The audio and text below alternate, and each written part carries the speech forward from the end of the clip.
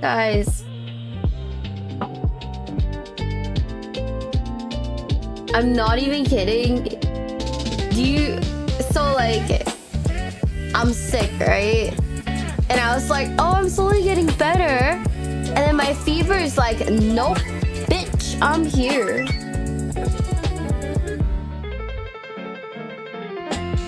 So anyways, my brain cells are being cooked right now. Bye.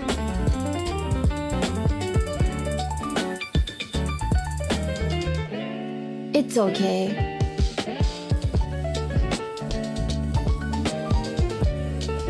Oh, good morning, gamers. Good morning, good morning. How did I sleep? I mean, I slept like fairly okay. Oh. So like fairly okay. Good morning, gamers. Good morning, good morning. That's kind of not okay. No. It's okay. Because even if it is like, even if it will like cook the brain cell like it's a fucking egg. Guys, okay, hold up. Lo-Fi Jey Uso's theme kind of doesn't slap. I think Lo-Fi Kingdom was way better. What the fuck? Is that Ron the Goat killing? So, one of the videos I want to watch today, top 10 worst wrestling debuts ever. Because did R-Truth have that bad of a wrestling debut? I don't remember. It's in the Lo-Fi playlist is in the if you go to YouTube, the link is there. Are you sleepyhead? I'm alive. That's what counts. If you guys want the link to the playlist, right? It is in the description of the live stream, so I have to go find it. Hold up. But yeah, it's in the description of the live stream.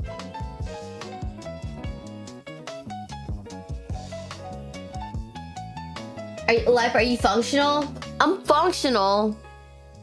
But at what cost? No, I'm kidding. I'm alive. I'm alive.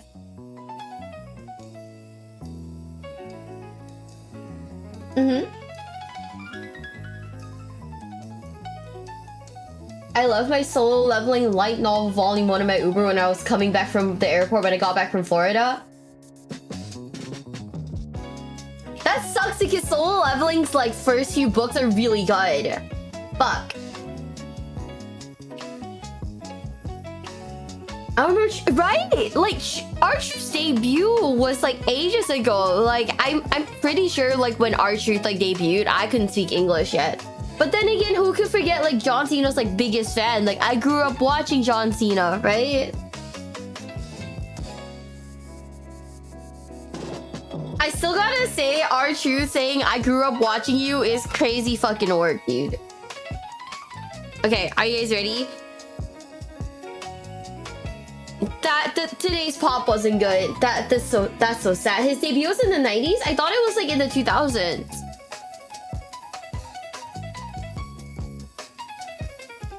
I thought it was in the 2000s. Okay.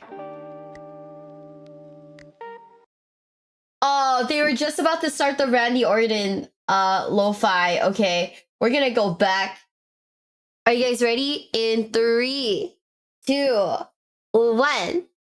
I'm curious. I'm very curious.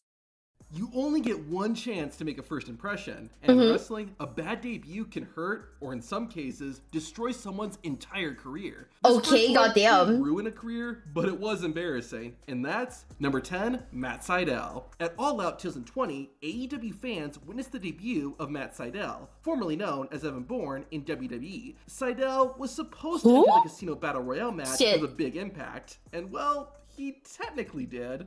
We'll take every chance. Okay. Oh, Sydal slipping off the top rope.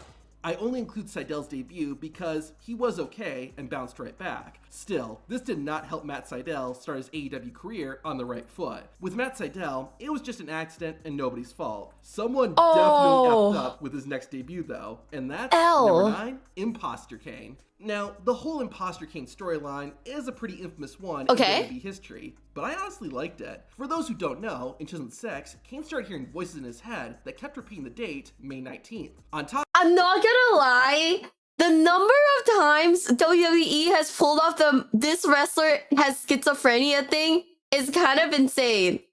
Like, I mean, there's like two prominent ones, but the fact that, you know, schizophrenia is like a recurring theme in like WWE wrestlers is kind of insane, right? On top of that, whenever Kane did hear that date, he'd go ballistic and attack anyone in sight. After weeks of this going on, what he did finally found the out Big Show who was do? behind it all.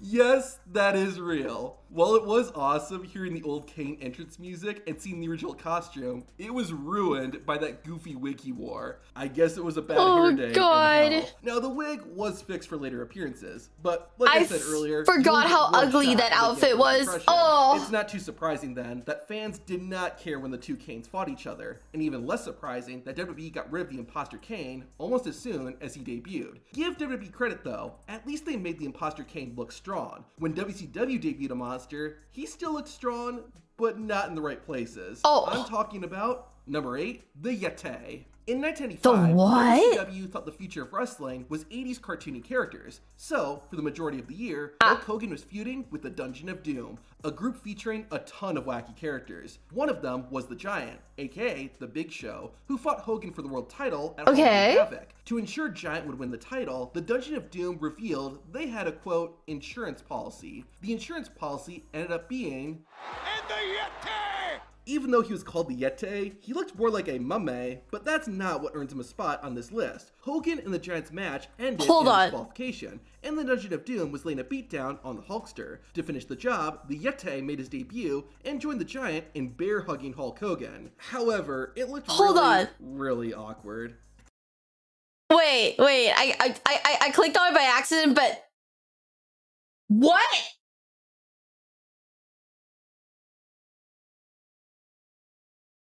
I didn't know this was a thing.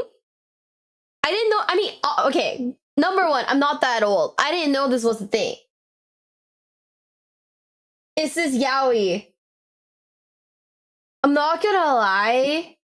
I don't ever want to see the words yaoi and Hulk Hogan in the same sentence.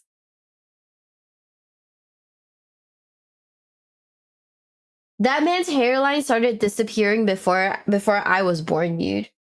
That's like, that's criminal. Those words, Hulk Hogan yaoi, is criminal. You're going to jail for saying that. That's crazy. But also, who at WCW looked at a mummy and went, that's a Yeti?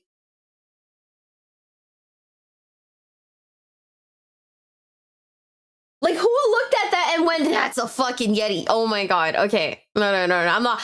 We're not gonna crash out. We're not gonna crash out. It's okay. The censor bars really hurts, by the way. I think we might have to censor this. Not only was the bear hug weird, but the Yeti himself was, well, just look at him. He looks like a bad Halloween costume. WCW realized their mistake and immediately had the Yeti change his costume. Now, he was a ninja.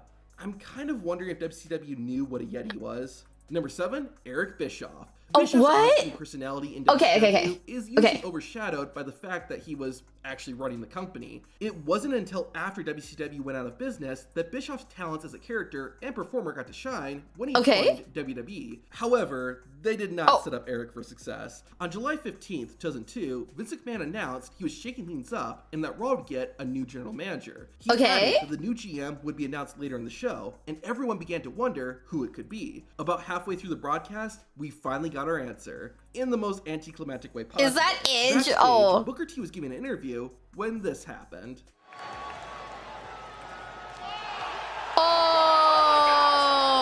Yep, that's how it was done. Now, I understand why WWE did it. After this, WWE went to a commercial break, so the sudden reveal of Eric Bischoff was a great way to keep viewers watching. Still, that does not excuse what a lame debut this was. Sure, Eric Bischoff wasn't a wrestler, but he was actually trying to put WWE out of business. He came pretty close to doing it too. Even when Vince McMahon announced Bischoff as the new general manager, it did not have the hype that a moment like this should have had. Despite the awful debut, Eric Bischoff's run as Raw general manager, he is just a manager, so like, does he need a pop? I don't think so, right? Vince McMahon introduced him. Number 6, Braden Walker. Now here's a wrestler whose WWE career was over before it had even begun. Chris Harris got his start in wrestling in WCW, but really made a name for himself in TNA. He was part of the company during its formative years and rose to fame when he and James Storm formed America's Most Wanted. However, in January 2008, that's who he was. His TNA contract. Just weeks later, though, WWE swooped in and signed Christopher Harris. Despite WWE's eagerness, the ex-TNA star wouldn't debut until July 2008. On ECW, Armando Estrada was looking to secure a contract. He asked general manager Teddy Long for an opportunity, so Long put Estrada in a match against a debuting... Knock, knock. Who's there? Braden Walker. No offense to anyone named Braden and or Walker, but that's just an awful name for a wrestler. I know WWE doesn't like using wrestlers' real names, but Chris Harris was so much better. Who sat there and thought Braden Walker was seriously gonna take off? I want to say something really mean. Braden Walker is the kind of name I'd expect from a guy on Hinge, right? Who wants to meet at an Olive Garden, but will judge you if you don't order anything other than a salad. That's the kind of name I'd expect from a guy who behaves like that.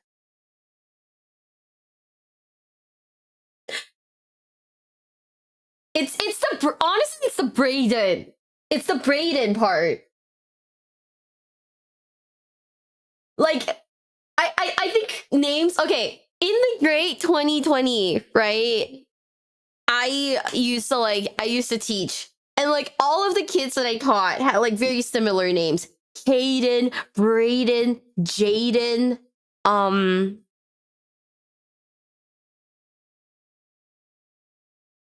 I don't remember. But that name is like this. You're so right. This is the name of a guy on LinkedIn. This is the guy who's trying to form connections with you on LinkedIn, and you're like, sir, we go to different departments. What are you doing?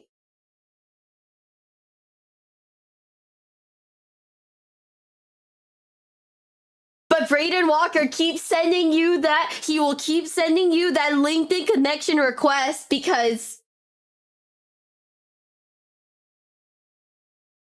Well, it is Olive Garden. There's nothing wrong with Olive Garden, by the way. For anyone thinks I'm shitting on Olive Garden. There's nothing wrong with Olive Garden. It's just that if I'm going to a place that has pasta on the menu and you expect me to order a salad, you're crazy.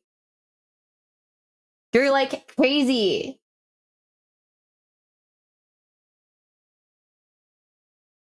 Was the red pill guy who you just left after like 10 minutes named Braden? Bro, no. I think like red pill guy. Red pill guy's name was like Winston or something. And that's like partially why I left, because I was like, oh, because after like he was annoying, right? Because this guy was like incredibly red pill, but like I also just thought about it really hard, and I was like, man, I can't date someone with the same name as the fucking monkey from Overwatch, dude. Like I can't unsee it. I know. I was like, oh, okay, this is kind of mean, but he was also really fucking annoying, so I was like, oh, I feel a little less bad. But like, no hate to the Winstons out there, you're probably not annoying. It's just that this guy was annoying and had like a level of like, you know, and his name was like the fucking monkey from Overwatch, dude. I don't fucking know. Any Winstons in the chat, don't cry. Don't cry, guys. Let him slide into your LinkedIn pro. What, Braden? Chat, would you let Braden Walker slide into your LinkedIn profile? Is the question. Like, By the way, thank you guys for the follows. Thank you, thank you, thank you. Welcome into the basement. Welcome, welcome, welcome. God damn, everyone's like, no, I wouldn't let Braden Walker slide in on LinkedIn. Fuck, dude. Once they're annoying, all you can see is how stupid their name is. Honestly, yeah. Like, okay, this is the meanest thing I think I've ever done. But if someone's like being incredibly annoying, I just kind of hyper focus on like how annoying they're being until like they do something that's like that like completely redeems themselves, right? And one time it was a guy who like chewed with his mouth open, and I was like, how did you survive to adulthood with nobody like choking you, bro? What the fuck? Who? Braden Walker. This guy, we're talking about how this guy has like the most unfortunate name. Like, it is just the most like normal name ever. You know?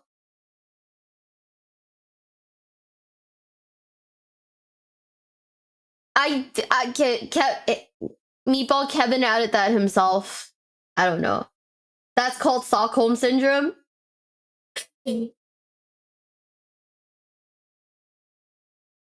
Like, it's so bad. Okay, let's keep it going. Let's see what else did Braden Walker botch. Now I'm sad. Now I'm sad, bro. He has an avocado toast name. This is the name of a man who will order avocado toast. Cause unironically, I think this is like a millennial name. The video's cut off at the edges. It's not.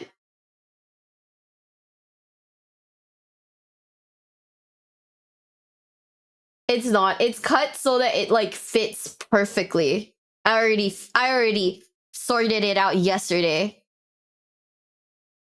Also, when your first spoken words in WWE are a knock-knock joke, it doesn't exactly scream superstar. What? Things didn't get much No better way. when Walker got into the ring. It wasn't an awful match, but nothing special either. It honestly feels like WWE wanted Braden Walker to become a walking meme, because that's basically what happened. After his debut, Walker wrestled one more match before being released from his contract. Now, while the fans didn't cheer for Braden Walker, they at least didn't boo him. This next wrestler got such a bad reception that he left the company after one match. Oh, the man I'm jeez. talking about is number 5, Jeff Hardy. Today, finding a wrestling crowd that wouldn't go nuts seeing Jeff Hardy would be impossible. The man is loved no matter where he goes, but in season 3, it was a different story. In April of that year, Hardy was fired from WWE due to drug use, no showing events, and overall lacking in-ring performance. The charismatic enigma was not unemployed for too long though, as he joined the recently launched Ring of Honor. Jeff made his ROH debut at the Death Before Dishonor event, but before he had even made his entrance, the fans were making their opinions loud and clear. Jeff Hardy, wow! Who gives a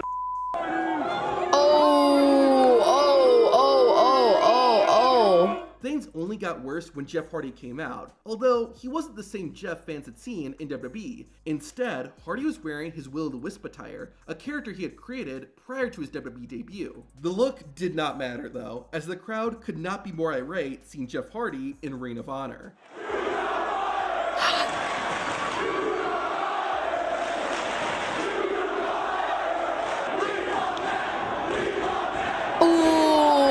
You would think with that kind of reaction that Jeff Hardy had murdered a puppy the night before. Now, part of this was Jeff's fault. His firing from WWE over his drug use and declining performance was still fresh in fans' minds. However, the fans also saw Jeff Hardy as a WWE guy, and Ring of Honor's entire identity was not being WWE. On top of that, at the time, Ring of Honor focused on athletic and technical wrestling, and Jeff Hardy was seen more as a daredevil creating crazy spots. Perhaps because of the overwhelming negative reception, Jeff Hardy's debut match wasn't that good either, only making his Ring of Honor appearance even more infamous. Jeff did win, but he would later go on to call the company Reign of Horror due to his experience. After a debut like that, it's not surprising that Jeff Hardy left ROH and wouldn't return until 2017. That was pretty bad, but I mean, he's back now, so hey. His career was ruined because of one mistake. Wait. And that's number 4, The Machine. This guy is proof that it takes more than size and muscles to be a successful wrestler. Emery Hale got into the wrestling business in the mid-90s. Due to his impressive stature, it didn't take long for people to take notice. One Oh. such person was Jimmy Hart, who brought Hale into WCW with plans for him to be the next major opponent for Hulk Hogan. With goals like that, They you have would the think same WCW facial would present hair. Hale as a powerful, unbeatable monster, but you would be wrong. Upon his arrival, Hale lost all of his matches, and usually in pretty quick fashion. That's because, despite having a great look,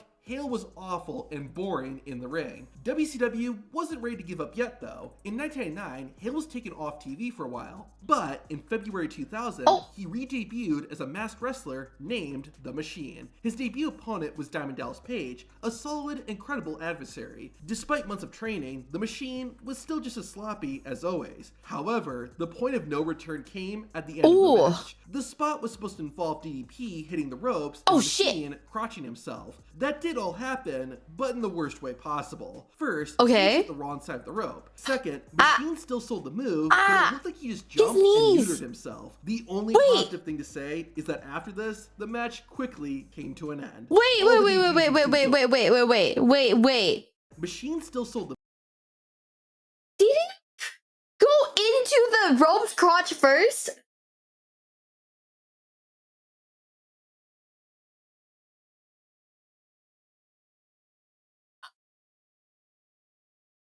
Oh boy. Oh boy. You thought he landed, like initially I thought he landed like on the canvas, right? Like just, you know, from jumping. And then I saw the ropes. He slammed his across. Oh. I don't think they're wearing cups, man. Not in the great 2000s. 90s? Is this the 90s or the 80s? Actually, I don't know. I don't think this is the 2000s, that's for sure. Like, when was, like, Diamond Dallas Page still active? It was the 2000s. Oh, okay. Bro. Bro, that's insane. Okay. Fuck, dude, that's insane. Okay, so late 90s, early 2000s then. the move, but it looked like he just jumped and neutered himself. The only positive thing to say is that after this, the match quickly came to an end.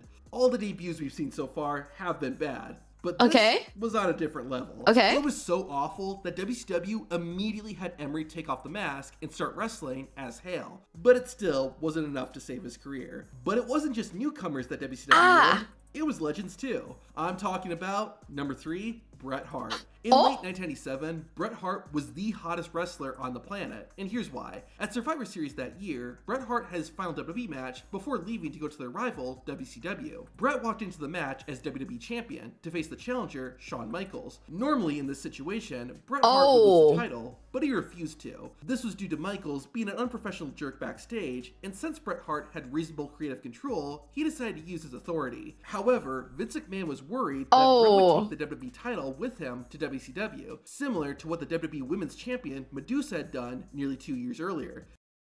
This is not about the Montreal Screwjob, is it? Like, there's no way. I always knew me would like watching big sweaty men touch each other. God, when you say it like that, that sounds terrible. I just like wrestling, not yaoi. Oh, they are talking about the screw job? Oh. Okay. By the way, did you guys see that like whole like did you see that rumor? The one where it was like what was it? Shawn Michaels was like Vince McMahon's twink or something. Wait, you don't like yaoi? I'm not a partaker of the yaoi. Unfortunately, I consume very little yaoi media, chat.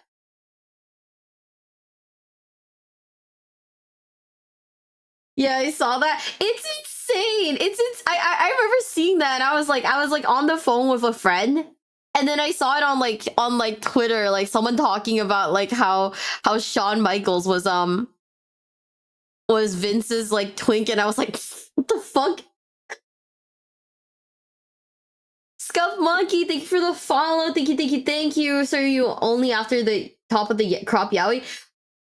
Okay, I am not a partaker of yaoi, but I was a translator for yaoi manhwa. Okay, I did it for a job. Mm-hmm. He gave Sweet Chin music to Vince. He gave more than that, bro. What the fuck? This led to the infamous Montreal Screwjob. Ah, In the middle of I knew Brat and it. Sean's match, Vince McMahon told the referee to ring the bell as soon as Michaels locked in the sharpshooter. Going off script and witnessing real backstage drama on TV is why this moment is still talked about to this day. So I forgot he imagine did how that. crazy this was in '97. I say all this to show just how much attention and interest was on Bret Hart ahead of his WCW debut. World Championship Wrestling had a golden opportunity, and it's not like they didn't know how to handle it. When Kevin Nash and Scott Hall left WWE, WCW used that to create the NWO, which single-handedly allowed WCW to beat WWE in the TV ratings for 8 Remember how years. hyped this shit was? So how would WCW debut Bret Hart? They made him the special guest referee for a match between a retired wrestler and someone who was never properly trained. What? Genius. Okay, to back it up a bit, Eric Bischoff and Larry Zbyszko were feuding and set to have a match with the winner gaining control of WCW's flagship show, Nitro. In order to call it down the middle, Bret Hart was made the special guest referee. Now, in WCW's defense, Bret Hart had a 60-day no-compete clause, meaning he couldn't wrestle. Still, out of all the possibilities, having Bret Hart ref Larry Zbyszko versus Eric Bischoff is what they went with. What was really disappointing though is WCW not capitalizing on the Montreal Screwjob. The only acknowledgement of it was this line. Because nobody knows better than I do what it's like to get screwed over by a referee. Bret Hart's entire WCW career is described as a train wreck, and it all started with this awful debut. Number 2, Tito Ortiz. Ortiz was in WWE? My favorite CTE MMA man?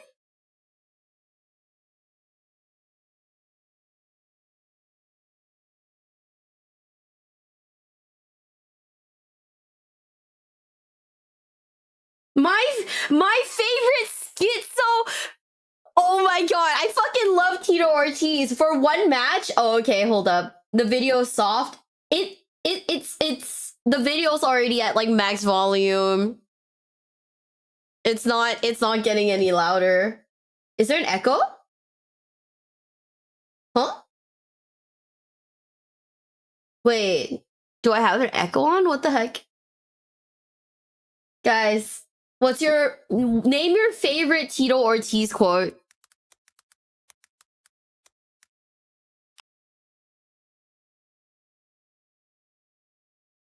You drop your favorite Tito Ortiz quote. I think one of mine is I want to outlive my kids.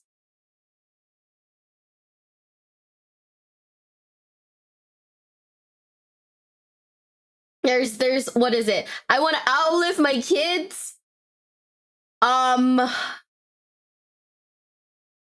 What was it? Of course I want to outlive my kids. I think every parent wants to outlive their kids. 100%. What else would he say? I train 6 days. Actually, 6 days a week. 5 days a week. I'll train 3 days a week. One of those days I'll train 2 days of the week. So 6 days a week I will be training. I fucking love that man. He is... This is a man who's taken so many fucking headshots, yeah? That, like... He genuinely just talking, like, when he talks, you can hear the CTE.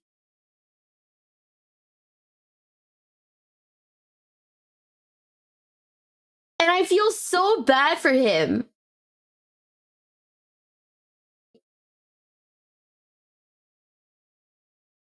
And it's like, the problem is that you don't even know if bro's like shit posting. But he's not.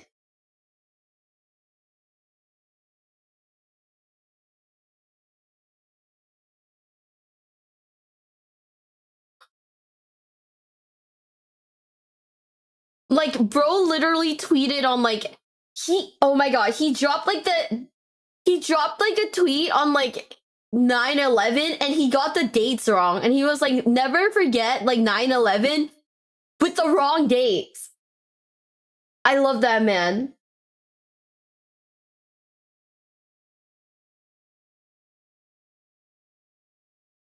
I love that man. Or he posted where he saw it 3 minutes after he debuted and the audience was very confused. It was very awkward. It was, yeah. He said 11, 9, 12. Yeah, bro said 11, 9, 12. Which was incredibly confusing for everyone. And he said, never forget. And people were like, what is this? What is bro talking about? Numbers are hard, don't be mean. I love him. No, I want to see his like WWE debut. There's no way. Also, if they put him against like Brock Lesnar like right off the bat, brother, they're just exacerbating his like CTE, man. Shit. Where were you on 11, 9, 12? I don't know. He was on TNA? Oh. Poor guy used a Euro timestamp. I'm pretty sure. I'm like positive, yeah. I'm not sure, but I'm positive, yeah, that 9/11 didn't happen in 2012. But you know, Tito Ortiz might be wrong. Who knows? Are you guys ready? Okay, this might not be a debut in the traditional sense, but it's so bad that I have to talk about it. Okay, In 2013, bet. TNA had faction warfare going on. The Aces and Eights had been running roughshod, so Stain and Kurt Angle reformed the Main Event Mafia to fight back. In the middle of all this, Kurt a video was Angle! sent to the TNA offices that spoke of an August 1st warning. This Thursday, August Thursday, August on Spike TV. Fans tuned into the August 1st, 2013 broadcast of TNA Impact with much curiosity. Uh-huh. Could it be Batista, John Morrison, Chris Jericho, a TNA original returning? Well, it was none of those. The show ended with the Aces and Eights and the Main Event Mafia throwing fists. Then, it happened. My god! August 1 warning. Identity revealed as the MMA legend Tito Ortiz. That clip of Mr. Anderson sums it up best. It was absolute crickets in the arena. Tito Ortiz had done almost nothing in wrestling. What did TNA expect? You can put anyone else in Ortiz's place, and they would have gotten more of a reaction than he did. Now here's the real kicker. The reason Tito Ortiz came to TNA was to generate hype for his fight. Why does bro look like he's doing it? Who had already debuted in TNA. However, the fight never ended up happening, making Ortiz's debut an embarrassing, pointless moment. Now before I reveal number 1, Okay, you cannot tell me the Bad Bunny like debut was terrible though. Deadman Lofik, thank you for the 10 gifted. Thank you. Also, I really want to say thank you so much, Deadman, for the super chat while I was like on one of my videos. Thank you so much. I really appreciate it. I was at this show. It was so much worse in the crowd. Was it really that bad? Bro, I can't imagine Tito Ortiz getting a pop because like Tito Ortiz, I only know him because I follow like MMA, right? Man, I don't know. But Tito Ortiz is the Boomer Steiner maths. You know, now that I think about it, I should put Steiner math on like my dating profile just to see if anyone will talk to me. Damn, that's crazy. Like, I actually don't think the Bad Bunny debut was that terrible. You know? Maybe I'm weird. I don't know. Who knows? Ow, I hit my head. Here are a few other debuts that didn't make the list. Okay. After weeks of hype, Sin Cara made Fuck his Sin WWE Cara. debut, rushing towards the ring and sending the United States champion Sheamus packing. Okay. That almost didn't happen though, as Sin Cara's first obstacle was just trying to get into the ring. When it happened, it seemed to be just a little one-time slip-up. Little did we know how much worse it was gonna be. I forgot In about March Sin Cara. 2010, Sting was sent out to the ring to face a surprise opponent. The surprise ended up being a debuting Rob Van Dam. RVD's TNA debut started out strong as he defeated the Icon in 10 seconds. However, that hype was quickly diminished when Sting spent the next several minutes beating the life out of Van Dam. Way to make RVD look strong during his first night in the company. In 1996, Razor Ramon, aka Scott Hall, and Diesel, aka Kevin Nash, left WWE for WCW. A few months later, however, Jim Ross announced that he had brought Ramon and Diesel back to the WWE. This led to the infamous fake Razor and fake Diesel. Depending on how you look at it, this could either be a return or a debut, but either way, it was trash. Gang, this is giving, Mom, I want McDonald's. No, son, we have McDonald's at home. That's what this is giving, chat. Gotta go back to everything, so you have a good one. And thank you very much. I really appreciate it, Dead Man. I hope you have a nice day at work. Kate's the one playing fake Diesel. Once again, we have McDonald's at home. I'm a big fan. The fake Razor Ramon. Bro, I'm not even gonna lie. Like, something about, like, Razor Ramon, like awakens the neurons in me. And I don't know what's wrong with me. But yeah. It's so over. It was a cheap way for WWE to bait the audience and get them to watch, and nobody benefited from it, except for the real Kevin Nash and Scott Hall, both of whom got big pay raises because WCW legitimately thought they were going back to WWE. One of the first major WCW stars to debut in WWE after the company shut down was Diamond Dallas Page, but his arrival in WWE was a mixed bag. In the spring of 2001, a mysterious person began stalking The Undertaker's wife, Sarah. After weeks of this going on, the stalker appeared on Raw under a ski mask, riding Undertaker's motorcycle to the ring. He then took off the mask to reveal his identity. No, wait. Stalking the Undertaker. Hold on. Chat. He's got crazy eyes. I never noticed this. He's got fucking crazy eyes, bro. Shit. He looks like... Have you seen those videos where, like, chihuahuas, like, go kind of rabid and they want to attack?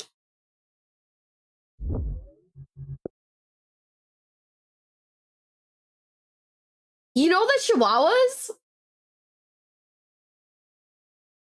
You know what I'm talking about?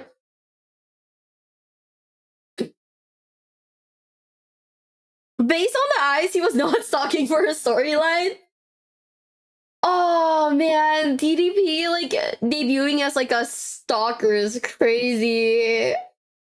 Why'd they give him like crazy eyes, man? Good-looking man activates my neurons. So you don't understand. It's the fact that like Razor Ramon is straight up like textbook like he's like 80s fuckboy, right? So it's like, man, I think in terms of like you know, like liking fuckboys, it's never gonna get better. It's never gonna get better. The most red flags look, right? Like, you can tell me that the Razor Ramon look is not giving red flags. Guys, I had to pause it on this frame because these are the craziest fucking eyes I've seen in a while. Like, holy shit. Bro, Sarah needs to, like, Undertaker needs to, like, lock in, brother. Another reason why I subscribe to you, wrestling. Are we playing? No, we're not. I'm gonna, like, my PC will actually shit itself and die if I play anything older than 2010. My PC will wrap its power cord around itself. Took a low-paying contract to be part of the invasion, put him in soccer garbage. They really wasted him. I know he's like a good guy. He's like a good wrestler. Oh man, DDP. Oh. What about the Wii games? My PC will actually fight itself. Undertaker did get a divorce from Sarah. It's time for DDP to slide, bro. Shit.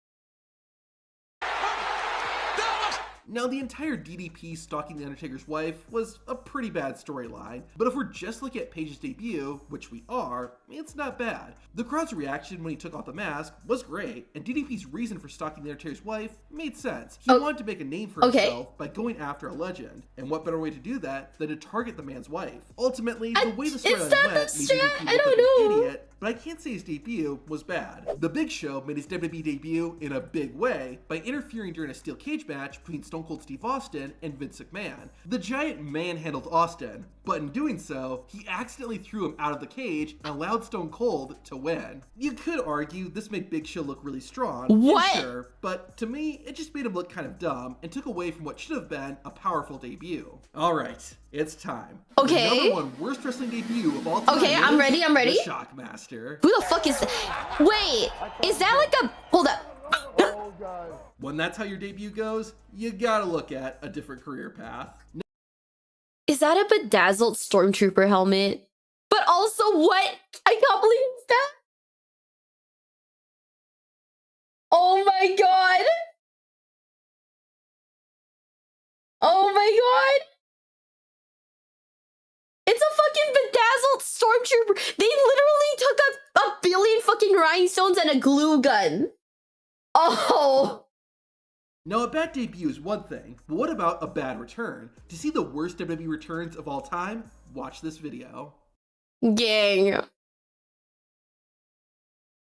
So we've got like other videos. I'll put this. Okay, hold up. I'll put this like on the. So we have other videos that we're watching, but like, goddamn. No, okay, never mind. What's this against Shock Trooper? He fell on his fucking ass, dude.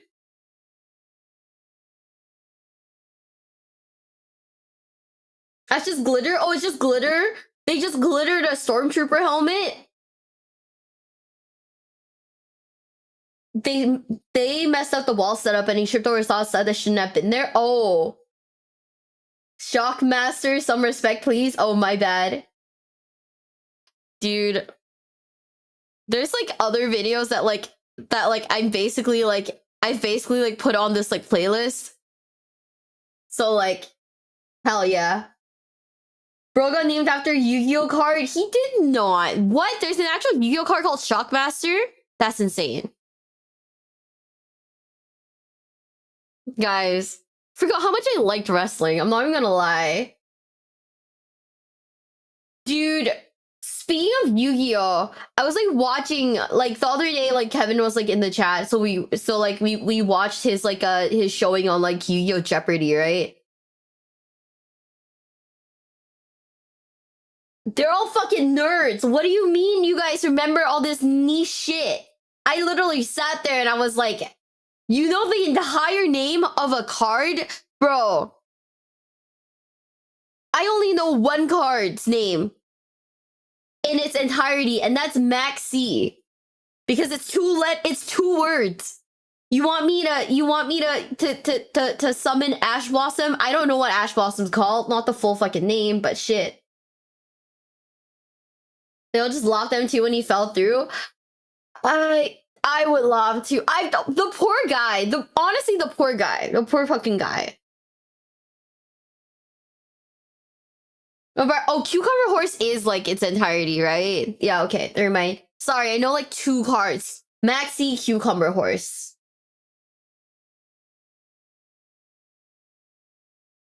Isn't Shockmaster also two words? I don't know. Like, the problem with Yu-Gi-Oh cards is that most Yu-Gi-Oh cards have like a title, have like their name and then their title or whatever.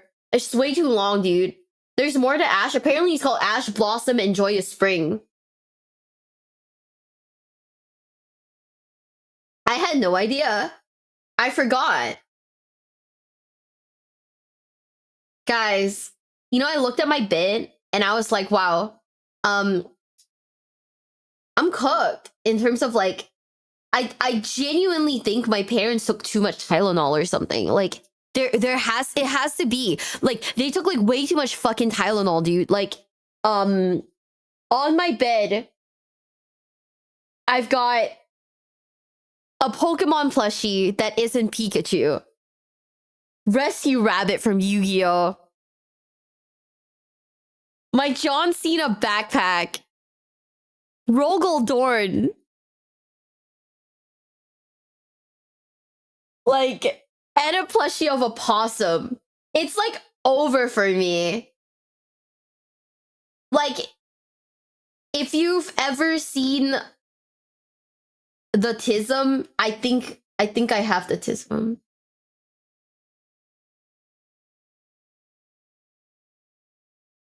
I think you just need a Digimon plushie to finish a Trinity. I have a Digimon plushie that's on the way. Fuck. There's no Magic the Gathering in there. That's not my Tism, unfortunately. Also, thank you guys for all the follows, Tiki. Thank you. What do you mean think? I thought we established this years ago? Shut up. Oh my god. Fuck. Okay. We're gonna watch 10 wrestlers who ruined a match on purpose. I wonder why. Why'd they ruin a match? That's your job, bro. Apparently she has them all. I'm collecting like Tism hobbies. Like they're Dragon Balls, bro. Backstage. Okay, no, backstage politics makes sense. At least it's not train spotting. I have publicly said this several times, but if I could stream on a moving train, I would. I'd go to Japan and I do like a month-long like train tour where I'm just like on different trains.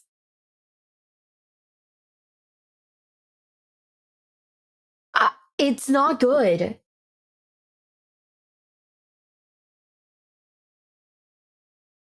It's not good, guys. Trace and Leah, I know. At least you have the Dinotism like me. ECP. I publicly also mentioned that I really want to go to the Dinosaur Love Hotel in Japan. For a reason, the reason being Dinosaur Love Hotel sounds kind of fucking sick. It's over. Guys, it's all over for me. Fuck, dude. Do a collab with Comrade Deno. His theme is train. I fucking love Deno, bro. I actually love Deno so much. You ever thought of going in a Trans-Siberian train? Europe scares me.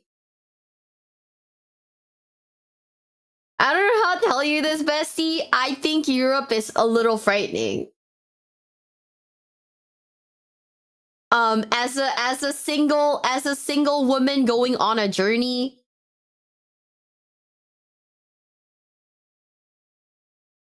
I don't know, dude. Europe scares you, but USA not. I have friends in the US, so it's like my friends, you know, I'll throw my friends out like they're Pokemon, you know? Like if anyone like if anyone like steps up to me at like a Adepticon in like an uncomfortable way, you know for a fact I'm gonna be like, oh, Arthur Bones, I choose you, go. You know? But if I'm in Europe, who am I gonna call?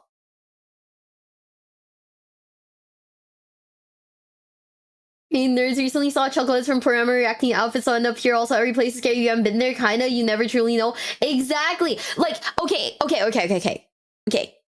Reasons why Europe is scary. Hostel too. Okay. Midsummer. That one Korean girl who goes on like traveling, like who goes on like traveling streams, and she got like punched in her face, and like she got punched in the face and got her like phone stolen one time on stream. Taken 1, Taken 2, Ghostbusters.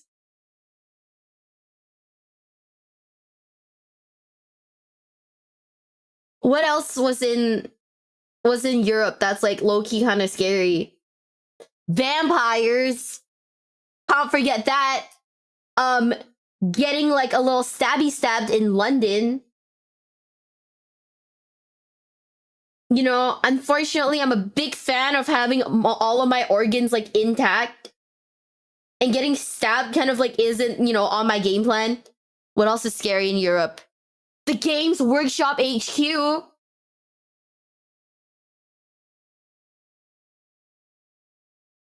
know? London is in Europe. Oh.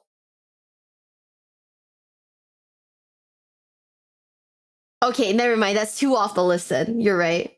I forgot about that. See, I don't know geography, bro. I'm just a girl. I don't know my geography, man. See, I feel like in America, right? We can circumvent Texas Chainsaw Massacre type things by only going to Disneyland. Because that's not Texas. It's Disneyland.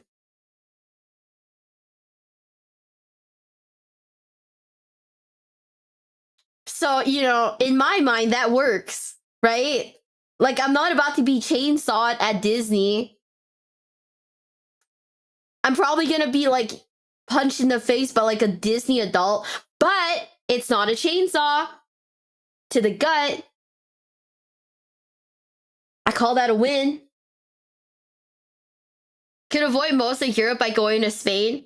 No, but then we encounter the final boss. Spanish men. And with my track record, chat, you think I'm gonna survive out there?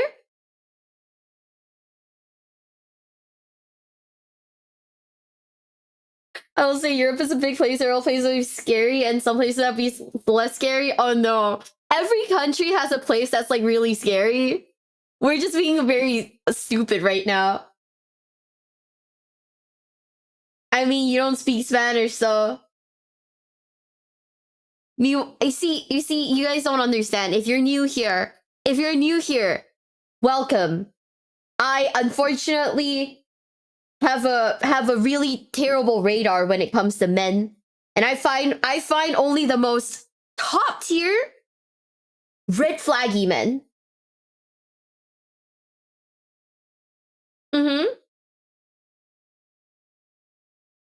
If he's a red flag, I will talk to him.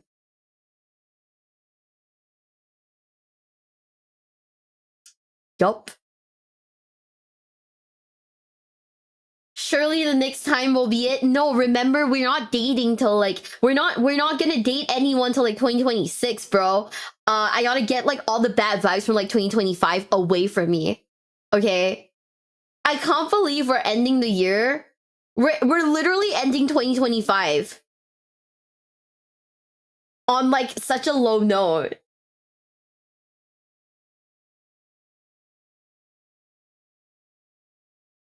You know? Mr. I'll kill a bird. Like, fuck, dude.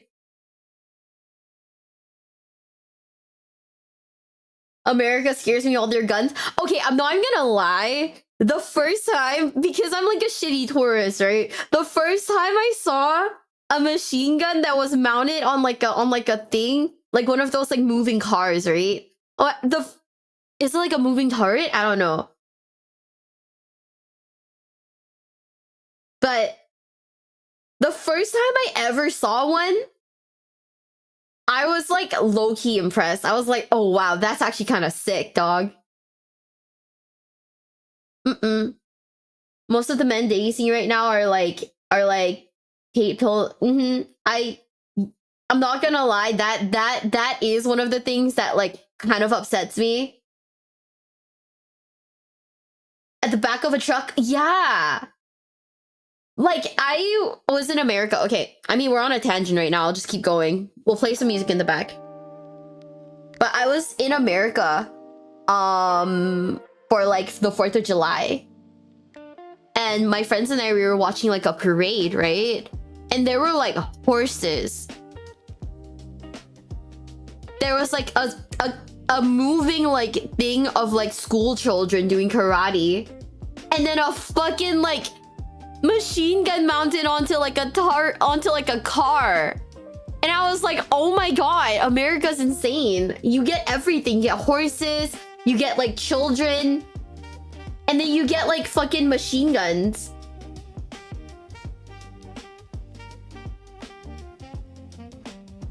You know?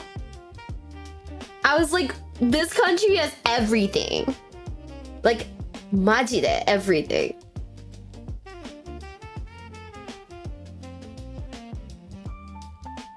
Children's a foreign concept to me. I just think it's really entertaining.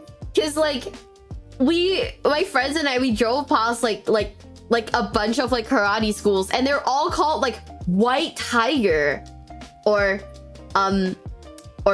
Black Snake, Black Viper karate school. And I'm like, I thought these were memes. Are they actually called that? They are. 4th of July, that was your mistake being extra crazy around that time. I'm a big fan of 4th of July, by the way. I bought a cake that had like a the American flag on it. Now it sucked, but it was very funny. Oh yeah. Something Dragon Dojo. I literally looked at some of these like karate schools and I was like, this is a fucking Power Ranger, bro. That's a Power Ranger. I don't know what I'm looking at. That's a Power Ranger. You know, I'm just like, damn, you guys are crazy. Okay. Okay, are you guys ready? In 3, 2, 1. Thank you. So if you don't want to do this, you don't want to take the table, guess Okay. what? Longo's all right. We'll take the table to them. This is not going to be down. Oh! A mission. Oh! Now, wrestling may be scripted, but that doesn't mean that every match goes according to plan. Whether it's out of frustration, disrespect, or just pure rebellion, a few wrestlers have taken upon themselves to throw the script right out of the window, sabotaging matches live in front of stunned fans and furious promoters. Wait, Tiffy Join time? us now as WrestleMania looks at 10 wrestlers who ruined a match on purpose. Be sure to subscribe and hit that notification bell for daily wrestling videos, and follow us on Facebook for exclusive lists. Also check out our new videos on WrestleMania XL. Number 1, Owen Hart and Mick Foley. And did you know that Owen Hart and Mick Foley had a negative 5-star classic? Well, actually, they tried to, but failed spectacularly. Mick Foley revealed in his first book, Have a Nice Day, that he and Owen Hart heard that Wrestling Observer newsletter publisher Dave Meltzer was in attendance for a house show in San Jose and decided to rib the journalist by having the worst match ever. Now, could you imagine Mick Foley and Owen Hart having a terrible match? Well, these guys could wrestle a broomstick and make it look good, but Owen Hart was known as the King of Ribs, and the former Intercontinental Champion played plenty of lighthearted jokes backstage, 07 in the such as chat, convincing guys. Ahmed Johnson that he was going to be on the Tonight Show, to taking Yokozuna to Toilet City by giving him laxatives on a plane.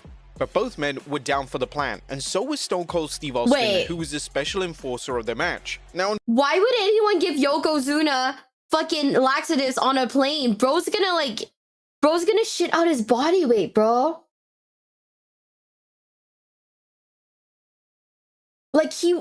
I'm confident that man would shit out his body weight on a plane.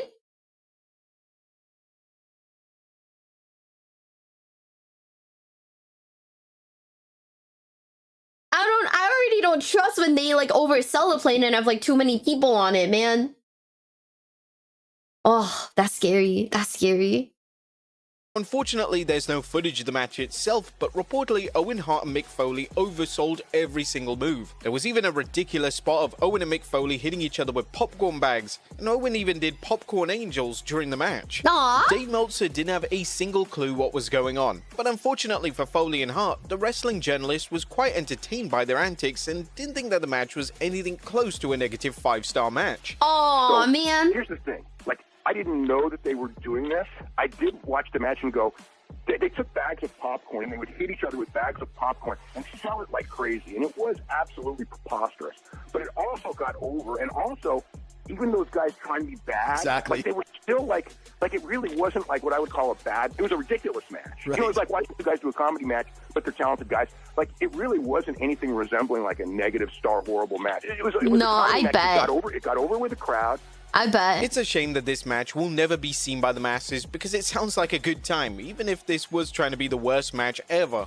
Number 2, Ric Flair versus Bret Hart. Now, Bret Hart believes that Ric Flair has no in-ring psychology. The former WWE champion isn't shy about criticizing the Hall of Famer, and even though he does have respect for the Nature Boy, in Bret's book, Bret Hart, the best there is, the best there was, and the best there ever will be, Hart described the first time working with Flair, and it wasn't a good analysis. I was looking forward to finding out whether he was the best worker in the business, as all the marks and wrestling commentators generally declared. Flair was what my dad called a routine man because he did the same match every night no matter who we worked with. He also liked to call every step of the match with little input from me.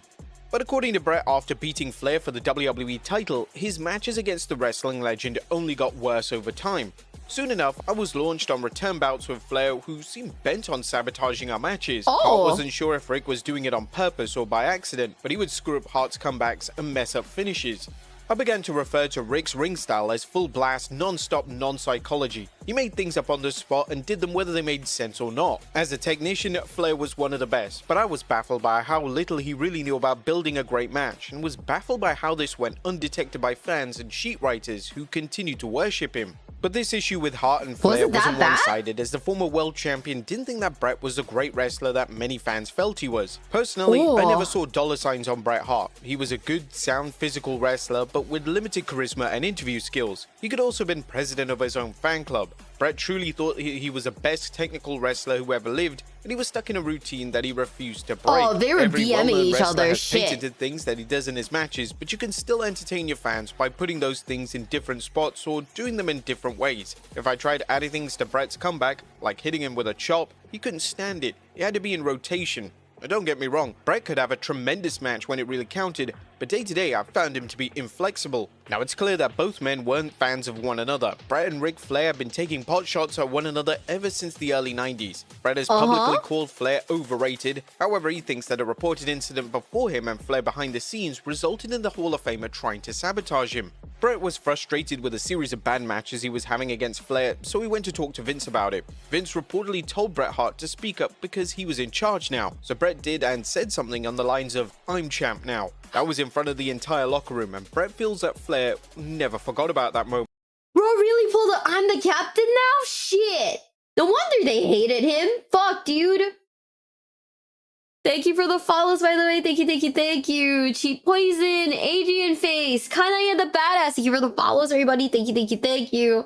I'm genuinely baffled. Bro really said, look here, I'm the captain now. To like people in the locker room. Holy. Dude. Whatever the case may be, it's a shame that the two of the best in the world couldn't really see eye to eye. Flair does acknowledge that he didn't have good matches against Bret Hart when he won the title in '92, as Bret revealed that Ric Flair was going through personal issues at the time as well as depression, but it feels like a good amount of ego could have gotten the best of them. Sometimes great wrestlers don't always result in great matches. Number 3, Shawn. He pulled his shorts out?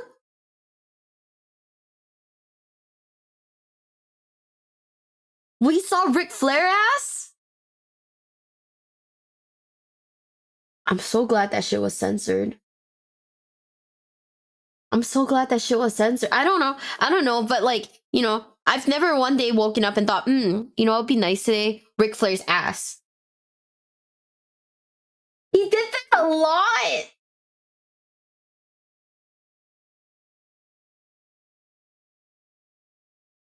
Guys, I'm gonna be so for reals. Like on occasion when I'm in America, I will go to like indie shows, right? They're not even that indie, but the one time I went to a New Japan one, it was like, I think like New Japan collabing with like CMLL. I think that's what the Mexican wrestling like, fuck, I don't know a term for it. The squat? Fuck, I don't know. But yeah, it was like a New Japan X like CMLL thing. Guys, I was in the front row because it's not like the tickets were that expensive. I saw Zack Sabre Jr.'s cheeks for like a good 30 minutes. Cause bro was like constantly like, I was in the front row, right? And bro's like preferred like corner to like chill in was the one that was like right in front of me. And he was like adjusting. And I was just sitting there like he's like fucking blocking the match, you know? But also, his cheeks are like right in my face, and I'm like, I like ZSJ. I didn't think I'd see him that way, but okay. Paratrooper Dylan, thanks for the resub, and Biscuit, thanks for the sub. Thank you, thank you, thank you. Enjoying the view. I literally like was like I was like videoing, right? Like so I could like post like videos in like the wrestling channel on Discord. But then I had to delete some of them because it was just ZSJ's cheeks, and I was like, oh god. I don't want to show you guys that.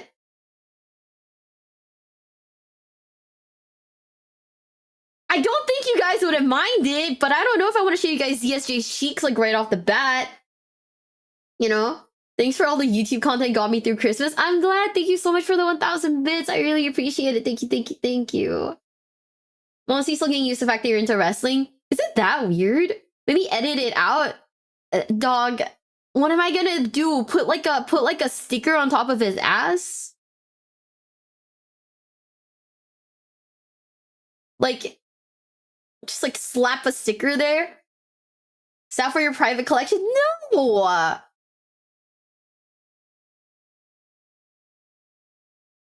No! What?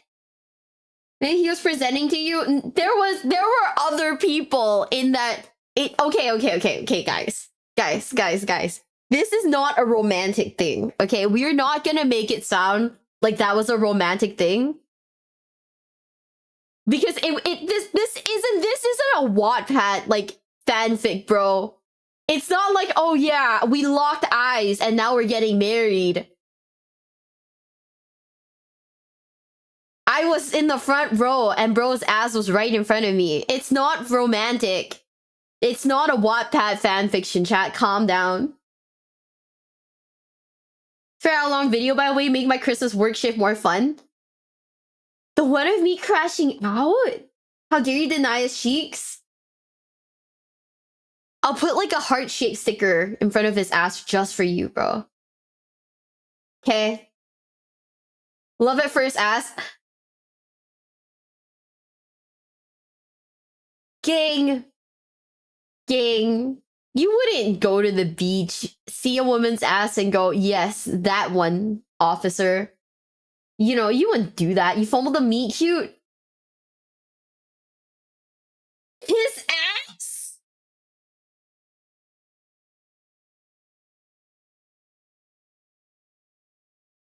Put your face in front of it. Ah, yeah, give it the big old... No, you know what's the crazy thing? So, like, because it was, like, right in front of me, yeah? And they had moments where they were out of the ring. So, you know how they always have, like, the protective barrier?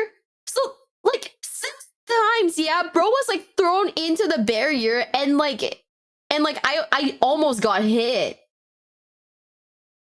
Men wouldn't do that? I don't know, man. I'm an ass man, so yes, I would. I don't know. Chat seems to think that, that wrestling matches are, like, meet cutes.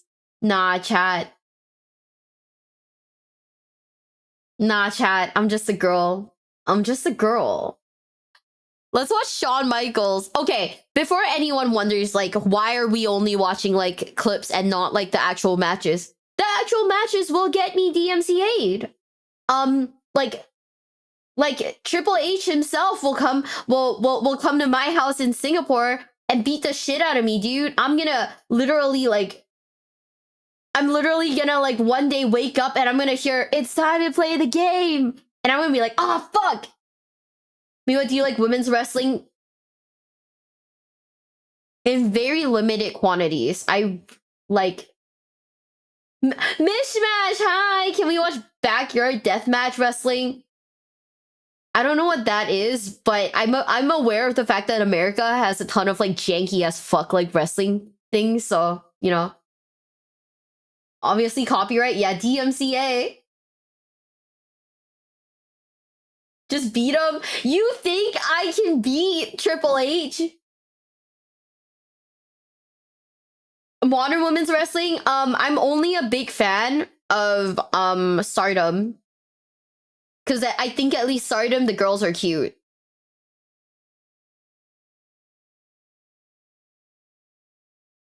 Oh, and Rhea Ripley. Not with that mentality. Guys, Triple H is gonna break in. Fuck, dude. Triple H is gonna break into my house, man. Fuck. He's old, you can take him. I cannot take Triple H. That man will spit water in my face, dog. I'm scared. I'm scared. I'm traumatized. Okay, if I hear it's time to play the game, I'm gonna cry, dude. You got this. He has a heart condition. You can take him. We're not fighting Triple H, bro. Oh my god. It's so over. Let's keep going. It's not time to play a game. Shut up. Drifter, thanks for the summer prime. Thank you, thank you, thank you. Do you like Jushin Thunder Liger? I don't know what that is, Mishmash. What the heck? Triple H with or without the sledgehammer? Without? Oh, he's gonna be. He's got a sledgehammer. Could you have taken off Hornswoggle? Yes. I could. There's a wrestling sport where men oil up and wrestle each other. Yeah, that's literally Hakan from Street Fighter 5. No, Street Fighter 4.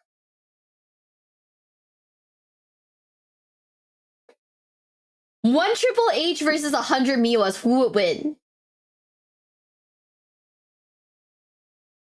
Jushin Thunder Liger.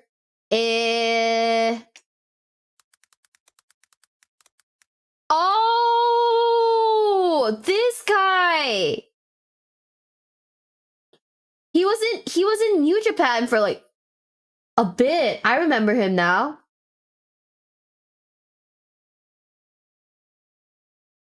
He's my little favorite. Bro, my current favorite, I don't know. I mean, it's not like it's a pretty like generic taste, but I mean, it's probably like Okada, right? Okada, maybe Tetsuya Naito. Can you take on R-Truth? No! When Pop the Lung kept on wrestling? Okay, if JD McDonough actually broke his ribs, popped the lung, and kept on wrestling, he's kind of a badass for that.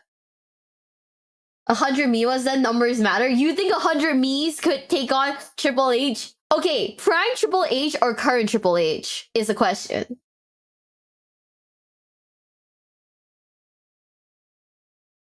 I think 10 of me could fight current Triple H. 100 Miwas versus Prime Angle? I could take him. Bro only has like one set of arms. I could take him. First time being here live. Hope stream is good. It's going good. We're talking about if me versus 100 me's versus a single Triple H. I'm an evil little wrestling mark. Hayabusa, Misawa, Great Sasuke, Kenta Kobashi are you're my top 5. Bro, you know who I had like the biggest crush on? I still kind of do. It's what's his name? Ibushi? Kota Ibushi? I'm not. 6 Mios can take on Triple H. Would you take the Devil's Kiss from Stephanie Vec? See, I don't know, man. I don't really swing that way. I don't know, man. Kurt on Perk. I could not fight Perk Angle.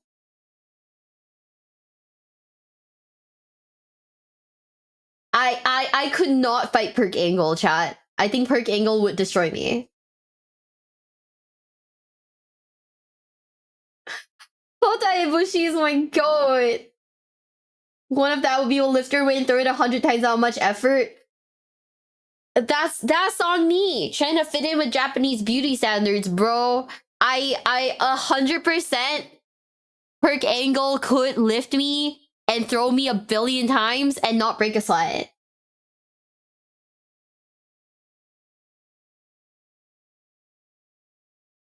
Oh man. Prime Triple H was so roided up he could barely move. If he caught you, you'd be dead. I can't beat Perk Angle, guys. Sorry. I have news for you. What is the news? Wait, let's keep it going. I feel bad now. We've been yapping for a bit. Michaels versus Hulk Hogan. Ooh. Yep, probably the most infamous match of all. Now, to put into context, the build to this match was great. I'm not Shawn gonna Michaels lie. cut a memorable heel promo trolling Montreal, and Shawn did an amazing job to get the people to boo him in a matter of weeks. Reportedly, the original plan for Shawn Michaels and sweet Hulk Hogan chin was set to have music. 2 matches starting at SummerSlam. Hulk Hogan was scheduled to win the first one and then Shawn Michaels the last. But that didn't work for Hulk Hogan, brother.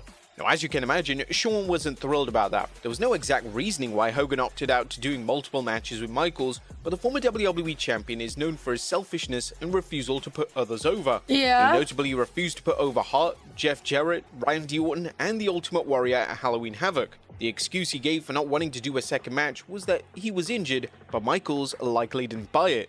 At this point, it was too late to change the match, so instead, Michaels oversold nearly every move possible in the most comedic way ever. Hogan kept it straight and continued forward with the match as planned, but Michaels' overselling turned a serious match into a comedy act with loads of pratfalls. Oh, that's so good. Shawn Oh, has denied shit. purposely trying to sabotage the match itself, as Michaels claimed that he sold the same way he did in the 90s. I can't even be a bad guy anymore with people thinking that there's a part of me that's really bad. Even the match itself got blown out of proportion because that confirmed to me that I made the right choice in never trying to be a heel again, because that's the way I sold when I was a heel, and fast forward to 2005, and now that's considered overselling.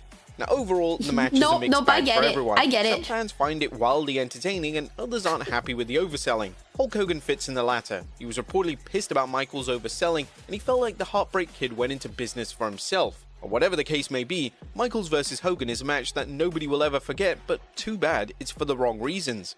Number 4. You know he's mad he ripped off the fucking bandana, bro. He like he unlocked this is like when Damian Priest like decides to like unstrap himself from like his like wrestling like tight thing. He's like unleashing 100% of his powers, bro. What the fuck? Good night, Hulkamania and Jabroni Marks Without Life. That I have no idea what you just said. He took off his limiter, bro. Whenever he does that, all I can see is like fucking bisexual Undertaker powering the fuck up. You know, when he like unhooks himself from like whatever wrestling thing it is. It's so goofy. It's a reference to an old unhinged Hulk Hogan tweet. Wait, good night, Hulkamaniacs and Jabroni Marks Without a Life that don't know it. Work when you work and work yourself into a shoot, Marks. I know he's dead, but I think he was having a stroke.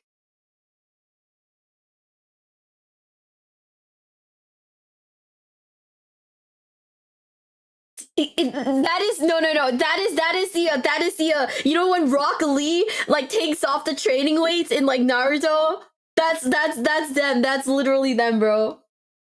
I love when Drew called him Bondage Undertaker. You know, you want to say Bitaker? It's straight up. He's literally bisexual Undertaker. Okay? Yeah, we're watching wrestling. Oh, Dean Ambrose and Brock Lesnar. Guys, I'm sorry. I gotta say, Brock Lesnar is kind of ruined for me now. Like the whole exposing him for like what, liking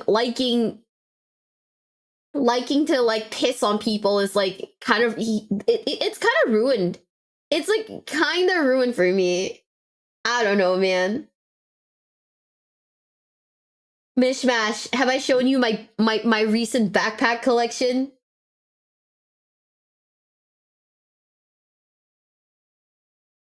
What he does that? Yeah, so there was a major incident that happened in WWE. Like it was a major scandal I don't really think I should talk about it because it's a little bad, but TLDR, it kind of got leaked that not Hulk Hogan, Brock Lesnar is a fan of, well, Brock Lesnar is a fan of shitting on people. And that like kind of ruined him for me.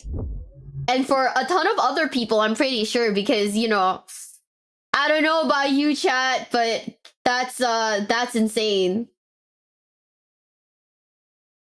Yeah, you didn't know? Yeah.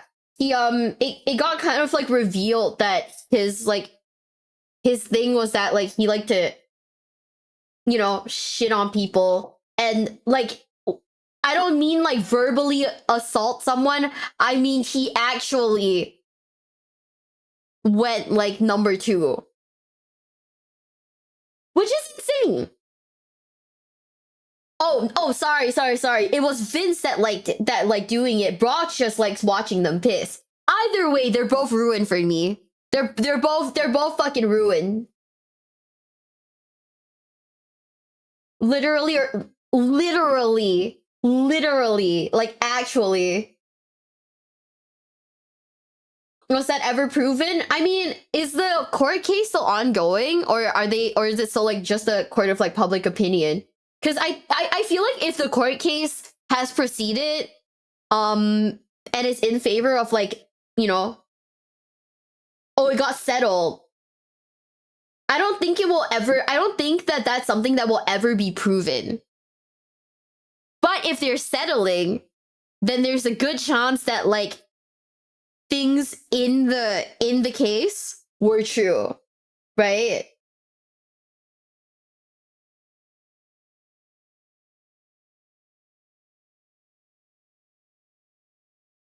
The evidence was kind of rough, yeah.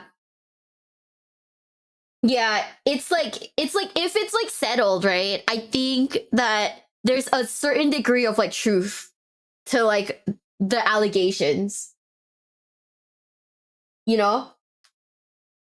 Right? I think that does prove that like the allegations were not wrong, right? He was booked too strong, always had same matches. To be honest, I started getting like, I started being like whatever about like Brock Lesnar when he got his like shitty like sword tattoo.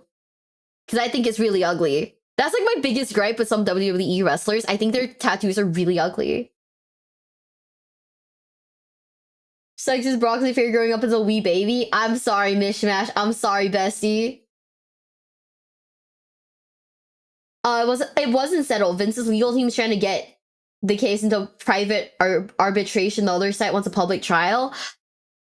I don't know, but the tea will be insane. Also, Mishmash, I DM'd you. Yeah, Cody's neck tattoo pisses me off, by the way. Like, I love Cody Rhodes. I think his neck tattoo is gross. I think that thing is really ugly.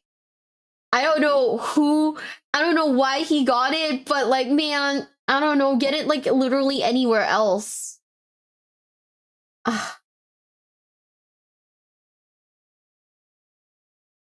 Like, it's so ugly. I don't know. Then what's the best looking tattoo that you've seen? On a wrestler? Roman Reigns? I think his tattoos actually look nice and don't look shitty.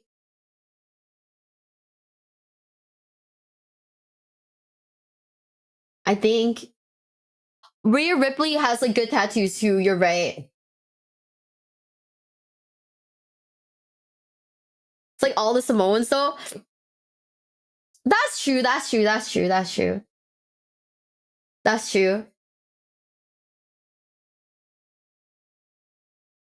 For me, I like Dirty Dom's tattoos.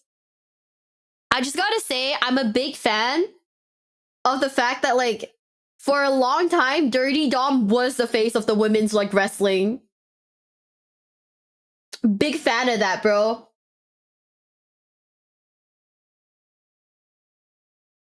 On a newcomer's neck tattoo was name of his ex. Once again, do not get a tattoo of your ex of any names whatsoever. CM Punk? He has some pretty good tattoos. I mean, CM Punk has like tattoos that I wouldn't say are crazy memorable other than the Pepsi one. But I wouldn't say they're ugly either. They're just not as memorable, I guess. You know?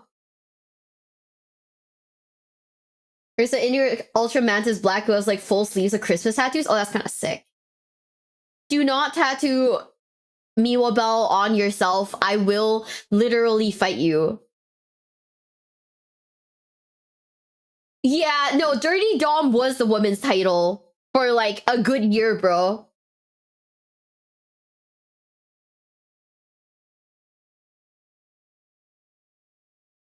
Like, sup Java Juju, thanks for the follow. Thank you, thank you, thank you. I'm a big fan. I'm a big fan of what's his name? I'm a big fan of Dirty Dom in the shark cage. I feel like we were robbed, okay? We should have had another in 2025. We should have had a second custody ladder match involving Dirty Dom once again. But we didn't, because they hate us. Instead, they put him in a shark cage. Technically, he was... No. It needs to be like a full custody match, bro. Like, man.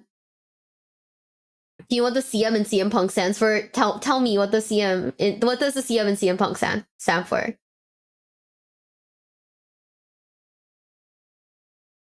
Thank you for the follows, by the way. Tyson Blade and Miss Queen Rodham. Thank you, thank you, thank you. Happy Kwanzaa. Happy Kwanzaa to you, too. Get a tattoo of Mishmash on your forehead. I'll give you a small toy or candy. Don't fucking do it. It stands for Chick Punk? A Chick Magnet? Hold up. What?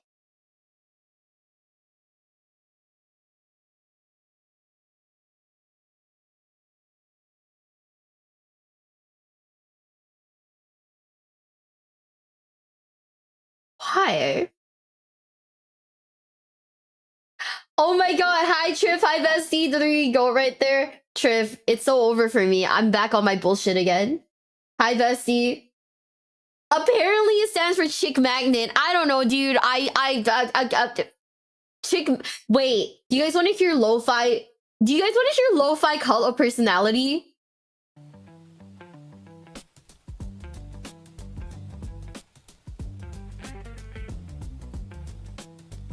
Chicago Mate makes more sense. Chick Magnet makes me want to cry.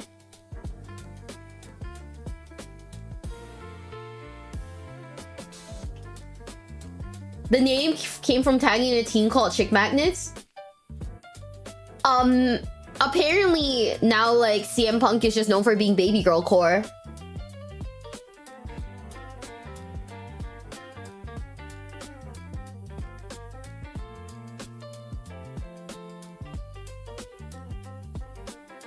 You know, he's just baby girl. Dude, I don't know, man. Chick Magnet's crazy. I gotta say, currently my favorite, what's it called? Wrestler has to be, my current favorite wrestler is Joe Hendry.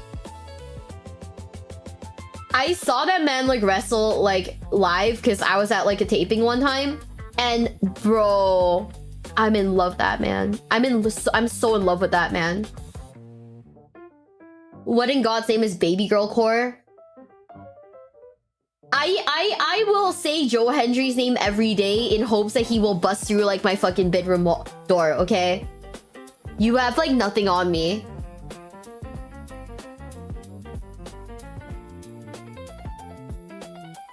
So you want to remember Batista? Prime Batista was so good. I've been saying Joe Hendry like every day. I say Joe Hendry in the mirror.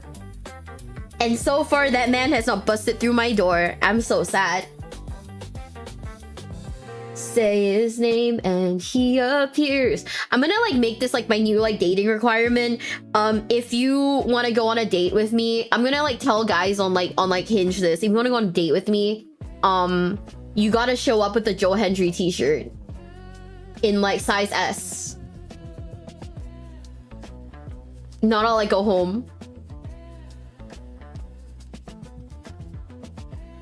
Not I'll just go home. Weird thing I've seen about like about Hendry was a discussion as to whether or not he absorbed the Undertaker's powers to randomly appear places and just uses it only for silly. Cause he's my GOAT. Why size S specifically? Cause I'm gonna wear it. Duh.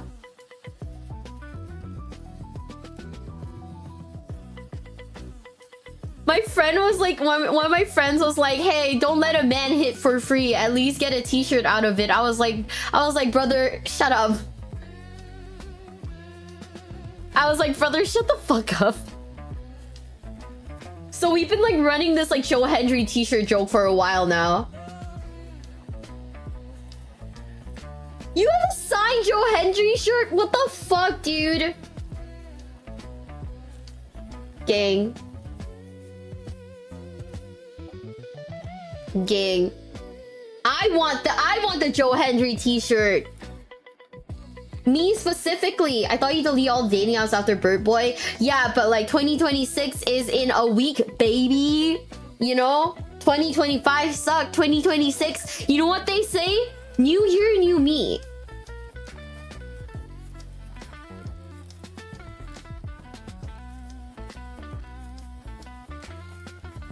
This is like Asuka's theme, by the way. Lo-fi Asuka's theme. I forgot what it's called. Dude, I want to hear lo-fi, like the Uso theme. Uso.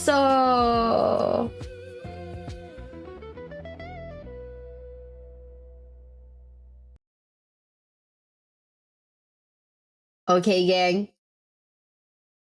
Are we ready? Dean Ambrose and Brock Lesnar. Now, whether you love him or hate him, Brock Lesnar is one of the best wrestlers in the world. But when the Beast doesn't care about a match, you can easily tell. That's where Dean Ambrose versus Brock Lesnar comes in from WrestleMania. God, his tattoos are so bad. Despite some fire promos between Lesnar and Ambrose, the build was quite lackluster. Still, fans were intrigued to see what Ambrose and Lesnar could do together, and it turned out to be a huge disappointment. Ooh. Moxley had been voicing his issues about working with Brock, and from his perspective, Lesnar just didn't see any value in their match. Neither did Vince or any of the producers. During an interview with Wade Keller, Moxley went into detail about the complications he had during the build-up. He didn't want to be there. I mean, he put in the, like, in the weeks leading up, I'm like, because this thing is a street fight. It's not like a match you can just call in a ring. It's a street fight at WrestleMania.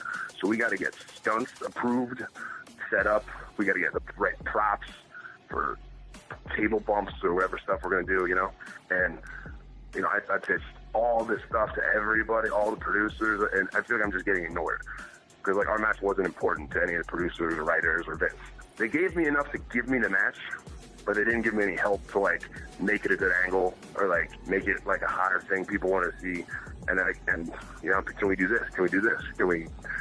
all these different stunts and stuff. Like, I'm ready to die in the ring. I'm like, I'm ready to take the worst... I'm not trying to put Brock through abuse. I'm trying to take the worst beating in the history of the world.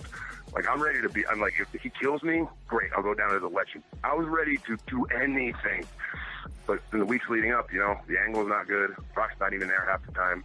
We don't do anything interesting. Now, Moxley has gone on record and called Lesnar lazy. Meanwhile, Brock Lesnar has never talked about the former WWE champion. However, his former advocate Paul Heyman addressed Moxley's comments, and he cited that the former WWE star had attitude problems and dismissed the notion that Brock Lesnar was quote-unquote lazy. Anybody who thinks that Brock Lesnar is lazy is not taking a look at the right circumstances. Come on. Lazy? Lazy got him to an NCAA Division I heavyweight championship. Lazy had him knock out Randy Couture in his 4th MMA fight. The greatest heavyweight champion of all time in UFC.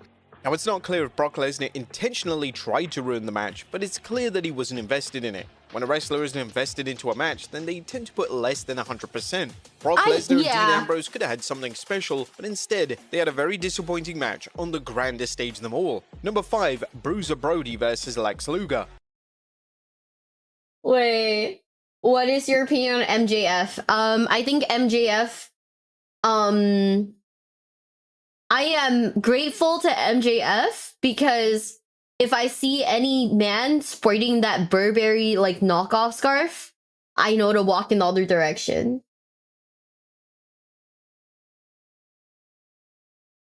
That's my opinion.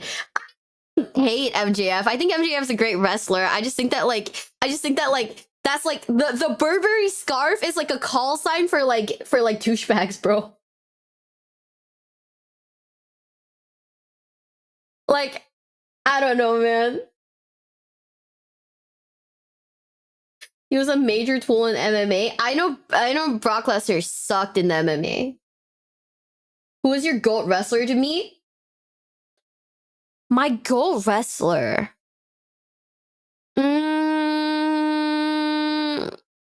Basic ass answer, but probably Undertaker. I can't name a Undertaker match that I don't like.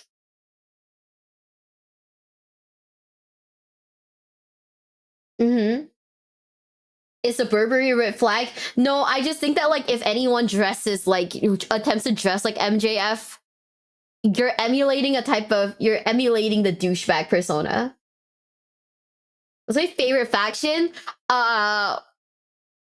OTC. OTC for sure. Undertaker versus Reigns on WrestleMania was awful. You know, I take it back.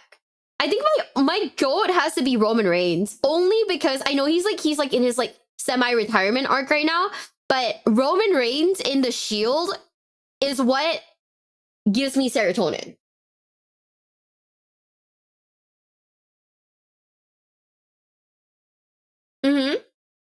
Randy Orton is good too.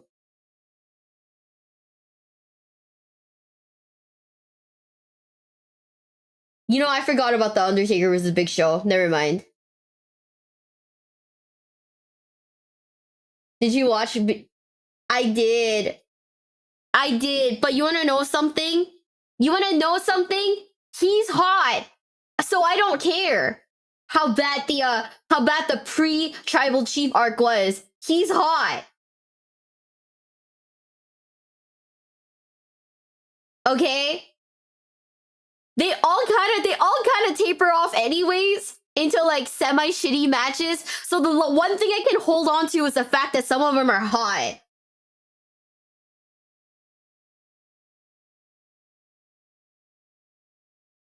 Like that's the only thing I can hold on to, man, in these trying times.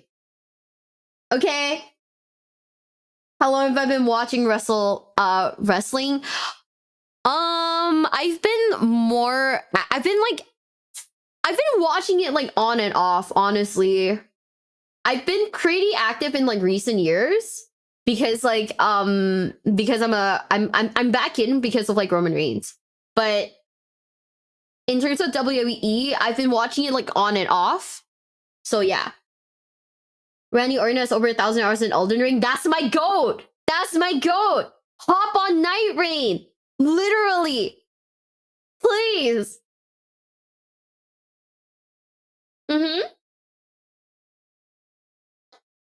Vancouver's 98 point. Thanks for the follow. Thank you.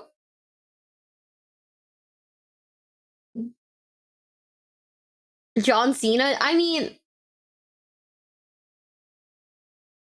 economics John Cena though. I've been a fan all my life thanks to my mom. Her favorite was Bret Hart. Oh, you know, he was pretty good looking back in the day, huh? Feel like Orton would be a rather entertaining Night Rain streamer besides hang up. Bro, I hop on Randy Orton, if you're listening. Hop on Night Rain, brother. Honestly, the problem is that we can't discuss like the GOATs of like wrestling because I think everyone has like off like matches, right? Like everyone has like off matches, so it's a little like, man, you know, it is what it is. I mean, if we're gonna expand it outside of WWE, then Okada is definitely someone that I'm also a big fan of. Yeah. So it's like we can all say, like, no one has like a great, like a perfect record. So, yeah.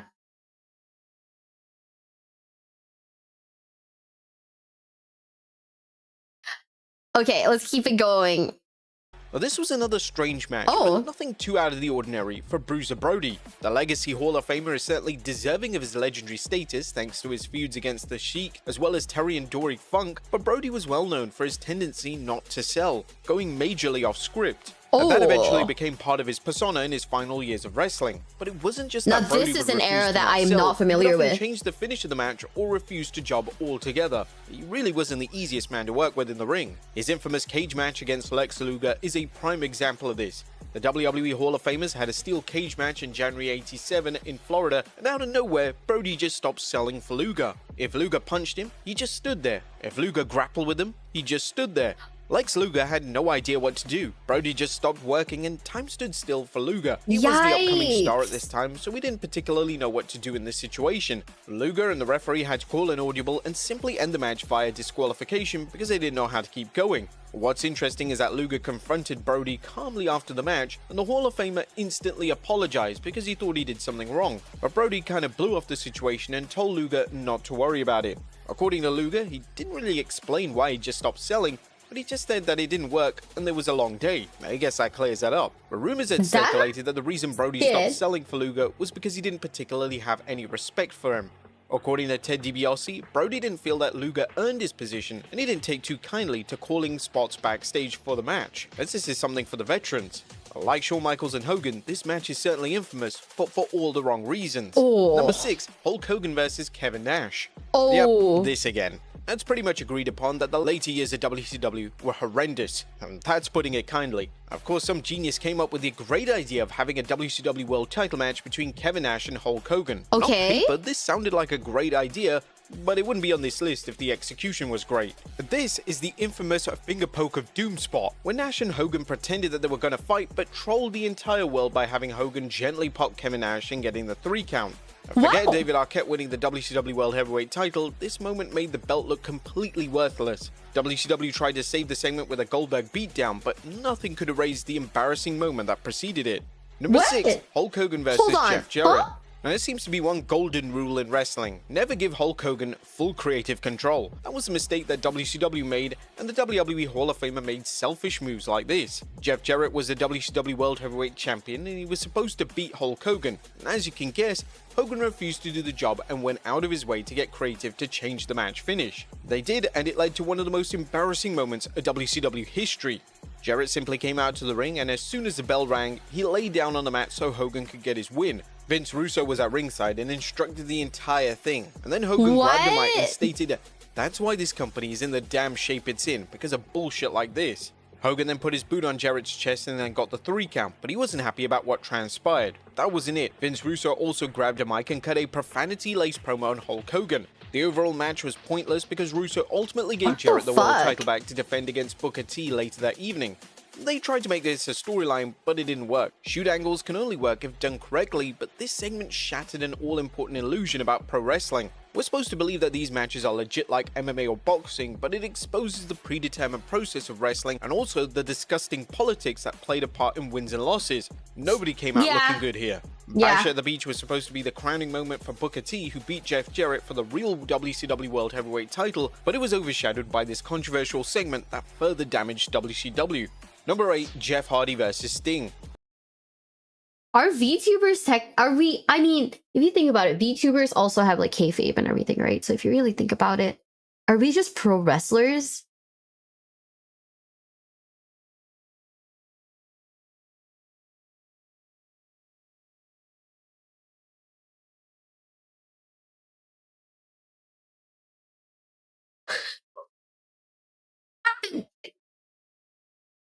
VTubing's wrestling? Okay, guys. I'm gonna wrestle the Glitch Stars girls to see who gets the belt.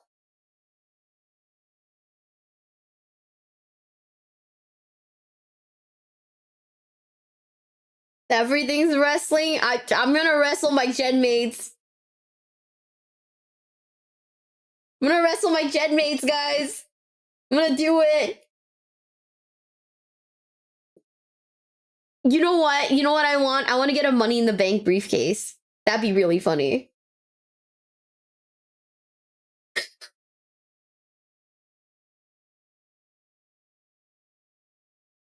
Glitchers wrestling depends on who touches grass more. Well, the shit thing is, most of them have like full-time jobs. So they touch grass more.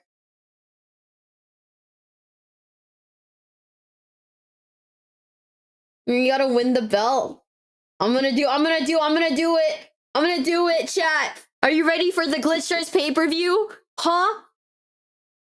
Think I'm gonna win? Dude. I'm gonna be the biggest heel ever. Okay, let's watch this. Everyone's bracing themselves for this. I don't know this match, so it must be good.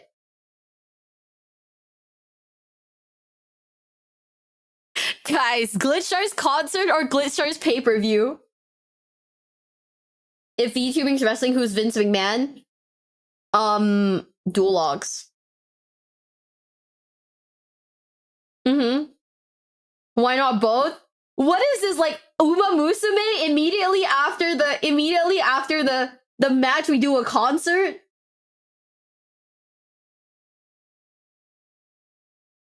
Like in Uma Musume, in literally after the pay-per-view, everyone like gets up and does a concert, bro. That's so goofy, chat.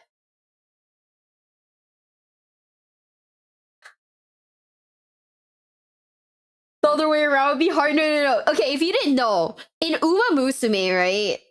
After you win, after you run a race in the game Uma Musume, after you run a race, they do a victory concert. Like all the girls, there'll be like a 3D like music video of the girls performing like a song.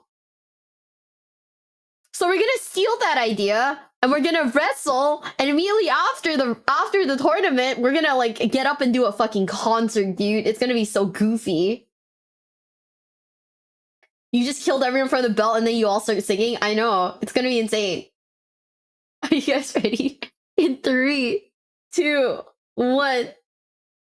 TNA wrestling under Vince Russo has a lot of, well, moments. The fucking coffin is crazy. In a good way. However, one of the most infamous moments was Jeff Hardy versus Sting at Victory Road 2011. Jeff Hardy's history with drugs and alcohol are well documented, but this was the first real time that we saw him intoxicated on live television, and you could tell something wasn't right as Hardy made his entrance. The title match was scheduled to go on longer, but Jeff's impaired state made it impossible. So Eric Bischoff would come out before the bell rang and told Jeff of the match changes. The bout was rather simple once the bell rang, as Jeff taunted the crowd by not giving him his shirt, a few punches from Sting and a scorpion death drop, and that which lasted all of 90 seconds. You can see the disappointment in Sting's face when the crowd chanted bullshit as he mouthed, "I know." Now, in reality, this wasn't the first time that Jeff had been too intoxicated to perform, as Hardy was reportedly hammered backstage at the Final Resolution pay-per-view and TNA officials almost stripped him of the title. On one of these occasions, him being impaired caused him to miss his mark on a chair shot and gave Ken Anderson a concussion. There were a ton of warning signs that something wasn't right with Jeff Hardy, but TNA turned a blind eye and put their performers at risk in the process. Thankfully, Jeff Hardy now seems to be in a better headspace these days and is currently represented TNA in the tag team division. It's great that the former WWE legend has finally gotten over his addiction. That's good. If it made him like an unsafe performer, then yeah, no, like that's crazy. They should have like pulled him sooner. I mean, I guess he still had the star power to like keep staying, but like fuck, dude, he's unsafe. He's unsafe. Hi, processing bites. I'm sorry, I don't speak Spanish. I have no idea what you're saying. I'm sorry. I don't know this one either. Wait, did you guys see the...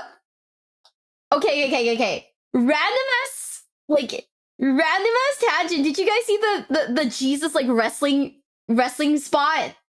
Oh, God. You want to teach you Spanish? Guys, have you seen the Jesus wrestling spot that happened in... I think it was... I don't know if it was recent. Hold up. Don't dox me.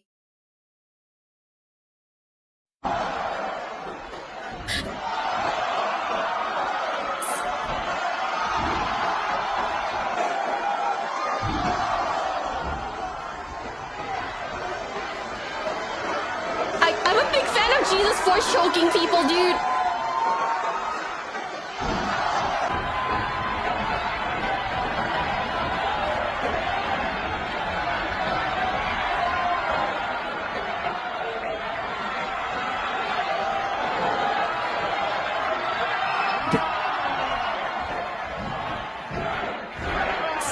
That's my goat.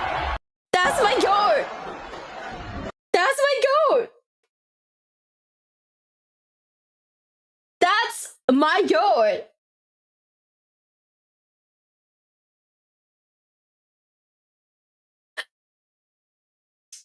It's I genuinely am a fan of like when like wrestling is goofy. I think if it's done well, it's really funny. Like the whole like I actually enjoyed like the Mr. Iguana thing where they wrestled the fucking iguana. It was stupid. It was so funny. It was very stupid. Goofy wrestling. Goofy wrestling is good only if it's actually funny. There's like goofy wrestling that's kind of shit. You know? Oh man, chat. Are you a believer? I believe, bro. Brother was force choking like the life out of people. That lizard put in work. The lizard was carrying. After I watched the match, I genuinely sat there and contemplated getting the fucking iguana plushie, dude. I am incredibly susceptible to like propaganda. Iguana puppet, iguana puppet. Have you ever seen the wrestler whose gimmick is he pulls out a gun and the opponents just give up? I mean, if wrestling someone and they just pull out a Glock, I'd be like, yeah, no, you win. You win.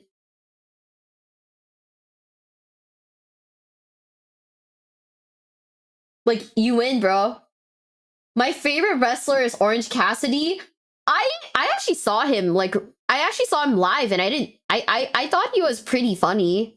I think the match, the Orange Cassidy match I watched was the one at Forbidden Door 2024. I think he was against... Who was he against? I have no idea. I don't remember.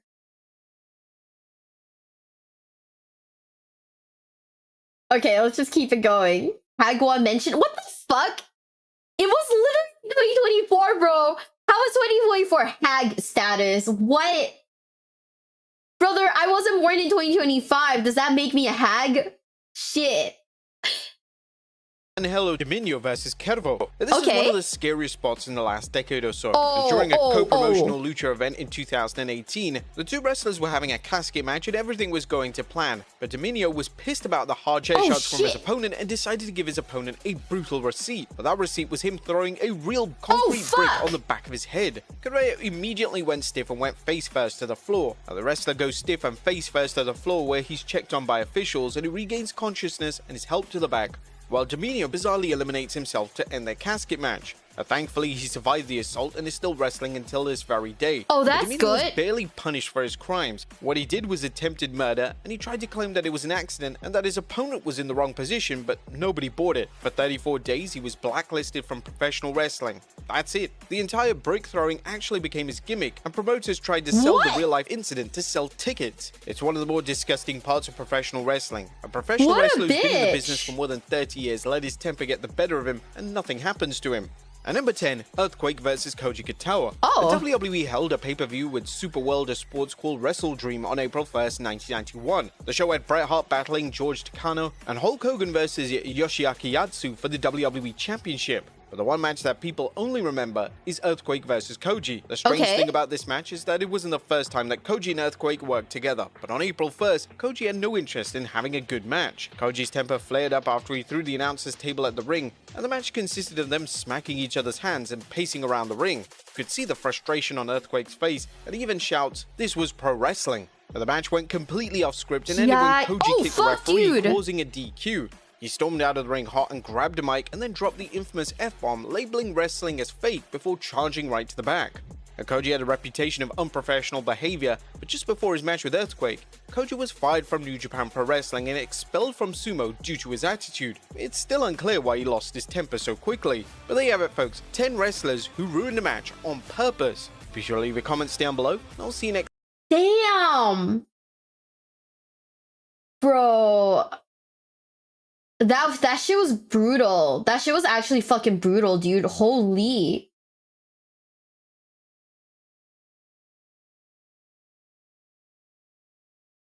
Cal was pissed at losing a former sumo wrestler who's lower level than him. The thing about it is that, like, I genuinely feel like it's the egos. I think that, like, the one thing that, like, ruins a lot of sports is, like, when people have, like, big fucking egos, dude. Like, that's how you ruin your fucking career. You know? That's not good, chat. Not good, not good, not good. You know what? Here, let's watch something. I forgot, but apparently there was a video of Mick Foley ranking the most painful WWE weapons. Hey guys. I don't know if you guys have seen this. This is from the Maven Huffman channel. This is the guy who was like a former, like, I think he was like in like the WWE like training center or something.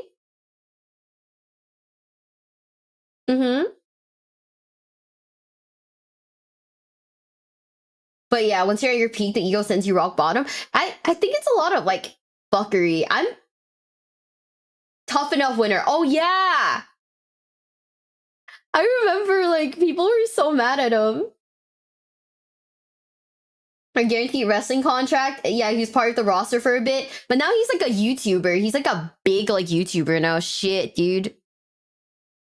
Chat, one day that'll be us. Not winning tough enough. I mean, we're not us winning tough enough. I mean, one day we'll be a big YouTuber.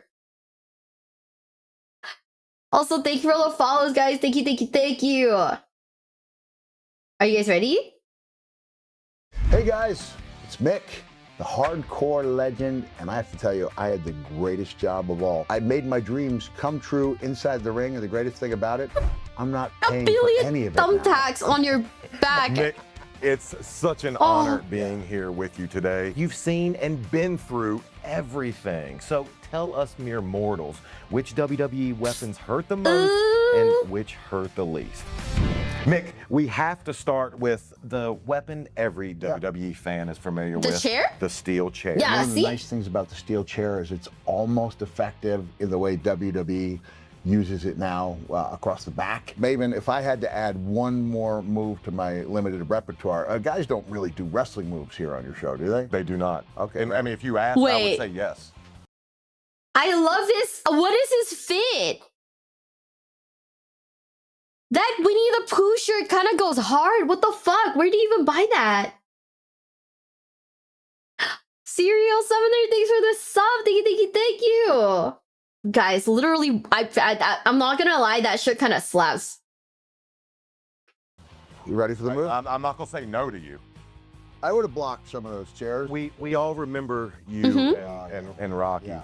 Oh, I don't think you blocked a one of them. Actually, you couldn't. Your hands. Yeah, my hands are cuffed. You know, we had a goal we were shooting for. Those steel chairs, because I did not realize, once my hands were cuffed behind my back, everything was tense. You know, everything's tense through the upper body, traps your neck, and you lose the body's ability to give with the blow. Not that the giving with the blow makes it harmless, but it helps. And I didn't realize that. So when Rock hit me with the first one, man, it was like a lightning bolt went down. Your whole body? My whole body. And I was like, I could not believe how much worse that chair shot hurt than any chair shot I'd ever taken. I guess that but makes was sense. a unique situation. Where would you put the chair? I would say, you know, get the nice readers out. And to all the factors, it hurts a lot. Okay. Okay. Yeah. That makes sense. That makes sense. Mick, next on the list, we're gonna go to our tables. Going through a table. Obviously, something the Dudley Boys made. Sure, yeah. The table essentially breaks a fall. Breaks the fall, yeah. So it's, I don't think really high on that reward. High reward, fairly low risk. Yeah, there have been other. I don't think tables hurt that much, right? His career was greatly affected. Bob Holly. Yeah. I mean, there's times he had that big gash on his back. A lot of people feel like in the WWE mind. or in wrestling in general, they use a fake table. No. Absolutely not. They just go to the Home Depot or whatever it might be. It's the same place you get the chairs. So I'm going to say table, even though it has the potential, is noticeable, but not bad. Next, Mick, we're going to go to a weapon that most might not see as a weapon, but it's utilized nonetheless. The WWE microphone. There really is a way to get the noise where there is contact, but most of the contact is made elsewhere. If you can hit someone's head hard here, then that microphone's still going to make that sound. Still going to thump. And it's so much better than if you just had the microphone boot, because this way you can get the big wind up. Yeah, I'd say I'm going to go to this one, a microphone. Again, it's the way you use it, but if it's done correctly, you should bear. Going to be plenty of other situations that makes where sense. you're That makes pay sense. for your, you suffer for your art, but the microphone should not be one of them. Next on the list, Mick, and you mentioned talking about Hack earlier. He made the kendo stick. Well, he's one of the ones that made the kendo stick famous. Explain to the fans that don't know the construction of a kendo stick, what it feels like to get hit, and Okay, so unironically, I have a kendo stick. It's literally there just in case someone breaks into my fucking house, dude. Does it hurt? Oh, it fucking hurts. So it's basically like it's not even like thin like strips of wood. Like they're at least like 4 to 5 centimeters like thick, right? Wood, like strips of it just tied together. So when you hit it on someone, that shit will hurt.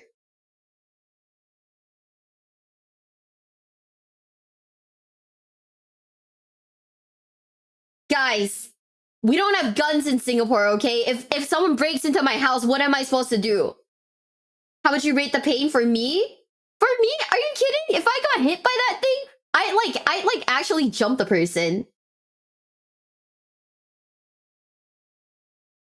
Like I jump the bitch, bro. If someone hit me with a kendo stick, on fucking God, it's on site.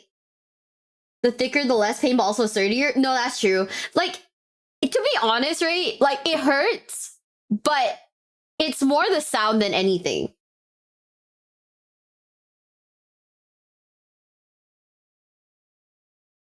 Why is my friend DMing me? I'm like, yeah? I'm streaming right now. You good? They're concerned for me? Because I got hit with the kendo stick?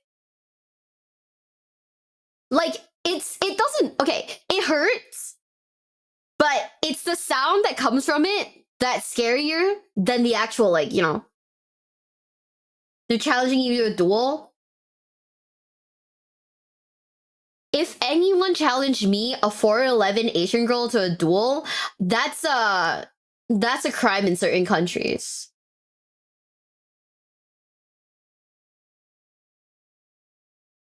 Why did my friend DM me just to be like, what's good, nerd? And then not say anything?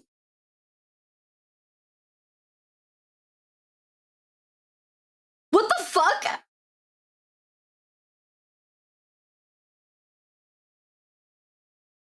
How about a bear pepper spray for defense? We don't have pepper spray here. We also don't have axes here. Like they're not stuff that's common. I could like get like an aluminum like baseball bat or something. I guess I could get that, but yeah. I'm like, what is? Sometimes you just gotta get that dig in, brother. I'm like literally out here chilling, and then someone like DMs me, "What's good, nerd?" Like, and then he calls me nerd 3 times. I'm like,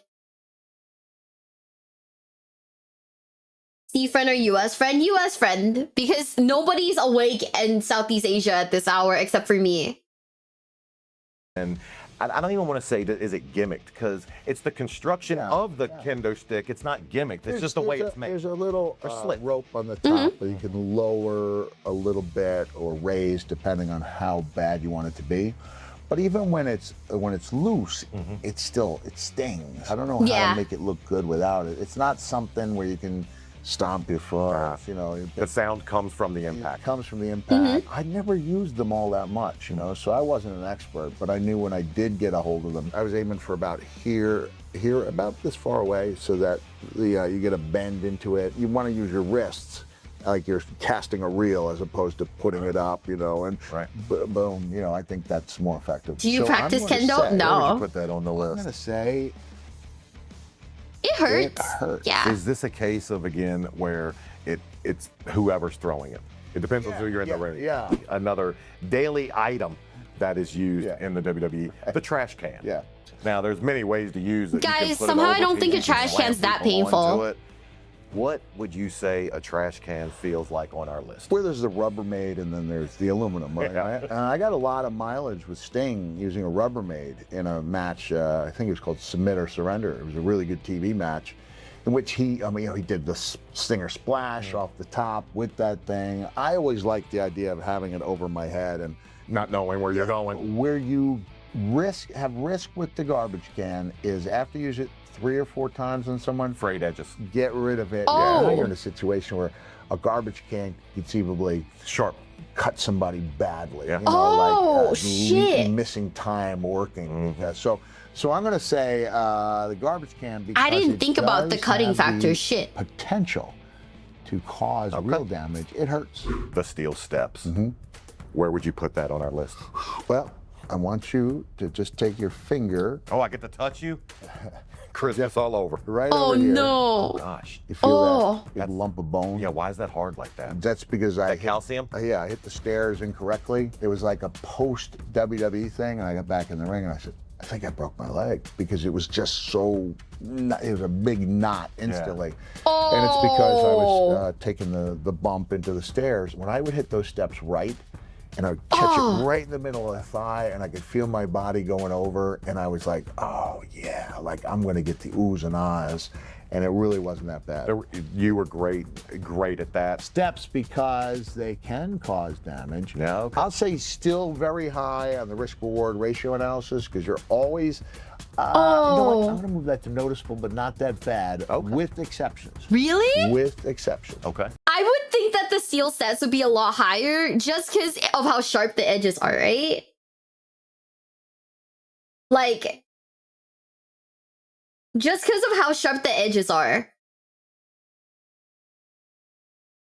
Like, I always get like incredibly concerned when I see this with the steel stairs, because I'm like, oh fuck, dude, you might like take someone's eye out or something like that. Yeah, the steel sets for deform my body. Anyways, not that bad. He's so heroic. Oh, I still let him hit, to be honest. Morgoth! Morgoth! Stop thirsting for Mick Foley! Remember Foley was holding back danger in WWE? Somehow this guy is both the most equipped man to talk about like the most painful WWE weapons, but also the most like ill-equipped, because I don't know if this guy's pain tolerance is real. You know, I don't think the bro has like regular, you know, like pain tolerance. So even though he's like probably the best, like the most like the best person to talk about like WWE weapons, I don't think he's normal. So I don't know, man. He went through a steel cage against the Taker. I think his pain tolerance is insane. Like, I have days where like I get like where it's like it's almost Shark Week and I start getting cramps and it hurts so bad that I can't even like sit up in a chair. I have to lie down because of how bad it hurts. I could not survive like half of the things this man has you know, dealt to him. Like it could not be me, bro.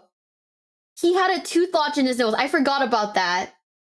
Shane McMahon also got high pain tolerance. Bro, they all do. Like, I will never forget the Shane McMahon, like, glass, like, being thrown through a glass thing. Like, that's insane. Like, ow. Just, ow. You know, like, I don't think I could ever be, like, a wrestler just because my pain tolerance is, like, garbage, bro. His matches in Japan were legit scary. Japan's like, I genuinely, okay, there's a reason why I really like Stardom and like New Japan. And I think like visually their matches are a lot less scary than some of the really hardcore ones. Some of the ones where it's like incredibly hardcore, I don't watch them because I genuinely feel like this is some like fetish thing. Like it's scary. I don't like it. You know?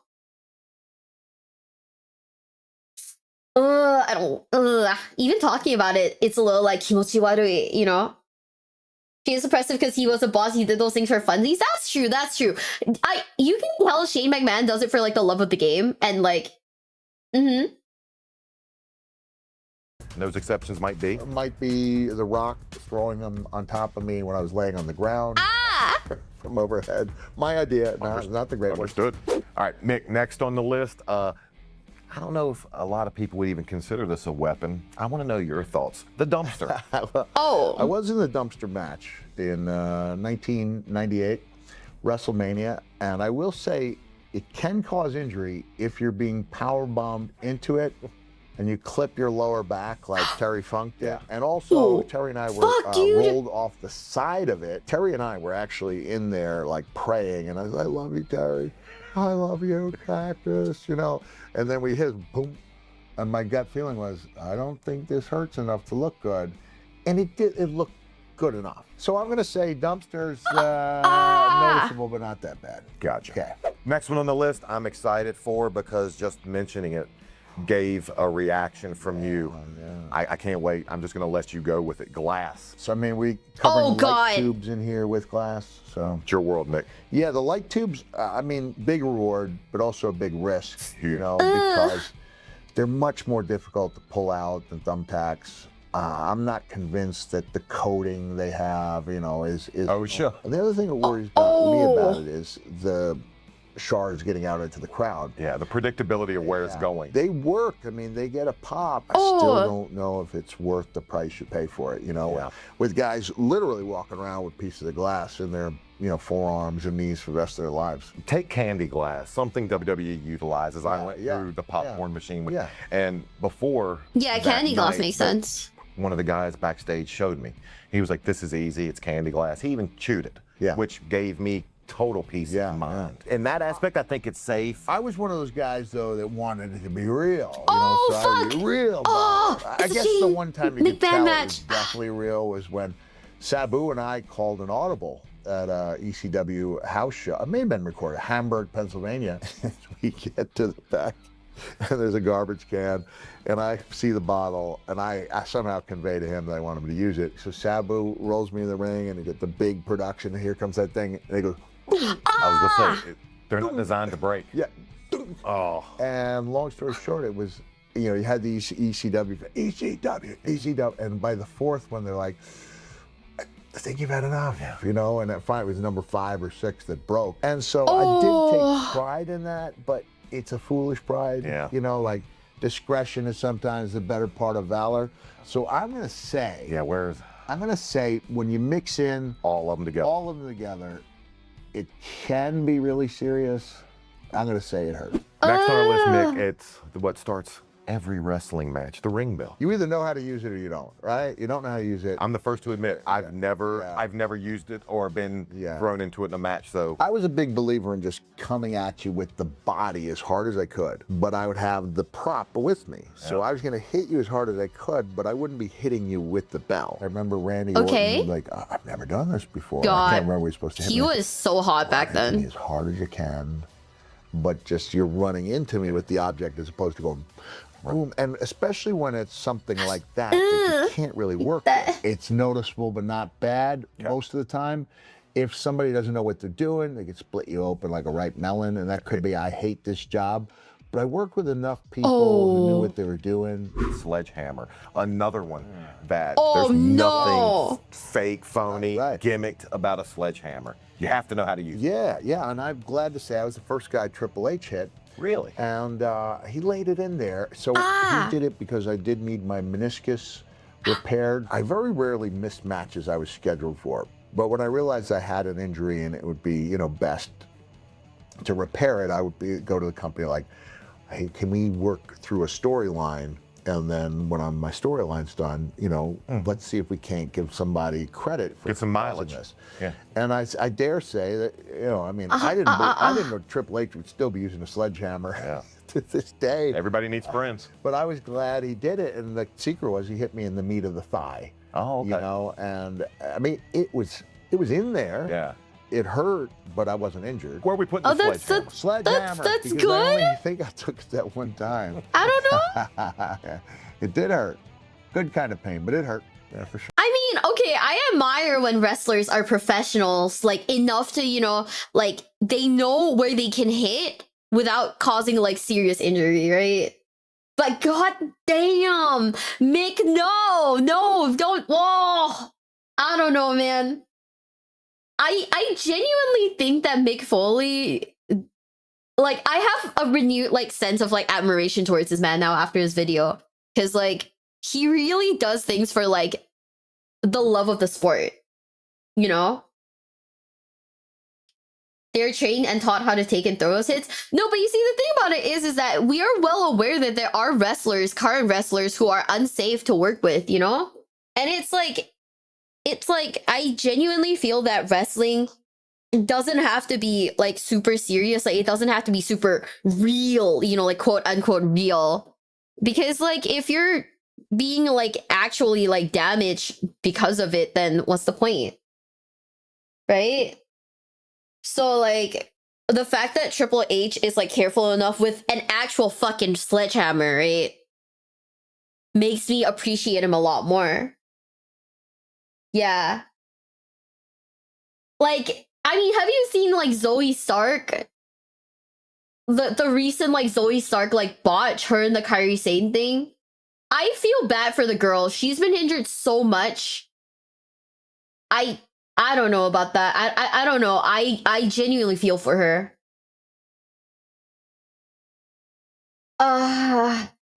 Like, do I think she's a great wrestler? No. But I genuinely think that the botches are gonna cause like actual like serious injury to her in the long run. Like, the thing about it is that Kairi Sane wasn't even in the position for it, right? Like, she wasn't even like, she had her back turned, and then at that point, like, Zoe Stark was a little too far, so that's not great. You know? Like, I feel bad, like, she botches a lot. I feel bad for her, but I genuinely think she needs to get better. Which, you know, might be a shitty thing to say, but I genuinely think she needs to get better. Sure. Mick, what's a hardcore match without the fire extinguisher? Oh. Where are we putting that on the list? Fire extinguisher is a funny thing, is usually you're getting sprayed with it, you know, not hit with it. But the thing about the CO2 extinguishers, it makes it really hard to breathe. It does. Especially if Oh, you've that's been through a true. match and you're kind of, you know, gassing out already. Panic sets in because you're used to being able to draw those breaths. Or if you understand, okay, you know, maybe I'm not in the condition I wish I was. And then you throw this on top of it, I'm going to go with it hurts because I never had an experience where it did not. And just for everyone You know, watching, that makes sense. all 100% real. There is no gimmick fire extinguisher. I think it's only fair That makes sense. I didn't think about the fact that like you're straight up blasting CO2 in someone's face. I actually didn't think about that. I think that was ICP. Are you saying Kairi needs to get better? No, I'm saying Zoe Stark needs to get better. Because Zoe Stark botches so often that it causes her like serious injury. It's like a concerning level of botching. Mm-hmm.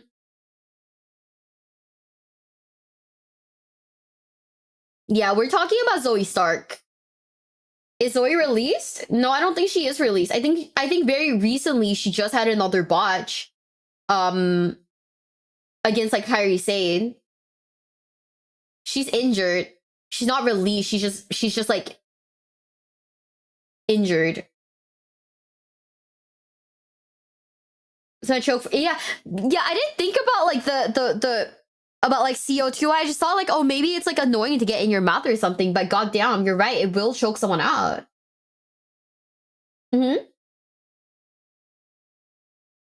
Next one we go to, I've been eyeballing this one because I want to know your thoughts. The baseball bat. Ooh. And I know a lot of your baseball bats were wrapped aluminum or yeah. Well, the only time I ever used a baseball bat without the barbed wire is when gorgeous Gary Young and I did a number on Eric Embry, who in world class. And aside from that, I always had the wire around it. But with the I would put the barbed wire around it. And here's the thing: it's counterintuitive. The more barbed wire, the less it hurts. And like everything we've talked about, baseball bats, incredibly real. I'm not saying the bat doesn't hurt, because it absolutely does, which is why I'm going with it sometimes hurts a lot, but it hurts. Now here's the barb. That's so crazy to me. That's when you string it up in place of the ring ropes. Not when it's in addition to the ring ropes, but when it's a substitute. When the ropes are gone. Yeah, when the ropes are gone. No one thinks less of you if you're not doing it all. But if you're gonna do it. You know, like do it. I don't like this. I don't like this. Man against man. It's man against itself. It's man against the environment. I don't like that. I don't like that. I don't like that. Is the thing. And the danger is that when it catches you and tears you, I don't like it. It can leave you in noticeably worse condition. Yeah. And I'm talking. I nearly lost my pinkies. You know, like I got cut here bad where I lost some. Feeling in my fingers. Now, Mix, I know sometimes, and we've actually talked about it on this channel, they can gimmick the barbs on the barbed wire. What's your experience with that? You know, I've had really good matches with both. If you're in Japan, it's never gimmicked. And I would say when you can get 95% of the reaction with a fraction of the risk, it's worth doing. I mean, I like the idea of knowing I don't like real, that. But I was lacerated well over 100 times. None of them that serious. You know, I mean, there were a couple bad ones, but it was like you go to a doctor and he's like, I've heard about this in Prison Breaks. Yeah. And it's you're like, why would you do this? And especially, I don't know how much more realistic it looked because it was real. I am taking the barbed wire and putting it up on top of the I hate this job. Yeah. Bro, I hate that job too. What the fuck? Paid, you know, especially in IWA Japan, what I was getting paid, it was a big thing to risk that type of injury. The next weapon on our list is one that visually looks more painful than anything. It is thumbtacks. Oh, I hate that too. Tell us your thoughts. Hey, when I did the match with Randy Orton, Backlash 2004, this was one where we had a lot of ideas that we definitely wanted to do. Randy didn't care for the tax too much, you know? Like, I don't know if you're gonna have the number on this, but how many thumbtacks did you guys use? It looked like thousands. Yeah, I'd say they ordered 10,000. I think you ordered 10. Because when we first brought them out in the I didn't think it was 10,000. I think it is 10,000. We're gonna go with it hurts a lot. Okay. Even if it's not as bad as you thought, what is every bit as bad and worse is it looks terrible. Human beings taking those tacks out of your body. One time, I accidentally stapled my finger, and that shit hurt, and I cried about it for like a good hour. I can't imagine taking 1 billion fucking thumbtacks to my fucking back, dude.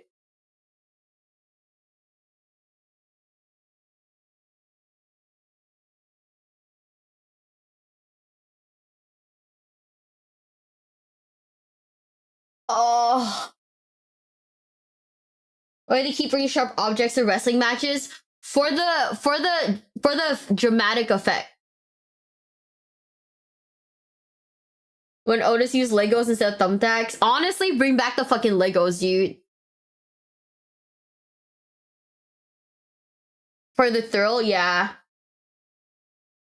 Bring back the fucking Legos, man. Like the Legos is probably where it's at. Now, I know this is something I've never, Mm-hmm. ever thought of being hit with. I haven't been in the ring with Jeff, but the guitar. Yeah. Where are you putting that on this Oh. list? You know, you want to hear that crunching. It's like with the bottle. You want to hear shh. Right. You don't Oh, want to hear shit. thunk. So when I took it from Jeff, I mean, I was injured because a shard of it caught me in the nose. Caused a little bit of bleeding. When Jeff did it was no. a great feeling because you're getting the reaction. You're like, all right, I Good reaction. this hurts, but it's not a brain rattling, star seeing type of thing. It's a crunchy, all right, a stinging thing. And so I'm gonna go with noticeable, but not that bad. Yeah.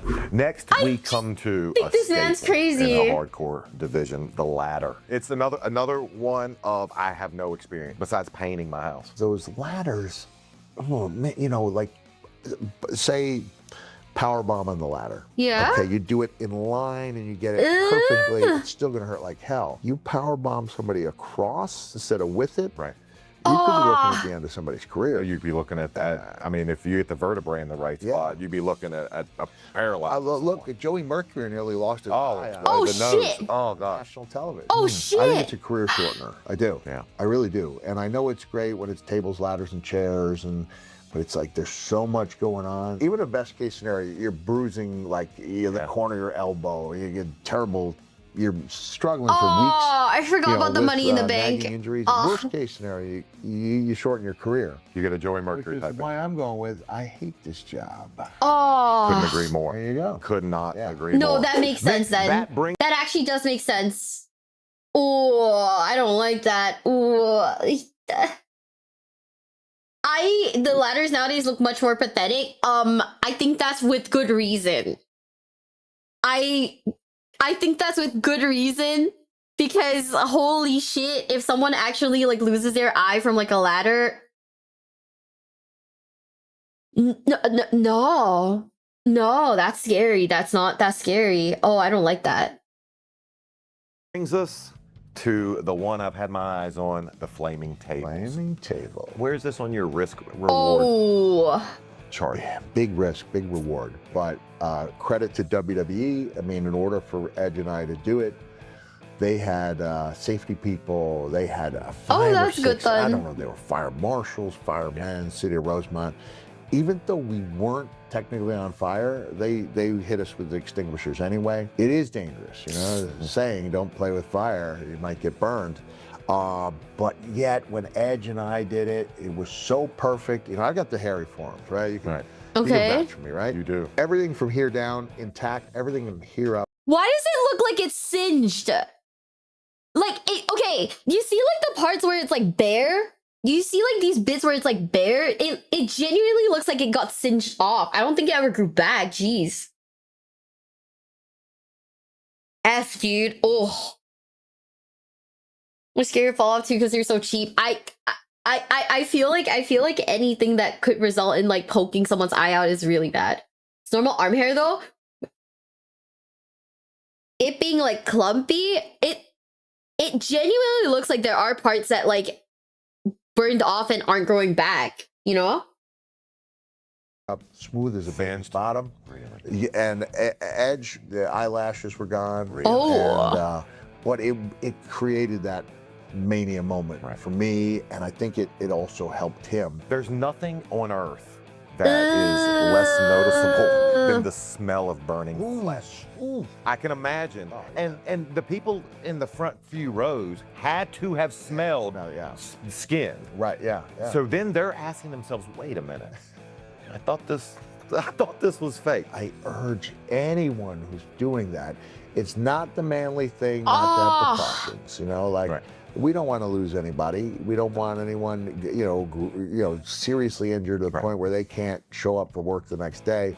So please, please, please, there's so many other ways to get great reactions without You're hearing around with that stuff. Don't do it. Don't do it. I'm gonna go with it hurts a lot because it can hurt so much, and I've seen people who've been burned badly. Well, Mick, one thing that Yikes. definitely does not hurt is where people can find you these days. Where is that? My website's realmickfoley.com. And then I really take a lot of pride in doing my cameos. And that's at cameo.com/mickfoley. So those are really the two big things. Time's the one thing that we're not getting more of. The fact that you gave us so much of yours. Guys. Truly, I'm honored. Maybe I should have gotten myself a Mick Foley cameo for Christmas this year. Maybe that's what I should have done. Instead, I bought a John Cena backpack as a Christmas gift to myself.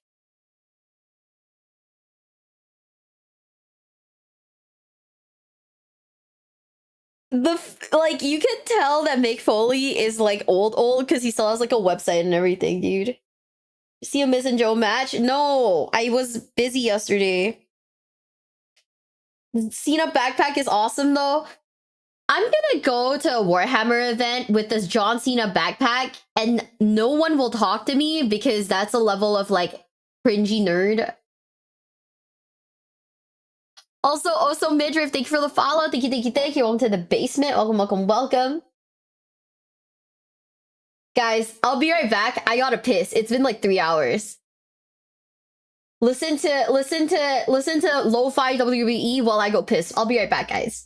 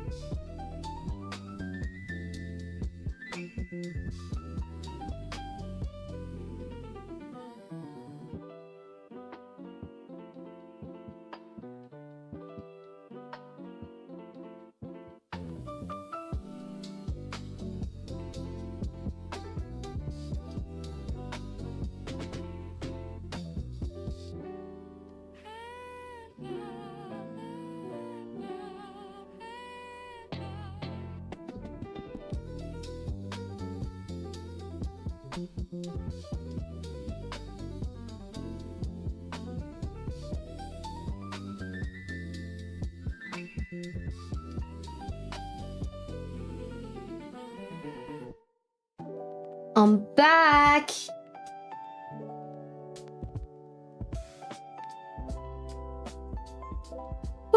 I'm back, guys. I'm back.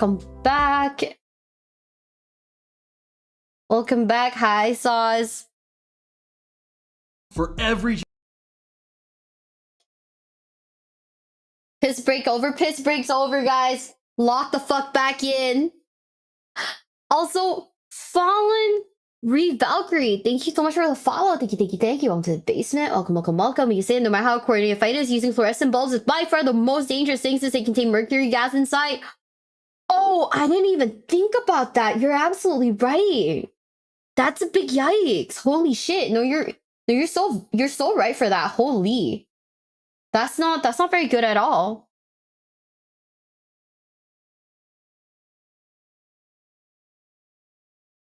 Ooh. Hi guys. Oh yeah, by the way, reminder, if anyone was waiting to purchase this Christmas bundle, it's only gonna be in the store for 5 more days. It's only gonna be in the store for like 5 more days. So if you were waiting on getting it, it's time. Lock in.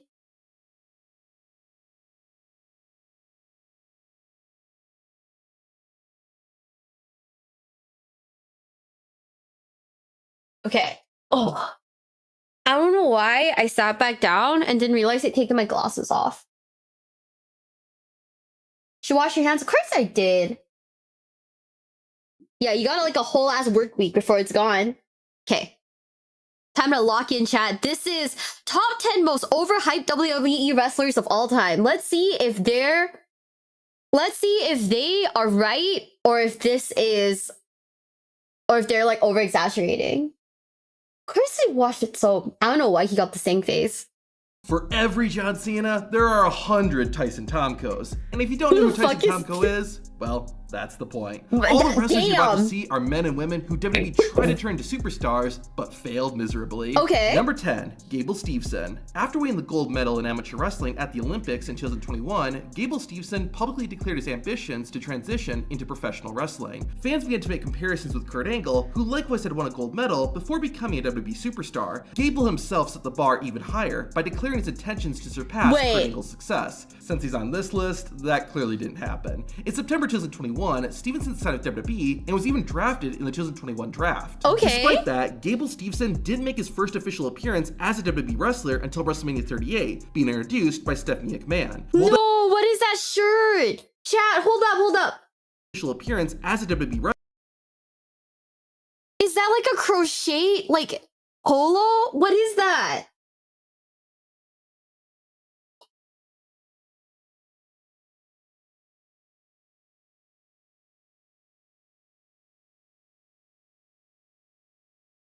It's like a crochet polo. I'm not gonna lie. This is one of those shirts, right? Where if I saw a guy wearing it, it would be like, I would be like, wow, this is like negative Riz, bro.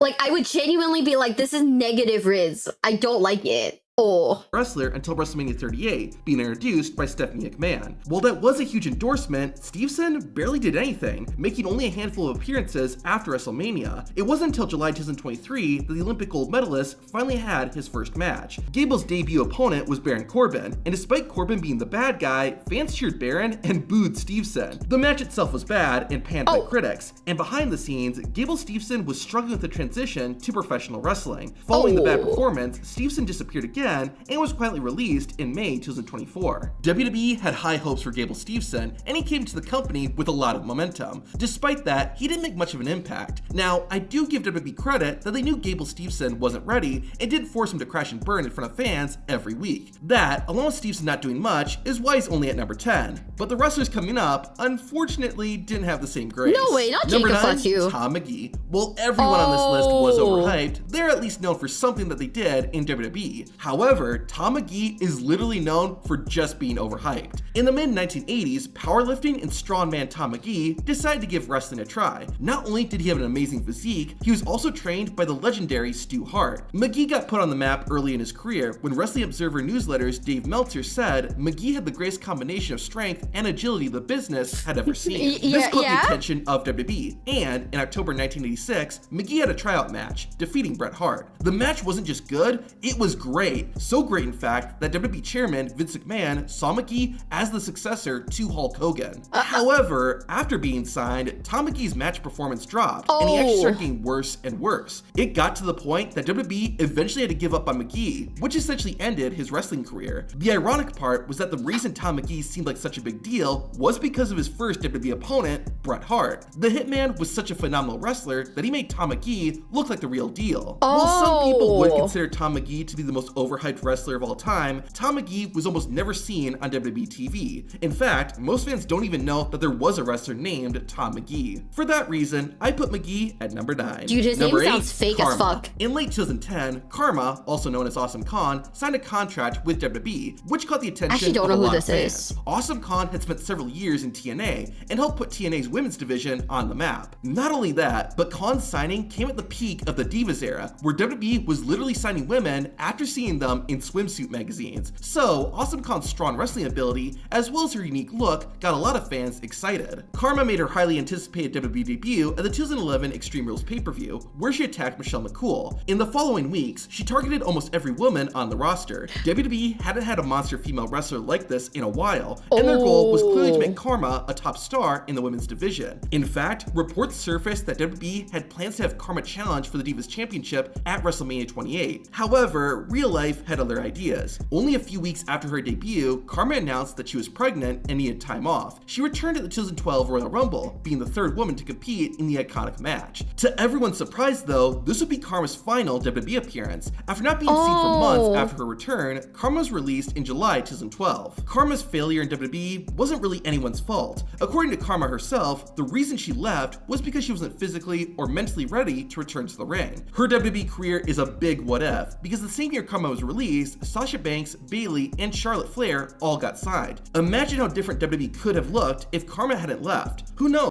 Oh, that's really unfortunate. Then, hi Joel. Hi, hello, my beloved bestie. How are you? Oh, she had a miscarriage too. That's so unfortunate. Oh, this is so sad. WWE is demanding y'all physically be there. Oh no, I bet. Like, you need to constantly be there to, like, you know, you need to constantly be there to, like, to gain, like, audience, like, retention. Like, Honestly, I think that's one of the most unfortunate things about like women's wrestling. It's like if you're not big enough, right, and you have to take time off because of like pregnancy or whatever, it's big. It's pretty big. I mean, you remember when Becky left for like because she was pregnant? And she came back with no problems because everyone knew her. Like, you know, she was the man. But I think you were just starting out and you're pregnant like really shortly after before you've had time to like make a splash, you know? It's like really unfortunate. Naomi too. Yeah. Are you a wrestling fan? I'm a big wrestling fan. Also, Carpe Diem, thank you for the follow. Thank you, thank you.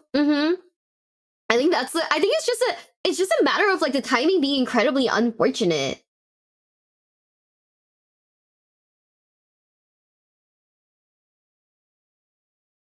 You know? Back in the day, WWE just fired pregnant women wrestlers. They do that sometimes in like Singapore too. Like not wrestlers, but they do that to like pregnant women. Bro. Speaking of, like pregnancy, oh, my friend. So my friend's like fiance said something that gave us like the fucking ick chat. Like, tell me if you guys think this is an ick or if you think like this is like an acceptable thing. Okay? So we were talking about like a hypothetical situation. So it was like, oh, if my friend gets pregnant, you know, like we were, I think we were like talking about like, so there's like been this like rise in China where when women like are giving birth, their husbands are there with like gaming like PCs or gaming laptops and stuff like that, right? And I think the story was one of the guys, right, got into a ranked match just as like his wife's like water broke, and he refused to abandon the match to be there for his wife. So she just gave birth by herself while he was like in her hospital room playing a ranked match. So like my friend's like husband like was just happened to be in the room, and she asked her husband like, would you do that to me? And he was like, well, what else am I supposed to do? Like, doesn't giving birth like take an hour or something? And we were like, you did not just say that, bitch. Can I get a wink? I don't know, like this? That's like as good as it gets, I think. He's probably joking. Bro, he had better been joking. He had better been joking because, ugh. Ugh. If he wasn't joking, that'd be an ick, right? Like, I don't know. Honestly though, like the whole China like giving. So the insane thing is that in terms of like video gaming and children in China, right? There was like another incident that happened like a while back where this dad was like at home with his baby, and he was like busy playing video games. He didn't check on the baby. When the mom came home from work, right? She went and checked on the baby. The baby had like wrapped himself up in the blanket and, you know, essentially didn't make it. And the dad was just busy playing video games. He didn't notice. He didn't check on the kid. So there's been this argument, yeah, about like whether or not video gaming is like ruining society again because of all these recent incidents. And it's like, I don't know if it's a societal thing. I think it's just like these guys are just extremely immature, you know? But I don't know if it's a societal thing, right? Like, I'm not sure, you know? I can't really say. But the fact that there's like an increase in like behavior like that is genuinely like concerning. I don't think it's like a gaming exclusive thing. I think that the same thing could happen if, you know, if dude was like into like watching sports or something. He could also neglect the kid, right? Mm-hmm. I think if a dude was into watching sports, he could also neglect the kid. If a dude was like into, I don't know, like fucking, even like, I don't know, building Gunpla, could also neglect the kid.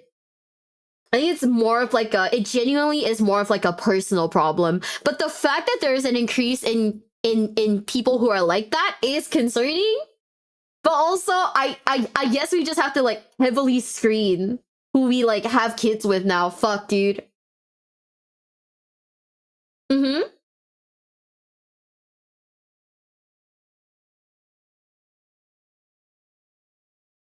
Oh no, Vexpear, we're talking about an entirely separate thing that has nothing to do with this person. Yeah. Freedom by seeing they can watch paint dry for 2 hours minimum. I feel like if I ever married a guy and he said he didn't want to be in the delivery room while I'm pushing out his fucking kid, that would be a red flag for me. That would be like an insane red flag. I'd be like, bro. Like, imagine like fucking giving birth and you look over and your husband's just there playing fucking OSRS, bro. I like actually, I would feel justified in punching that man. You know?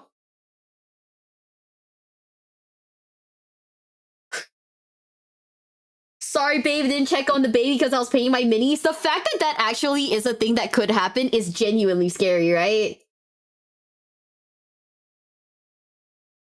Strap carrier and play games with the baby? Honestly, it probably would have been better. Like, you just put the baby, like, near-ish to you.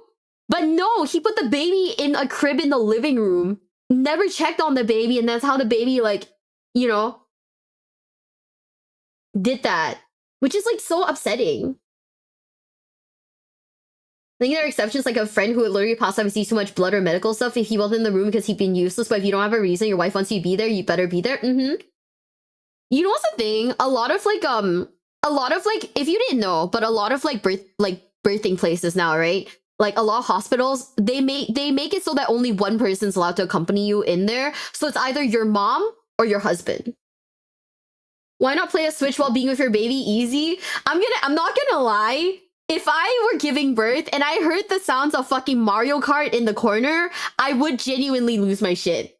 I get up, bro. I'd stop pushing. I'd get up and I'd slap him. I'd be like, bro, really? Fucking what?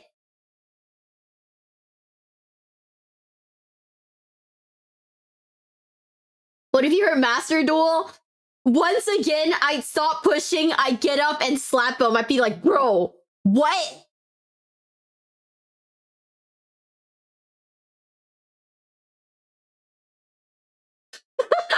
Like, I don't need that kind of BGM in my life, man. Duel Links would be different, no? Once again, stop pushing, get up, and just, you know, and just, you know, just play together. I don't know if I have it in me to give birth and play Yu-Gi-Oh! At the same time. I think that'd be I think that'd be, like, insane. No, my combos. What if you delayed the birth till after the dailies? And it would be a red flag, otherwise in the situation I'd be with you. I feel like there's like, it's one of those things where it's like TPO, you know? What if he's deck building? In the middle of your wife giving birth, you're building a deck would be insane. No limit, Harry P. Thank you for the follow. Thank you. Why would you date a League player though? If a man, okay, I'm just gonna say it. If a man isn't willing to throw a ranked match to be with you, to do something important with you, he's not the one. He's not the one, chat. If he's not willing to throw a ranked match. What if they were watching WWE? It doesn't matter. Shit, dude. I could be like stuck in the crapper with like no toilet paper. And if I yell for my future husband to hand me a roll and he doesn't like abandon his match to do it, it's not real. It's not real, chat. sorry. I have high standards, I guess.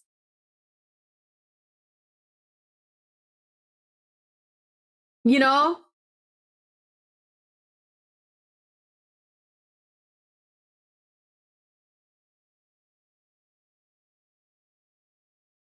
Truly giving up a lot there. I'm sorry, chat. I raised my standards. I raised my standards, guys. Check before you sit down. See, that's the beauty of it. Who knows? I once had a guy once leave a game because his wife's water was breaking. That's a legit reason to, like, you know. That's a legit reason to, you know, like, to abandon a match, dude. I feel like that's a legit enough reason. But is it enough? Dude. I just want you to know I have 3 friends who have named their kids after League of Legends, like, champions. And it makes me die a little inside. It, like, makes me die a little inside. I'm like...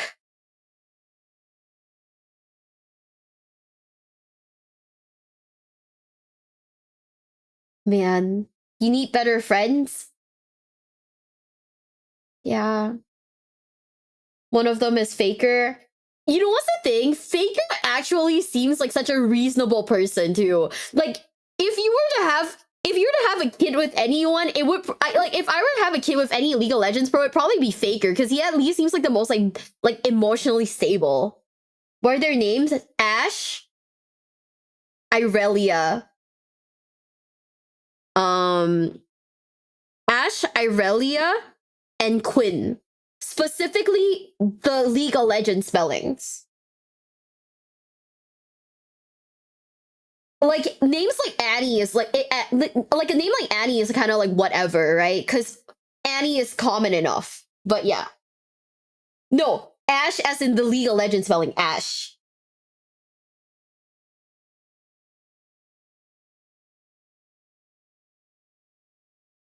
Yeah.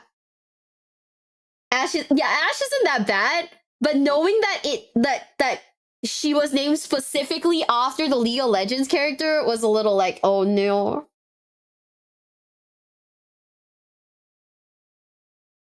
No. If I ever had a friend who named their kid Timo, we are no longer friends. I'm gonna name my firstborn Knuckles. Okay.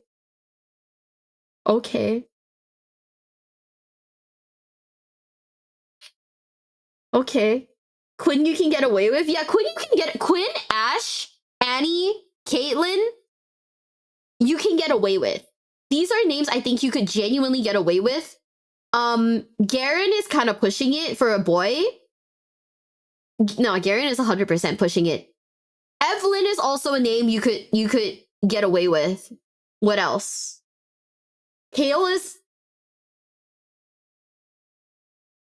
Kale is, well... Kale is probably fine, but they're gonna think you name your kid after a vegetable.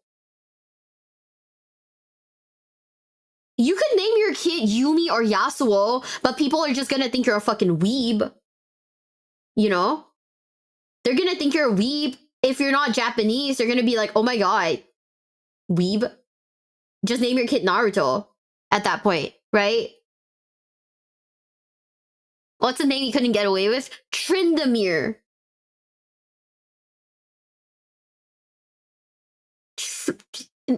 Naming your kid Tryndamere, Mordekaiser, you're right.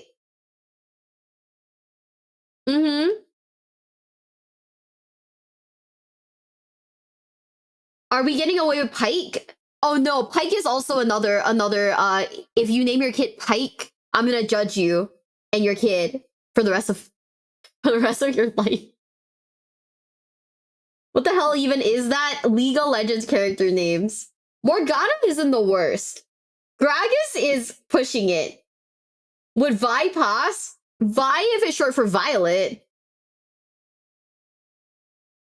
I'm naming him Ford after my favorite car, like Ford F-150, the deer's natural predator. Also Java, have a nice day. A LoL player having kids quite paradoxical. Tyler 1 literally has a child. Tyler 1 literally has a kid, bro. It has happened. League players can have children. Tyler 1's kind of proven that.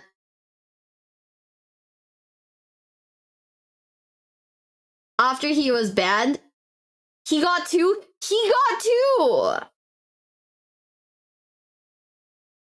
Famous League players, that is. My friend has like 3 kids, bro.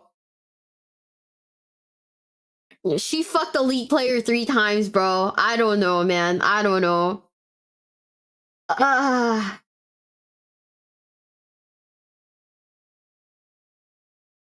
Like, dude, one of my this girl that I know, I'm not even gonna say friend. I just know this. I know this person.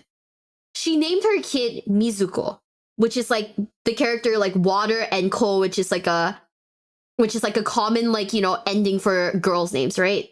The problem with naming your kid Mizuko is that that's a very common way. It's a slang for like aborted babies. So that's what she named her kid, because she doesn't speak Japanese. She just thought it was a pretty name. And everyone was telling her, no.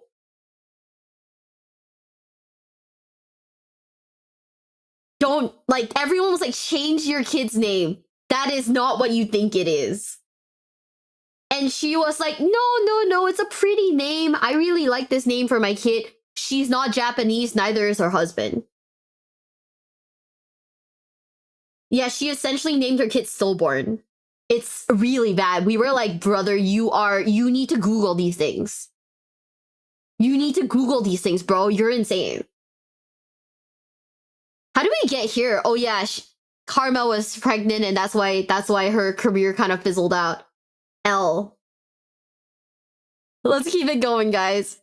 If she had connected with the fans, the Divas Revolution may have started a lot sooner. So far, most of the wrestlers we've looked at were seen very little on TV. However, now we're getting into the real train wrecks. Number 7, Ultimo Dragon. During the 90s, Ultimo Dragon was considered one of the best and most successful cruiserweights in wrestling. He even famously held 10 championships at the same time. Because of this and the success Rey Mysterio had, WWE was eager to sign the masked Japanese wrestler. Ultimo Dragon was excited too, as 2 of his goals were to wrestle inside Madison Square Garden and compete at WrestleMania. However, this is a prime example of be careful what you wish for. A series of promo videos would play on SmackDown, hyping up Ultimo Dragon's upcoming WWE debut. The Dragon accomplished his first goal when he debuted on SmackDown in June of 2003 by wrestling at Madison Square Garden. That alone shows you just how much WWE want Ultimo Dragon to succeed. WWE considers MSG their home court. I mean, there's a reason why they tried to prevent Ring of Honor and New Japan from hosting a show in the Garden in 2018. Ultimo Dragon won his debut match, but then WWE got weird. In Dragon's second WWE match, he lost to Eddie Guerrero in the United States Championship Tournament. Guerrero is a respectable wrestler to lose to, but Ultimo Dragon lost in the first round of the tournament. If Ultimo wasn't going to win the tournament, at least have him lose in the finals or something. Anyways, things only got worse as Ultimo Dragon would mainly appear on WWE's third-tier show, Velocity. It appeared that WWE was hoping for Dragon to be another high-flying, fast-paced wrestler like Rey Mysterio. However, Dragon suffered an arm injury in 1998 that required surgery. Due to a botched procedure, Dragon suffered nerve damage, and while Ultimo did recover, he wasn't the same after it. WWE seemed to quickly realize this, which I guess is why they lost interest in the Japanese star so soon after his debut. However, the nail in the Dragon coffin happened at WrestleMania 20. In March 2004, Ultimo Dragon finally achieved his goal of competing at WrestleMania, which ironically was held in Madison Square Garden. However, during his entrance, Dragon slipped on the stage, and to make things worse, he also slipped while trying to climb the ropes. I can't think of a better analogy for Ultimo Dragon's WWE career than this. About a month after WrestleMania, Ultimo Dragon left WWE after discovering the company wanted to unmask him. While Ultimo Dragon's WWE run was no doubt a flop, the company realized pretty early he wasn't what they wanted and course corrected pretty fast. Still, the amount of hype WWE put into Ultimo Dragon's arrival and the hopes they had for him earns him a spot on this list. Number 6, Dr. Death, Steve Williams.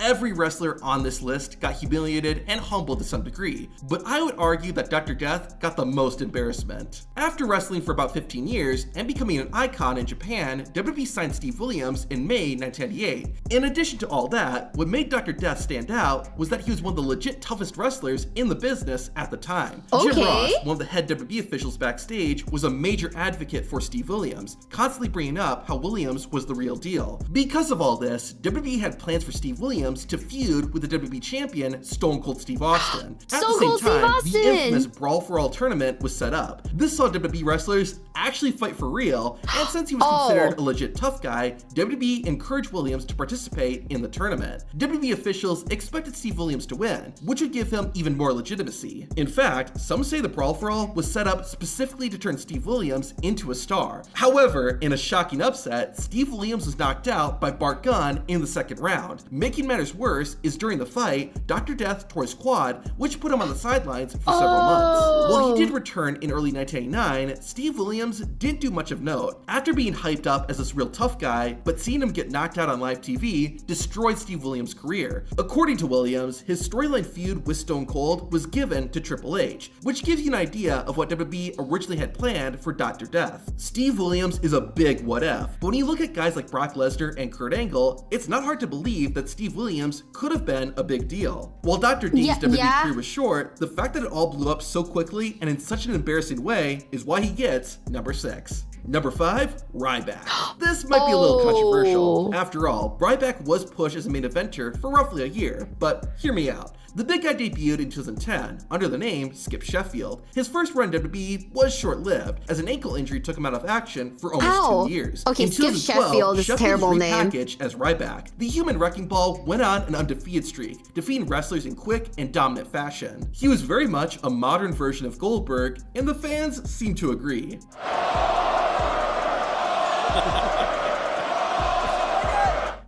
Dog, he's built like a brick shit house. God.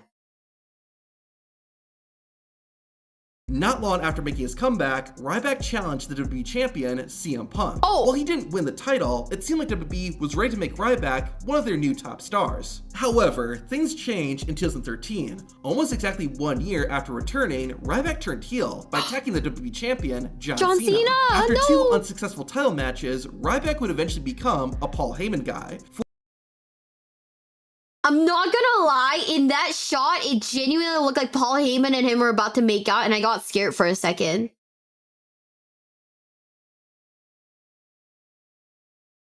I genuinely got scared for a second. It looked like they were gonna fucking make out, dude. Oh, brother. Why? What is Paul Heyman and like almost making out with like all these like strong men? That's insane. I mean, I'm happy for them, I guess. For whatever reason, Heyman's rub didn't do much for the big guy. Ryback had a few bigger feuds, but ended up settling for a tag team with Curtis Axel. That ultimately didn't go anywhere, and Ryback was back on his own. He eventually turned face again, and even won the Intercontinental Championship. It honestly could just be me. Oh, he was known for being unsafe? Title reign. I honestly thought Ryback held the belt for about a month, but it was actually 112 days. The last major rivalry the big guy had was with Kalisto over the United States Championship in 2016. After 2 failed title matches, Ryback was released from WWE, and the company has acted like he never worked for them. The reason Ryback makes the list of overhyped wrestlers is how far his stock in the company fell. In his first year, Ryback was feuding with CM Punk and John Cena over the WWE Championship. 4 years later, he was wrestling against Kalisto for the United States title on pay-per-view pre-shows. I don't mean this as any disrespect the pre-show to is an Kalisto, L. but this is WWE, the place that loves big, muscly men. Not only that, but they had Kalisto beat Ryback. Now, the downfall of Ryback's career may have had to do with things backstage, like the big guy reportedly being unsafe to work with in the ring. Regardless, the amount of hype and momentum Ryback had at the beginning of his run and how it petered out is why the Human Wrecking Ball earns a spot in this video. Number 4, John Cena and WWE destroyed him because he was terrible backstage, caused so many botches. Oh, that makes sense. That makes sense. That makes sense. That makes sense. I get it now. In his final match, he did save Kalisto from a very serious botch. Bro, I feel like wrestling is one of those things where like you really have to do it super carefully. If not, it's fucking scary. Hideo Itami. This is how timing can work against a wrestler. Oh, By shit. 2014, Hideo Itami, or Kenta, was one of the biggest stars in Japanese wrestling. He had spent almost a decade and a half in the business and had caught the attention of WWE. So, in mid-2014, Hideo Itami signed with the company during a WWE live event in Japan. Kenta. Unless you were following along at this time, it's hard to explain how big of a deal this was. Things started out strong, with WWE presenting Itami as NXT's next big superstar. Especially at this time, there's not really any other wrestler who first joined NXT and got the kind of treatment Hideo Itami received right out of the gate. However, Damn. Itami immediately faced some challenges. For one, he couldn't use a number of his signature moves, including the GTS, due to CM Punk's association with the move. The ironic part is that Hideo Itami actually invented the GTS. Another challenge was the roster. Months after Itami's debut, Finn Balor and Kevin Owens also joined NXT, making it harder for Itami to stand out. However, the real blow to Hideo Itami's WWE career came in May 2015. Itami suffered a shoulder injury and was out of action for the rest of the year. Due to complications, the Japanese star wouldn't return until June 2016. By then, though, the NXT roster had become even more stacked, and Hideo was lost in the shuffle. He was then moved to 205 Live, which was a death sentence due to the show's much smaller audience. After roughly 4.5 years in WWE, Hideo Itami requested his release, and WWE officially announced his departure in February 2019. Itami himself would later go on to say that being in WWE was the most frustrating days of his life. There was a lot working against Hideo Itami, as mentioned, but another factor was Itami's struggle to learn and understand English. Additionally, Shinsuke Nakamura's arrival may have unintentionally hurt Itami, since Shinsuke was also a very popular Japanese wrestler brought into WWE. Number 3, Vladimir Kozlov. This guy's like being wasted right now. I'm sad. He's jobbing so hard. Man. Before WWE, the Moscow Mauler was an accomplished sambo and grappling champion. This put him on WWE's radar, and they signed him in early 2006. You would think WWE would want to portray Kozlov as the serious, tough brute, but his first appearance on TV made him kind of laughable. What? I love Why? WWE. I love WWE. I love WWE. Me too, brother. Imagine not being able to say WWE correctly. Despite these early appearances, Double it wouldn't my be until over god. a year later that Kozlov would finally make his debut. Like many monster heels, Kozlov spent the first few months racking up wins and squashing opponents. However, he soon demanded better competition, which led to him becoming a contender for the WWE Championship. While he didn't win the title, Kozlov was considered a legit threat, even defeating Jeff Hardy clean on SmackDown. However, Vladimir got a win arguably bigger than winning any world title. On SmackDown, just weeks before WrestleMania 25, the Moscow Mauler went up against The Undertaker. In one of the biggest upsets in WWE history, Vladimir Kozlov defeated The Undertaker clean. For those who don't know, it's hard to explain just how big of a deal that accomplishment is. In fact, backstage, Vince McMahon actually wanted Kozlov to end The Undertaker's WrestleMania streak. Once again, that's arguably a bigger accomplishment than winning any championship. However, in a very odd decision, not long after beating the Dead Man, Kozlov's push would be stopped cold. During the 2009 WWE draft, the Moscow Mauler was sent to ECW. Like with Hideo Itami, Kozlov going to ECW was a big demotion. Kozlov was still dominant in the land of extreme, but wait, I just gotta say, guys, I hate his fucking gear. I hate his gear. Bro looks like he's just got his tidy whities out and nothing else.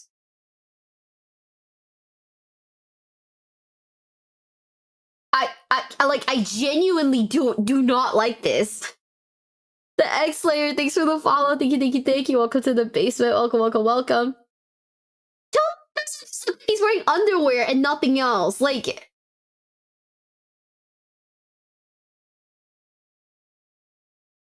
WWE had clearly given up on the Moscow Mauler. In fact, Vladimir arguably had more success when he became a comedic character with Santino Marella. The main reasons why Kozlov didn't work out, though, were 1, he wasn't that great in the ring. Not awful, but nothing special. 2 was his look. It wasn't bad, but the plain white trunks made it look like he was in his underwear. Yeah, Additionally, look at how much better Kozlov looks after he left WWE than when he was in the company. However, I think the biggest reason for Vladimir Kozlov's failure was not connecting with the crowd and not getting much of a reaction. WWE and Vince McMahon really wanted and tried to make Kozlov work, but despite all that, the Moscow Mauler never made it and has become an obscure part of WWE history. Aww. Number 2, Sin Cara. The story of Sin Cara is similar No, to Sin that of Cara's Ultimo crazy. Dragon, but on steroids. No, this Literally, part's but crazy. You'll see what I mean. After Ultimo Dragon crashed and burned, WWE was content with Rey Mysterio being their one and only masked star. However, as the years went on and Rey kept injuring his darn knee, it was clear that the company needed to start building their next big masked superstar. To find their next Rey Mysterio, WWE decided to go to the country famous for masked wrestlers, Mexico, and signed one of the biggest masked luchadors at the time, Mystico. The company went all out too, holding a press conference to introduce fans to Mystico's new persona, Sin Cara. Wait, no joke though, I actually did watch, like, at the CML event that I went to, Mystico did, like, wrestle there, and it was pretty goated. It was actually pretty good. It was against, what was his name? That one wrestler, the Japanese guy in the purple. He has like a bandana around his mouth. I don't remember what his name was, but that was really cool. Like, it was a genuinely sick match. What was his name? K something, I think. I don't remember. Doki! You're right, it was Doki! Thank you, Jinso, for the raid. Thank you. Welcome in, Raiders. Welcome in. We're currently watching WWE because I'm a big fan. The Mystical versus, like, Doki match is pretty fucking good. It was actually really sick. But yeah, welcome in, Raiders. Welcome in. We're currently watching top 10 most overhyped WWE wrestlers of all time.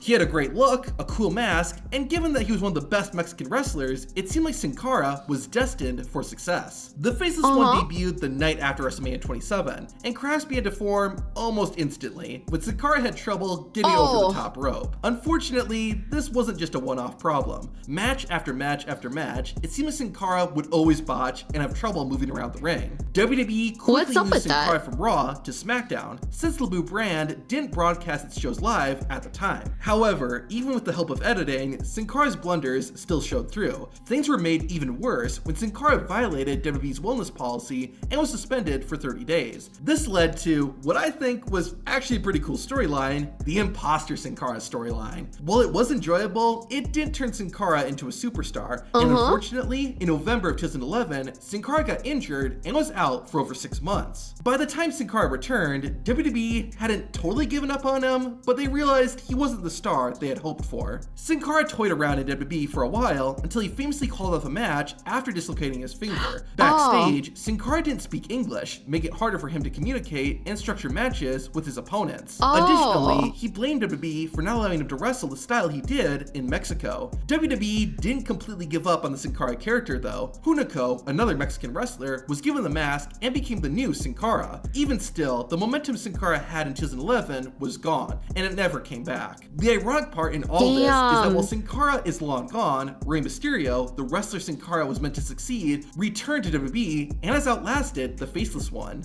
And the number one most overhyped WWE wrestler is Lex Luger. You remember Tom McGee how WWE wanted him to be the next Hulk Hogan, right? Well, this is what likely would have happened had WWE pulled the trigger. When Luger joined WWE in 1993, he already had about 8 years of wrestling under his belt, most notably his time in WCW. Originally, Luger was a heel, a bad guy named the Narcissist. However, this character didn't last long. In mid-1993, Hulk Hogan left WWE. Vince McMahon wanted to recreate the success of Hulkamania, and probably wanted to prove that it was him who made Hulk Hogan. Regardless, Lex Luger did a complete 180. Instead of a narcissistic villain, Luger became the all-American hero. Now, Luger as the Hulk Hogan replacement does kind of make sense. In the mid-80s, people often compared Hogan and Luger. In fact, I mean, Lex they've got a similar vibe and a more defined physique. If anyone was the right candidate to replace Hulk Hogan, it was Lex Luger. Did he just say Lex Luger had more hair?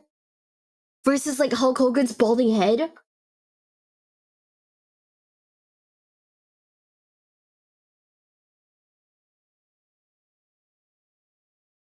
Oh.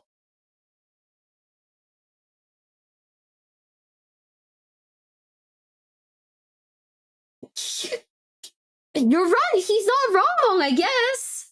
But shit, dude, goddamn. hair is important?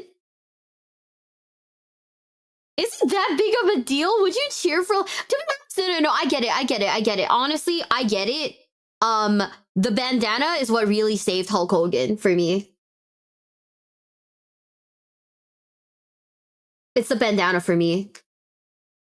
Thanks for the follows, guys. Thank you. They're going for the hairline? They really went for the fucking hairline, dude. Holy shit. However, a whole lot of things didn't go right. First, there wasn't much time for Luger to adopt the American hero gimmick. He went from being a selfish jerk to trying to represent something bigger than himself within a few weeks. It was just confusing and didn't seem natural. Additionally, Lex Luger wasn't the best on the microphone. While Hulk Hogan wasn't Shakespeare, he was charismatic and very rarely stumbled over his words. Lex, not so much. For those of you who voted for the winner, you know, every day I strive to be worthy of your support.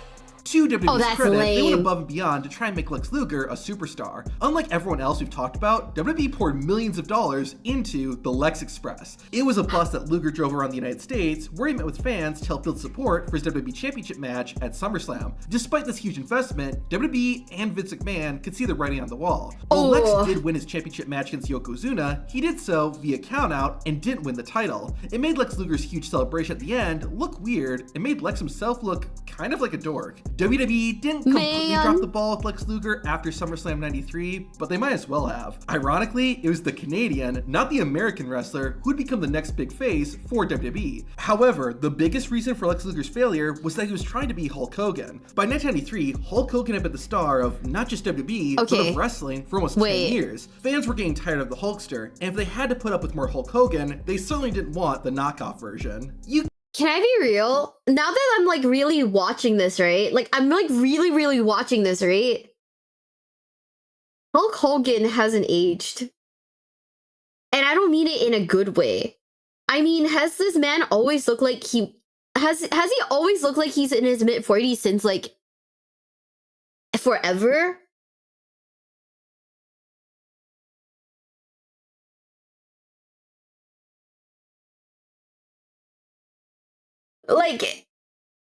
Like genuinely, I like watching like old footage of him, I can still recognize him as like, you know, like, I don't know if he's like, Master Nessie's dead. He's, he doesn't look like that anymore, that's for sure. He's like dead, but he looks like he's in his mid-40s, bro. It's insane. The steroids will do that to you. It's crazy. Like, I don't know how this man hasn't aged. He just looks the exact same. He was born with unk status in his genes.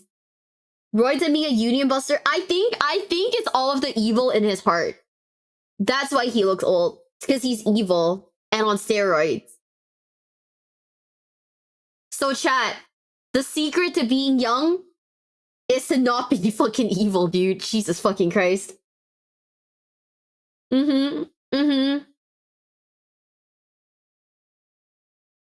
are we reacting to? Top 10 most overhyped WWE wrestlers of all time.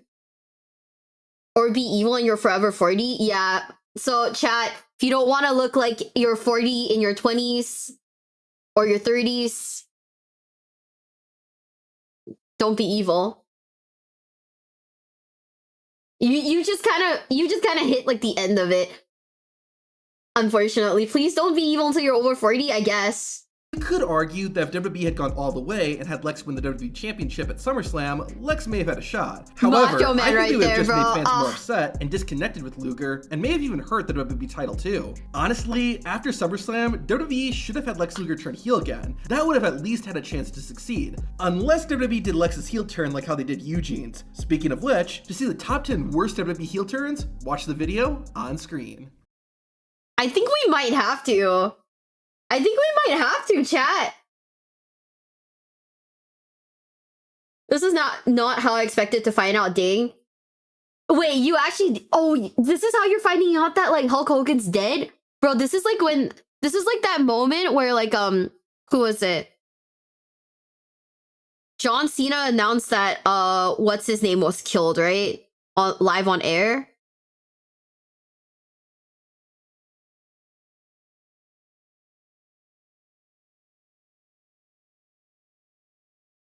Yeah. I was like, okay, I was too young. I think I was just like born, just like ish born then. So like I don't actually remember. It wasn't live, it was after pay-per-view. Oh man.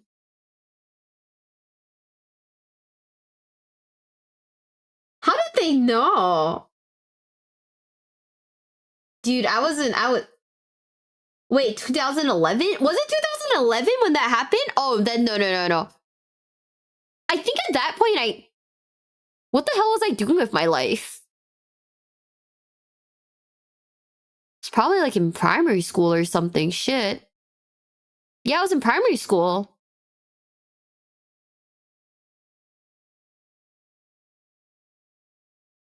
Tito Ortiz math? Wait.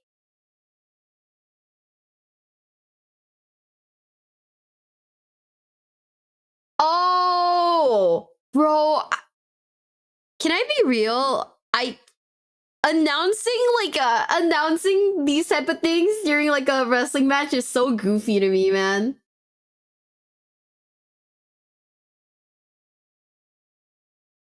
Like announcing that kind of stuff during a wrestling match is so goofy to me.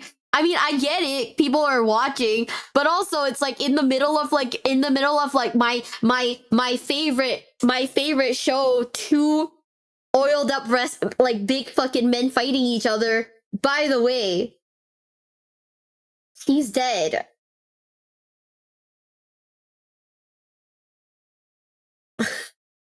Like, okay. It was after the match. No, I know. I'm just saying, like, in general, it's like, okay, well, that took a turn I wouldn't expect, you know? Here's an example of a good heel turn. Oh, no! Oh my God! And this is a bad heel turn. I still use that meme. Every time my friends tell me, like, hey, you know how you wanted to hang out? I can't hang out tonight. I just send them that one, like, gif of like Roman Reigns falling over after being hit in the back with a steel chair. Mods time, Alistar out. How dare you? Hey. Everyone who like shit talks my husband, you're getting timed out, buddy. Hold up. Get timed out, nerd. I got your little girlfriend's contract right here. Ooh. We're going to be talking about the latter in this video, and I'm sorry to say, it only gets worse from here. Number 10, Daniel Bryan. Now, I'm not talking about when Daniel Bryan became the World Heavyweight Champion, or when he turned heel in 2018 after becoming the WWE Champion. The heel turn I'm talking about happened in between those two. In the summer of 2013, Daniel Bryan organically rose to become WWE's hottest star. Bryan was pretty much the polar opposite of what WWE wanted its top stars to be like, so they tried to fight the fans and go in a different direction. In late 2013, Daniel Bryan became the target of the Wyatt family. This led to several matches between Bryan and the three Wyatts, but it all changed on the final Raw of 2013. During the show, Daniel fought Luke Harper, Eric Rowan, and Bray Wyatt in a gauntlet match. This was Bryan's breaking point, and after it was all done, the American Dragon gave in. The machine would never let me win, no matter how loud you people chanted.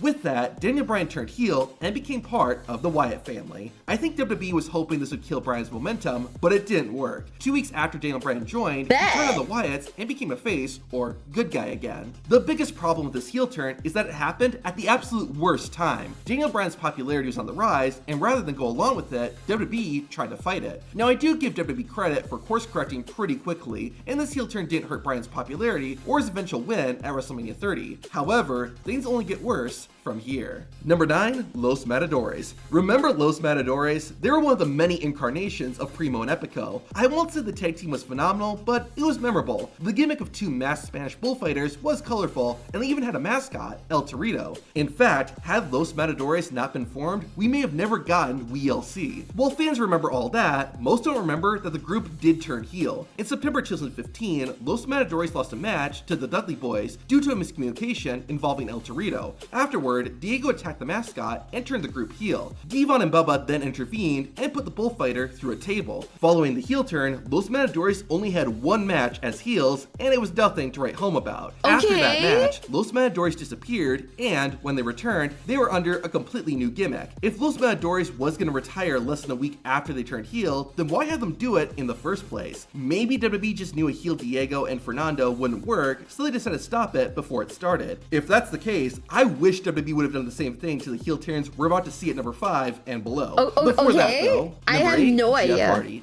Jeff Hardy's heel run in TNA from 2010 to 2011 is loved by some and hated by others. However, I think everyone can agree that it was much better than when WWE tried it in 2003. In January of that year, Hardy was taking on Rob Van Dam. RVD won, and after the match, the charismatic Enigma attacked Van Dam and thus became a heel for the first time in his career. A similar thing would happen the next week when Jeff Hardy lost a match to Booker T. Hardy once again engaged in a post-match beatdown, but it was Jeff who ended up getting laid out. The same thing would happen again next week. Jeff Hardy interfered in a match between Kane and Rob Van Dam and got laid out. Shawn Michaels would try to offer some words of wisdom to Hardy afterward, but Jeff didn't listen and ate Sweet Chin music. Then, the next week, Jeff Hardy turned face after he saved Stacy Keibler. Jeff Hardy is inherently a hard character to make heel since he does the awesome high-risk moves that fans like, and he's got a cool look, among other things. Like with Daniel Bryan, I once again give WWE a little bit of credit for realizing a heel Jeff Hardy wasn't going to work and adjusting. However, what I cannot give them credit for is making Hardy look like a dork. Whenever you do a post-match beatdown or interfere, he almost always got beaten up. I know good guys are supposed to win, but a heel needs to have at least some credibility, and Jeff didn't have any. I think he's too nice. Tucker.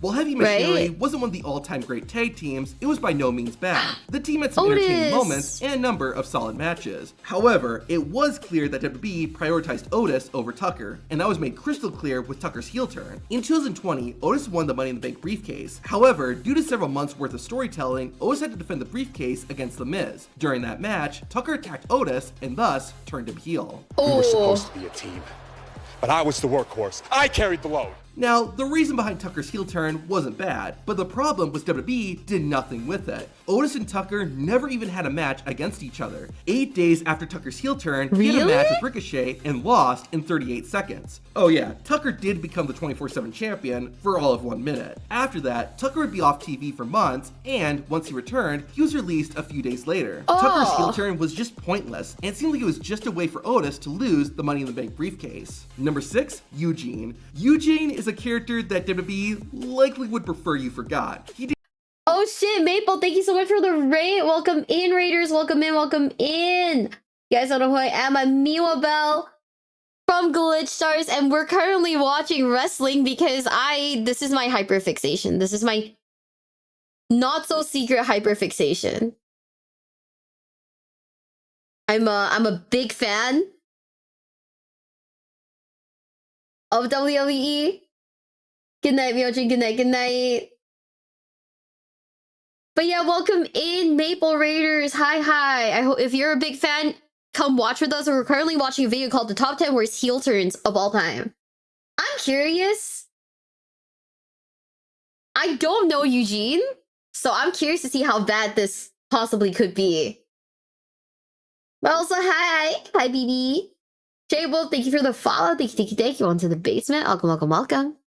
Debuted in 2004 as the nephew of Raw General Manager Eric Bischoff. What makes Eugene such a controversial character is that he was special. In fact, the Eugene character is inspired by the autistic son of wrestling legend Rip Rogers. While the character was controversial, Eugene did become popular with fans and was instantly a babyface. Eugene remained that way for the majority of his career, but not for all of it. In late 2006, Eugene formed a tag team with Jim Duggan, and they even challenged for the World Tag Team Championship. The group was unsuccessful in their attempts, causing Eugene to snap. After losing a match, Eugene attacked his tag team partner and turned heel. Don't laugh at me. I am special.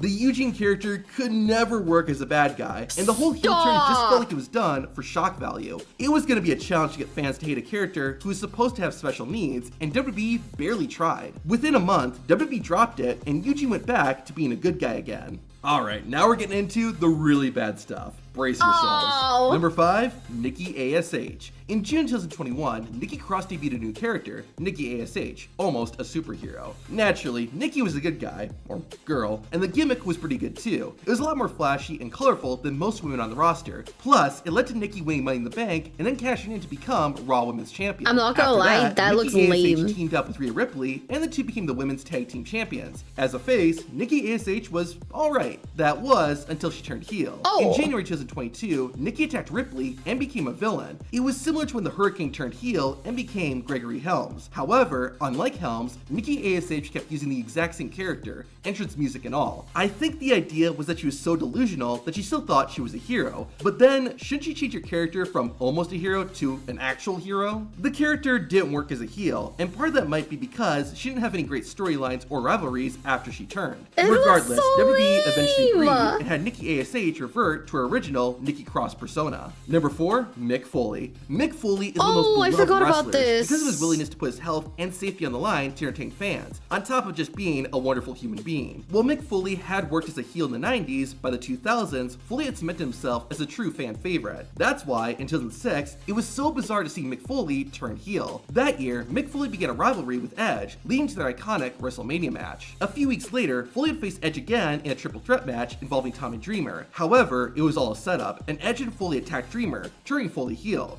Listen to this crowd reaction. Smart to stay outside and pull it from behind. What? Did you hear it?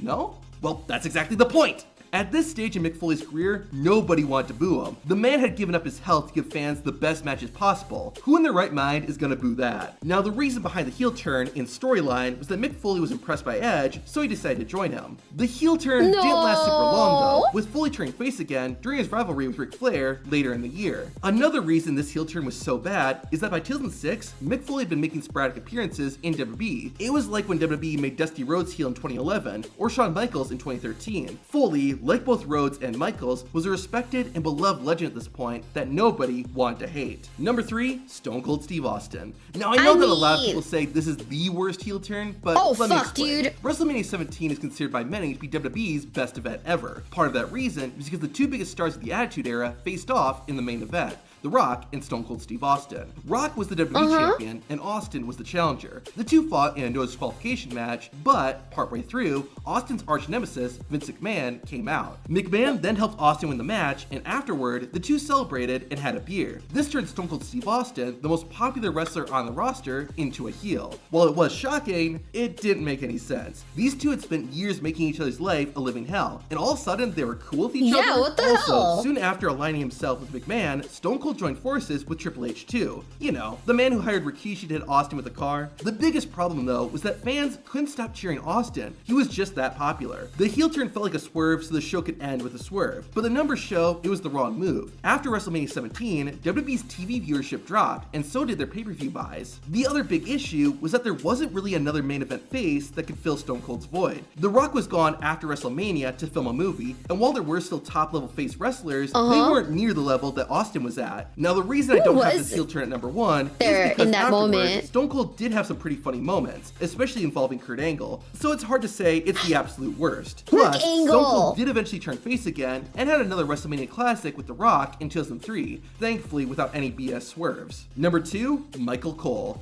Bro, I'm like, now that I'm thinking really hard about it, is the movie that The Rock left to go film fucking Scorpion King? Was it fucking Scorpion? There's no way it was.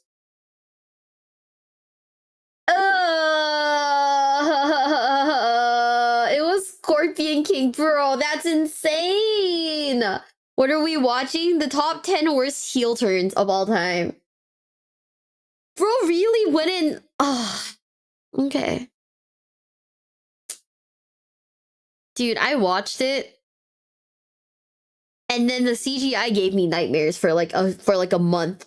I couldn't like go to sleep without a light on because I was so scared that like fucking CGI The Rock-esque as a Scorpion would like show up.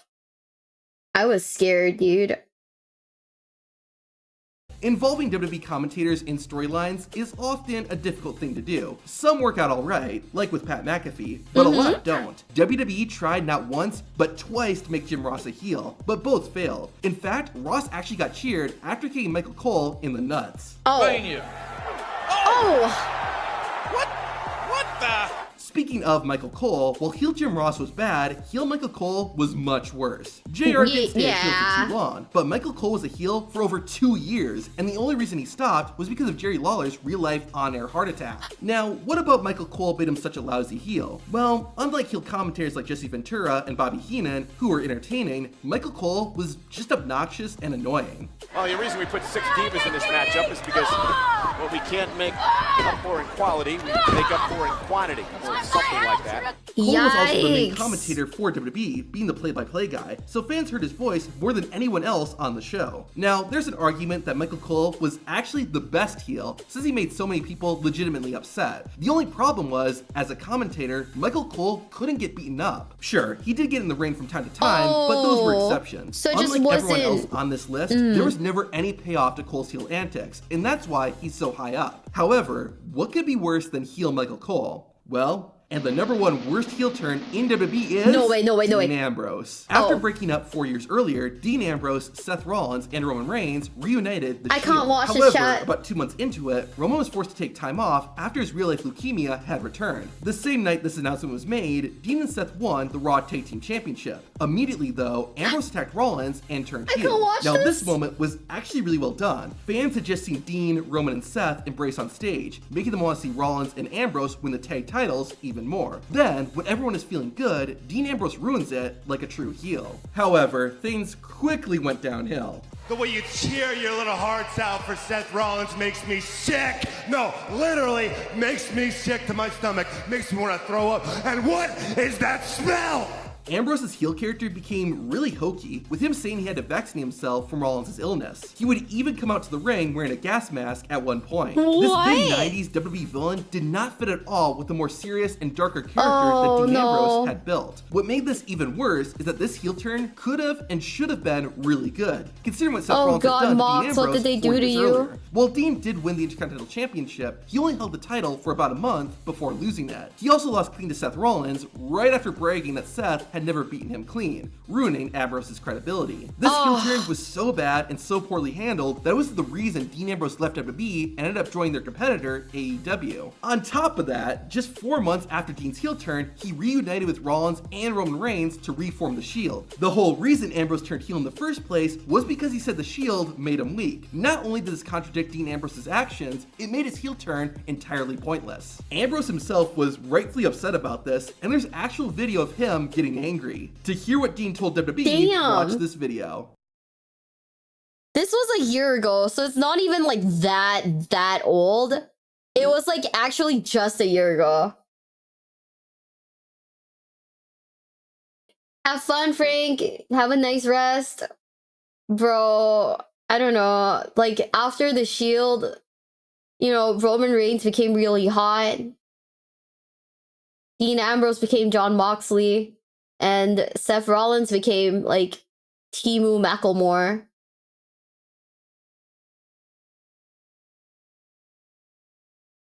I don't get it.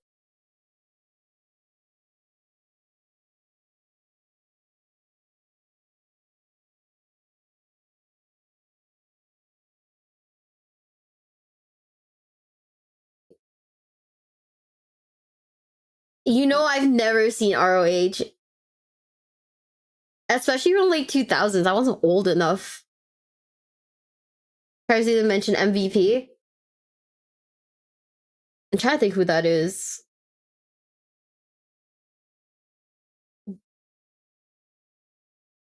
Seth. See, okay, just think about it, right? How much money do you think, like, Seth Rollins and, like, Becky Lynch save by having the same wardrobe?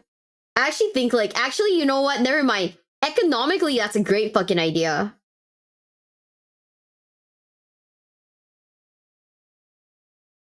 I think financially, that's a great idea.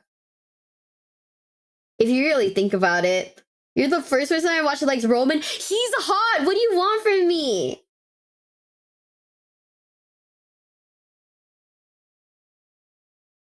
I was thinking Cena's is too recent. The heel turn is a little too recent. This video is like a year old. Oh, I don't know who that is then. Gooner. Okay. So you're telling me. So you're telling me that you watch women's wrestling because they're not hot?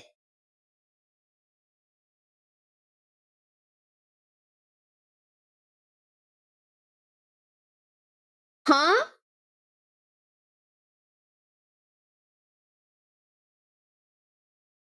I think we'll do like one more and then how about this? 10 wrestlers who nuke their own career. Hey, Oh no, I'm already scared. I'm scared already. When you want goons to WWE, it's literally Roman Reigns. You'd have to be blind to not like Roman Reigns, bro. Like, I have eyes. No. Let's see. Let me go see. Is Ryback on the list? Ryback is not on the list.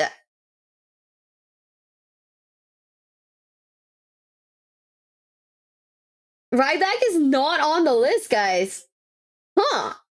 You watch wrestling for the oiled up bodies, you watch it for the plot, we're not the same. You think you watch it for the oiled up bodies? Nobody's even fucking oiled up in WWE, bro. What? I didn't sit through like 9 hours of wrestling to be called a tourist.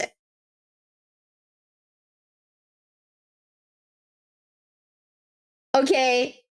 I didn't sit through 9 hours of wrestling where the only there's no food. They give you like little balls of water from like Costco. The only bathroom is like a porta potty. We're gonna fight. We're gonna fight. Oh my god. See. You can call me a Warhammer tourist. I will accept that. Wrestling tourist, however.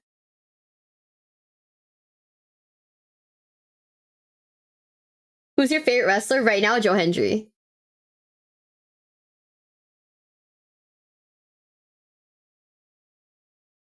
Mm-hmm. We'll call you lots of baby oil. They're not okay, they're not like oiled up to like okay, when you guys say baby oil, my like impression is my impression is Hakan from like Street Fighter 4. Oiled up.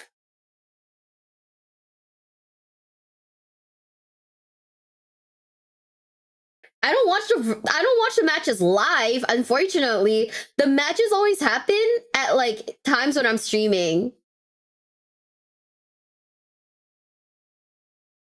Yeah, they're not that oiled up, bro. They're like pretty oiled up, but it's not like it's not like they're glistening anymore, man. You know? They make you stare at a dude's butt for 30 minutes, meanwhile probably. They made me stare at a dude's butt and I still keep going back. I paid like $10 for a slice of pizza that came from Costco at a wrestling event. Like I'm literally like, you know, in it. Hey, Sean. What, Race? Your heart still beating? Yeah. Here, take half of this.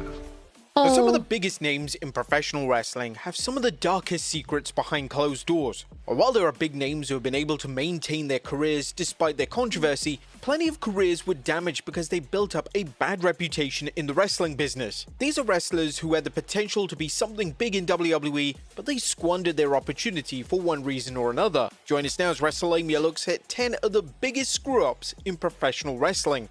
Be sure to subscribe and hit that notification bell for daily wrestling videos and follow us on Facebook for exclusive lists. Also check out our new videos on WrestleMania XL. Number 1. The Brian Kendrick. Many pegged Brian Kendrick as the next Shawn Michaels. Vince McMahon and company were never big fans of cruiserweights, but wrestlers like Rey Mysterio and Eddie Guerrero proved that it was possible to be a main event star in WWE. It seemed that WWE was going to make Kendrick the next big thing as well.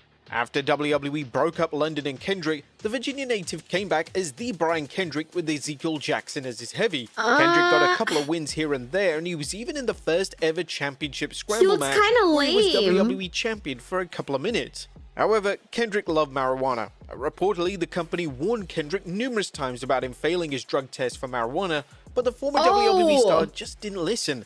That championship scramble was Kendrick's first and only taste at the WWE title, as he became an enhancement talent once the match was said and done. Kendrick was then released a year later because of his refusal to stop smoking marijuana. The former WWE star would return to the company 7 years later, but he was never given that main event treatment that was planned in 2008. Number 2. Sexy Star. A Sexy Star is a Mexican professional wrestler and former AAA star. However, she's a very controversial figure in the wrestling industry. There are several reasons why WWE would likely never hire her. One of the main reasons is due to the Rosemary incident, as at the Triplemania 25 event in 2017, Sexy Star legitimately injured Impact Wrestling star Rosemary during a match by applying an armbar too forcefully and holding it even after the match was over. This was widely seen as a deliberate and unsafe act, a major breach in trust in professional wrestling where performers have to rely on one another to protect each other.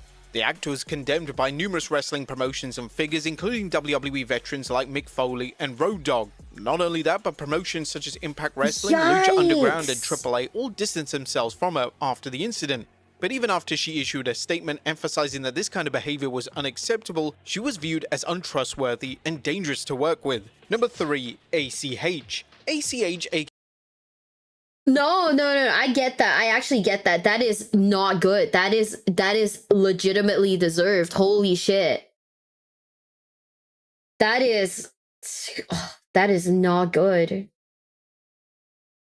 The wife has been reading a lot of gothic romance horrors recently, so I asked her why does Dracula always bite people in the neck. She told me it's because he's a necromancer.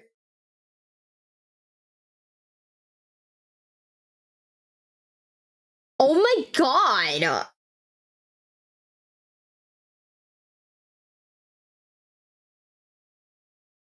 Oh.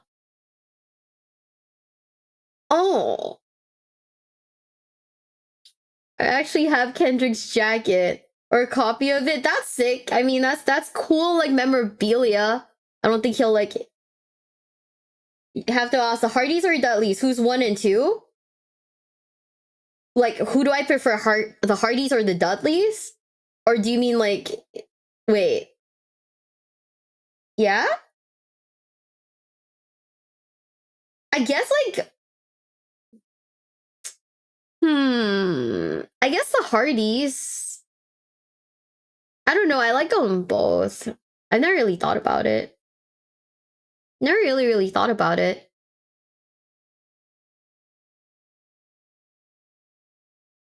Yeah. Damn, I don't know. That like that female, that like girl incident was like insane. That female wrestler incident was fucking insane, dude. Like, should not have been allowed. Also, thank you for the super chat. Thank you. I keep using my mic accidentally instead of playing the video. What the heck? aka Jordan Miles, is a very interesting case study. The former WWE star was moving up the NXT card as the company booked him to win the Breakout Tournament in 2019. Wow. He didn't win the NXT Championship when he fought Adam Cole, but officials saw something in Miles and seemingly planned on giving him a solid push going forward. But all that was killed once Miles spoke out about the controversial shirt that the company released. It was Jordan's name surrounded by the shape of his mouth, with many people saying that it resembled blackface. Miles was vocal about this, and WWE pushed back by shifting the blame, noting that Jordan approved of the design. Nevertheless, WWE eventually pulled the shirt from the WWE shop, but that seemingly wasn't enough for him. He aggressively accused the company of racism and even exploded on Ring of Honor and Jay Lethal. He notably called Lethal Uncle Tom, which drew plenty of criticism after many sided with him on the controversial shirt. That didn't stop there. Jordan doubled down on his views on the WWE with a profanity-laced tirade when he claimed to quit the company due to refusing to work for racists. WWE eventually confirmed that they released Miles from his contract, and it's probably a safe bet to assume that you'll never see Miles in a WWE ring ever again. Yikes. Number 4, Big Cass. Enzo Amore wasn't the only man known for his backstage attitude. When you look at the former Big Cass, you can understand why Vince McMahon likely considered him as a future main eventer. Big Cass was tall. That was a pretty big deal for Vince McMahon. Enzo and Cass were a popular duo since joining forces in NXT. Isn't Enzo Amore like crazy? The gift of the gab that God gave Mr. Amore. But Vince was determined to make Cass a solo act and broke up the duo in 2017. He squashed Enzo during their feud and got a huge win over the Big Show at SummerSlam 2017. Then he tore his ACL, which put him out of action for over 8 months. And he came back and feuded with Daniel Bryan, and surprisingly, he lost both of his matches decisively to the former WWE champion. But then Big Cass was released shortly after his Money in the Bank match against Bryan. It was a genuine shock as WWE seemed to be high on Big Cass, but Sports Illustrated first reported that Cass was released due to behavioral issues. It was cited that he was heavily drunk during the company's annual European tour, which resulted in some attitude problems. It was also noted that Cass was disobeying orders from Mr. McMahon himself.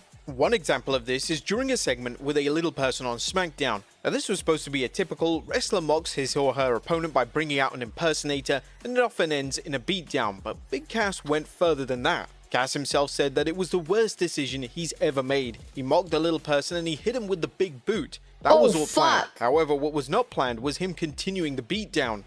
Big Cass has since repaired his image in wrestling thanks to his run in TNA and AEW, but there's a strong chance that the former WWE star would have become a world champion if he didn't make that one mistake.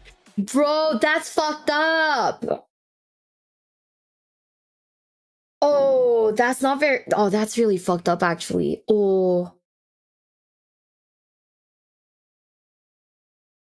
Enzo seems like he's a dick, but probably not crazy. Oh, so he's not crazy. He's just an asshole then. Okay.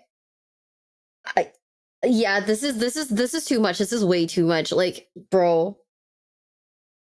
Number 5, Velveteen Dream. Patrick Clark surprised everyone when he made his NXT debut as the Velveteen Dream. The Prince-inspired persona clicked in developmental instantly, with Clark having memorable feuds against Aleister Black, Johnny Gargano, and Ricochet. The Velveteen Dream represented everything a WWE superstar should be, a larger-than-life character who was a solid in-ring worker and solid on the mic. He was only 25 at the time as well. Clark had a bright future as a WWE star until several allegations started surfacing. In April of 2020, Clark was accused of sending indecent images to underage boys on Instagram. The former NXT star outright denied these claims. Triple H stated that he investigated the claims and didn't find anything. However, the details behind the investigation are murky, as one of the accusers stated that WWE never contacted him for the review. Nevertheless, Clark wasn't fired because of these claims, but it was certainly awkward having him back on NXT television.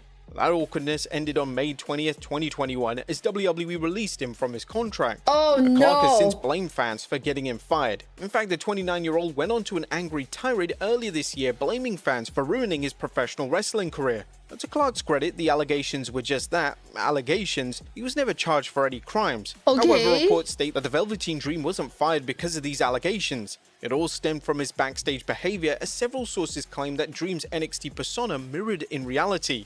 According to Dave Meltzer on the Wrestling Observer newsletter, Clark rubbed a lot of people the wrong way backstage. The report claimed that the accusations had nothing to do with Clark's release, and one incident with a top NXT star was the final nail in the coffin. We're gonna drag the censor out, chat, just in case. Right now, after his angry tirade calling out WWE, it's very possible we'll never see him back in the WWE ring again. Number 6, Tessa Blanchard. Tessa Blanchard is one of the best women's wrestlers in the world, but unfortunately for Blanchard, anyone who only watches WWE may never know her name. Blanchard is the daughter of WWE Hall of Famer Tully Blanchard. She spent some time on the independent scene until 2016 when she made a debut against Alexa Bliss on NXT. Blanchard was used as enhancement talent during a brief time, is it Nia Jax? But many assumed that she would be given a chance to shine in the first ever Mae Young Classic. She wasn't, as Blanchard was actually eliminated in the first round, but a Mae Young Classic match against Kairi Sane was the last time she stepped into a WWE ring. Many were quite shocked that she wasn't signed to a WWE deal, as a second-gen star was a talented athlete. However, rumors soon surfaced about her poor attitude backstage. That came to light in January 2020. After the Mae Young Classic, Blanchard signed to Impact Wrestling. The second-gen star was then pushed hard in both the Knockouts and men's division. In fact, Blanchard was scheduled to challenge Sami Callihan for the Impact World Championship before the wrestling world opened the floodgates on her horrid behavior. It all seemed to start when Blanchard said on social media, "Hey women, try supporting one another. Cool things happen." But then multiple women across different promotions fired back at Tessa by accusing Blanchard of bullying and racism. Tessa denied all the accusations, even though the wrestler that she was racist to, La Rosa Negra, spoke about the very incident in great detail. Despite the backlash she received, Impact officials still pushed her forward and booked her to win the Impact World Championship. But that decision bit them in the ass when Blanchard refused to return to Slammiversary to drop the belt. Reports claim that the second-gen star didn't send in promos from Mexico and started the tension between the two sides. Blanchard went on a leave of absence due to COVID-19, however she was still the world champion at this time and the two sides couldn't agree to a new deal, so Impact officials stripped her of the world title and fired her. This was the final nail in the coffin. Despite AEW and WWE having the ability to hire the former Impact World Champion, none of the major companies would touch her. It seemed as if Tessa's wrestling days were numbered, however, Impact made the surprising decision to bring her back in December 2024. While the stain on her name hasn't been completely erased, Tessa is in a better position than she was a couple of years ago. Number 7. Ivelisse. Perhaps the biggest screw-up in Tough Enough history is Ivelisse Valles. While Velveteen Dream squandered his opportunity, Ivelisse's attitude is what kept her from ever reaching high-level status. The 36-year-old first came onto the pro wrestling radar in 2011's Tough Enough and was seen as one of the contestants with strong potential. Ivelisse was eliminated, but she still signed a deal with WWE. She had a couple of matches in FCW and NXT, but she was released in August of 2012. Is that Paige? According to the former WWE star herself, she left the company because of the misconduct from head trainer Bill DeMott. Plenty of past talents complained about DeMott's behavior, so Ivelisse's reasoning sounded justified. But then Ivelisse headed over to TNA, and surprisingly, the former WWE star failed to win the Gut Check Challenge. It still isn't clear why TNA opted against signing her, but the promotion was notably not interested in her when they started using Lucha Underground talent, which says a lot given Ivelisse's talent. Her time in Lucha Underground did wonders for her career. She was an excellent performer, and she showcased that she had the ability to be a top star if given a chance. Unfortunately, rumors started circulating about a bad attitude, but that didn't become noticeable until her stint in AEW. She was finally being given a chance in a top promotion, but her downfall started with the sandbagging incident with her and Thunder Rosa. These two had a match on Dynamite for the NWA World Women's Championship, and it was noticeable that Ivelisse was no-selling some of Rosa's moves, and both women went into shoot mode when it came to strikes. Ivelisse even admitted to no-selling Rosa's moves herself, but she claimed that Rosa was being disrespectful and responded accordingly. She didn't last long in AEW, and she was fired in 2021. She claimed that she was mistreated during her time in the promotion, but several sites, including Fightful, reported that Ivelisse had well-known disagreements with agents. Ivelisse refuses to acknowledge that she's difficult to work with, but several people have come out and claimed their displeasure working with the former AEW star. One of those names is Jack Evans, who spent time working with Ivelisse in Lucha Underground. He called her out for her quote-unquote difficult personality, and it was cited as the reason he wanted out of Lucha Underground. It's a shame, as Ivelisse is a very talented performer who would have been a great benefit to any women's division. But sadly, it seems that no other major company wants anything to do with her. Number 8. Matt Bourne. Drug addictions are no joke. Some of the best people in the world have succumbed to drugs, and the former WWE star was unfortunately one of them. Bourne previously had a stint in WWE during the late 80s, and that didn't go down too well. But on his second return, Bourne came back as Doink the Clown. The gimmick surged in popularity, but Bourne would only serve as a character for 1 year before his abrupt exit. That's because he was a full-on addict at this point. His ex-wife Michelle James stated on his episode of Dark Side of the Ring that she doesn't even know if Matt ever wrestled sober. His main drugs were cocaine and weed, with the former being the main cause for his firing, as Bam Bam Bigelow informed officials about Matt smoking marijuana. Doink the Clown was never going to main event WrestleMania, but he was super over with the crowd, and he was definitely a fun act during this period in wrestling. Bro, that shit looks Sadly, scary Bourne as just couldn't fuck. overcome his demons and died of an accidental overdose in 2013. Oh, shit. Number 9. Teddy Hart. Teddy Hart is the saddest case of a potential main event star never even coming close to reaching his potential. At this point in his career, Hart is more known for his controversy outside of the ring than anything he's done in his 20+ years in professional wrestling. Believe it or not, Teddy still wrestles, but it's in a no-name promotion in Canada. Teddy Hart started wrestling when he was 15 years old, and the kid had talent, and it wasn't a surprise that WWE snatched him up as soon as he turned 18. But two things also hampered Hart's career: his drug addiction and attitude problems. The latter is the reason why he was fired from WWE in 2002. Hart worked the indies and, well, he did better than his time in WWE, kind of. He started working for Ring of Honor in 2003, but that stint didn't last long due to several fights backstage in an infamous cage match where he repeatedly jumped off the cage without any consent beforehand. Hart did make the jump over to TNA, and guess what? He was fired because of another backstage altercation. This time that man was against a straight-edge superstar himself, CM Punk. WWE did give Hart one more opportunity in 2005, and the Canadian managed to work down in FCW for 3 years. But Hart's attitude got the best of him again and again, and the company fired him in 2007. The most notable thing Hart has done in his career was down in Major League Wrestling, where he formed a new version of the Hart Foundation with Davey Boy Smith Jr. and Brian Pillman Jr. Once he left MLW in 2019, he made sporadic appearances in various indie promotions, but his name was kept in the spotlight due to his legal troubles. In the past 5 years, Teddy has been arrested for assault, evading arrest, DUI, possession of a controlled substance, and sexual assault. There's even a very strange case where Hart's ex-girlfriend mysteriously vanished from his training camp, though Hart has yet to be arrested for anything involving Samantha Fiddler. Hart is an extremely talented performer who simply got his own way. His career could have resulted in a WrestleMania main event, but sadly, he'll always go down as one of the biggest missed opportunities in wrestling history. Christ, dude. And number 10, Alberto Del Rio.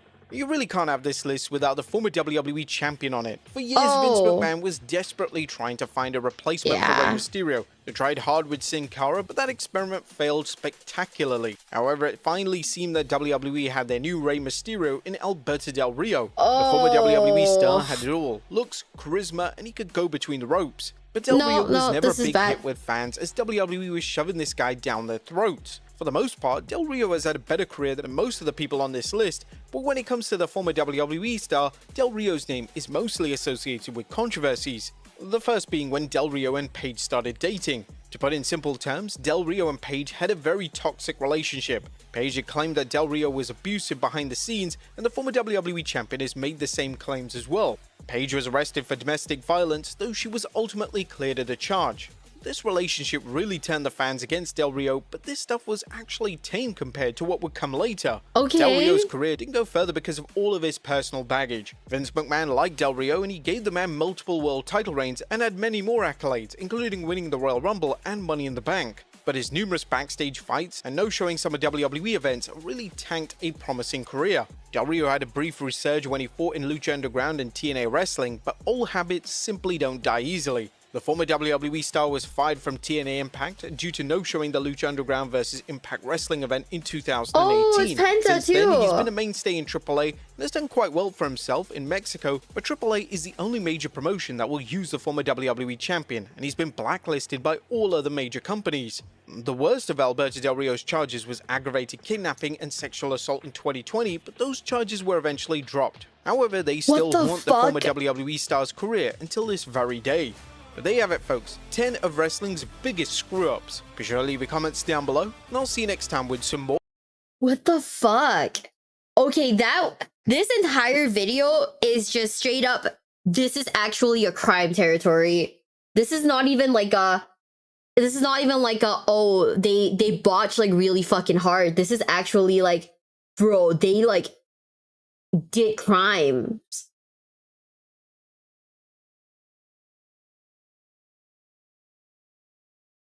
Yeah, this isn't even like a, this isn't even like a, oh, they fucked up. This is like, they really, they fucked up.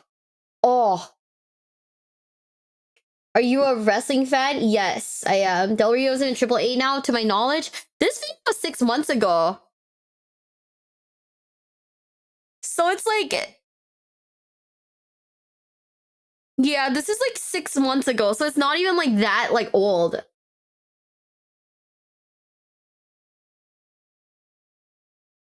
One time only, okay. Thanks for the first time chat. Also, Kachi, thanks for the follow. Thank you, thank you, thank you. Bro, we should, like, oh man.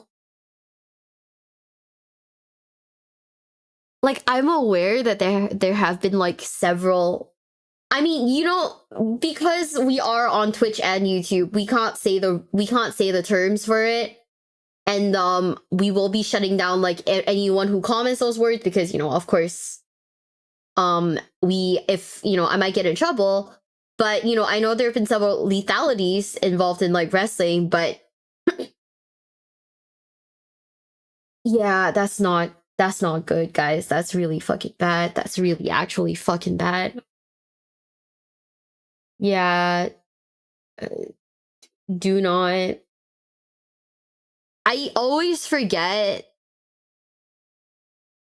that there is like a certain level of seriousness to stuff like this. Yeah. Oh man. Like it's a really sobering thing, huh? Cause like you never ever really I mean, I guess I can't say you never really expect people to be bad, but like goddamn, like you don't really, it just doesn't really occur to you, you know? Like shit.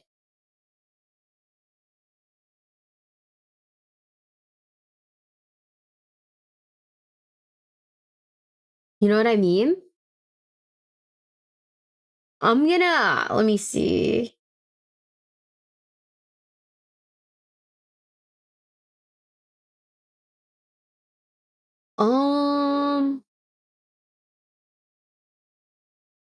Let me see who's live and I'll raid into them. But yeah, you don't ever really think about it. Yeah.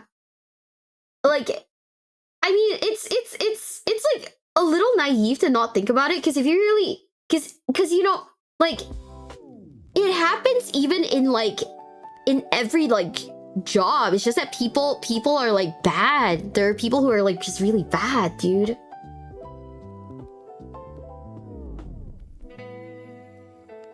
You know?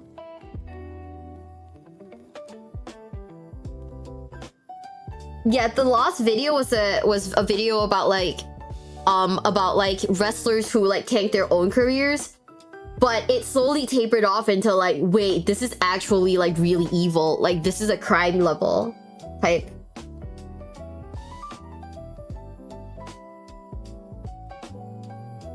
I don't know. It's kind of sobering. We learned that being evil makes you look good when you're young, so we know the signs. True. Chat, I want you to know, I don't think that could be me.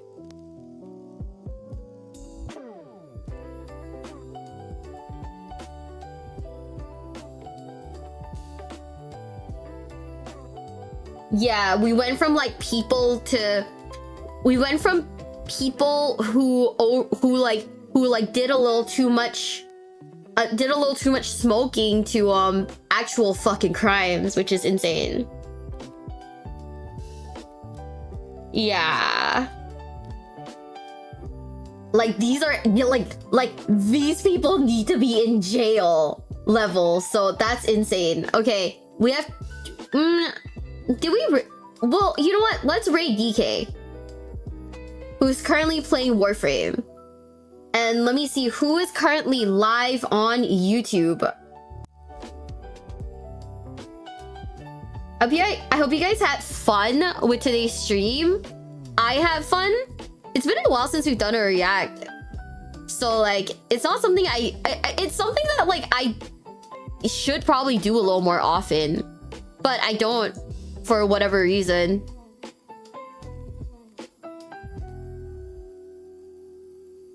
Let me see who is literally live right now in this very moment. No one is. Okay. I'm sorry, YouTube chat, you guys are going nowhere. Twitch chat, you guys are going to DK. I was excited for this watch of VOD. Yeah.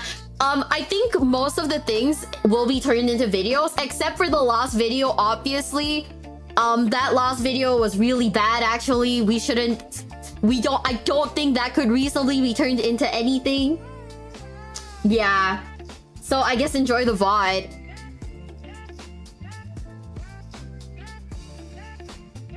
Yeah. Bye guys, have a nice day. Claw. Bye guys, have a nice day. I'm glad you guys had fun. We're just gonna vibe, and I'll see you guys tomorrow, because I think, what am I doing tomorrow? Hold up. Tal Railgun Rate. Tomorrow we're gonna play more Yu-Gi-Oh! Oh god. I think there's an event or something. Well, We're gonna play more Yu-Gi-Oh tomorrow, so good night, guys. No idea if they're Total War fans. There's Ikit Claw in the chat. I'm pretty sure he likes Total War. But yeah, good night, guys, and I'll see you guys tomorrow. Bye, everybody. Bye-bye. And I'll see you guys soon, YouTube. Bye. I'll see you guys on Monday for more Total War, actually, if you're into Total War. But bye, gang. Bye-bye.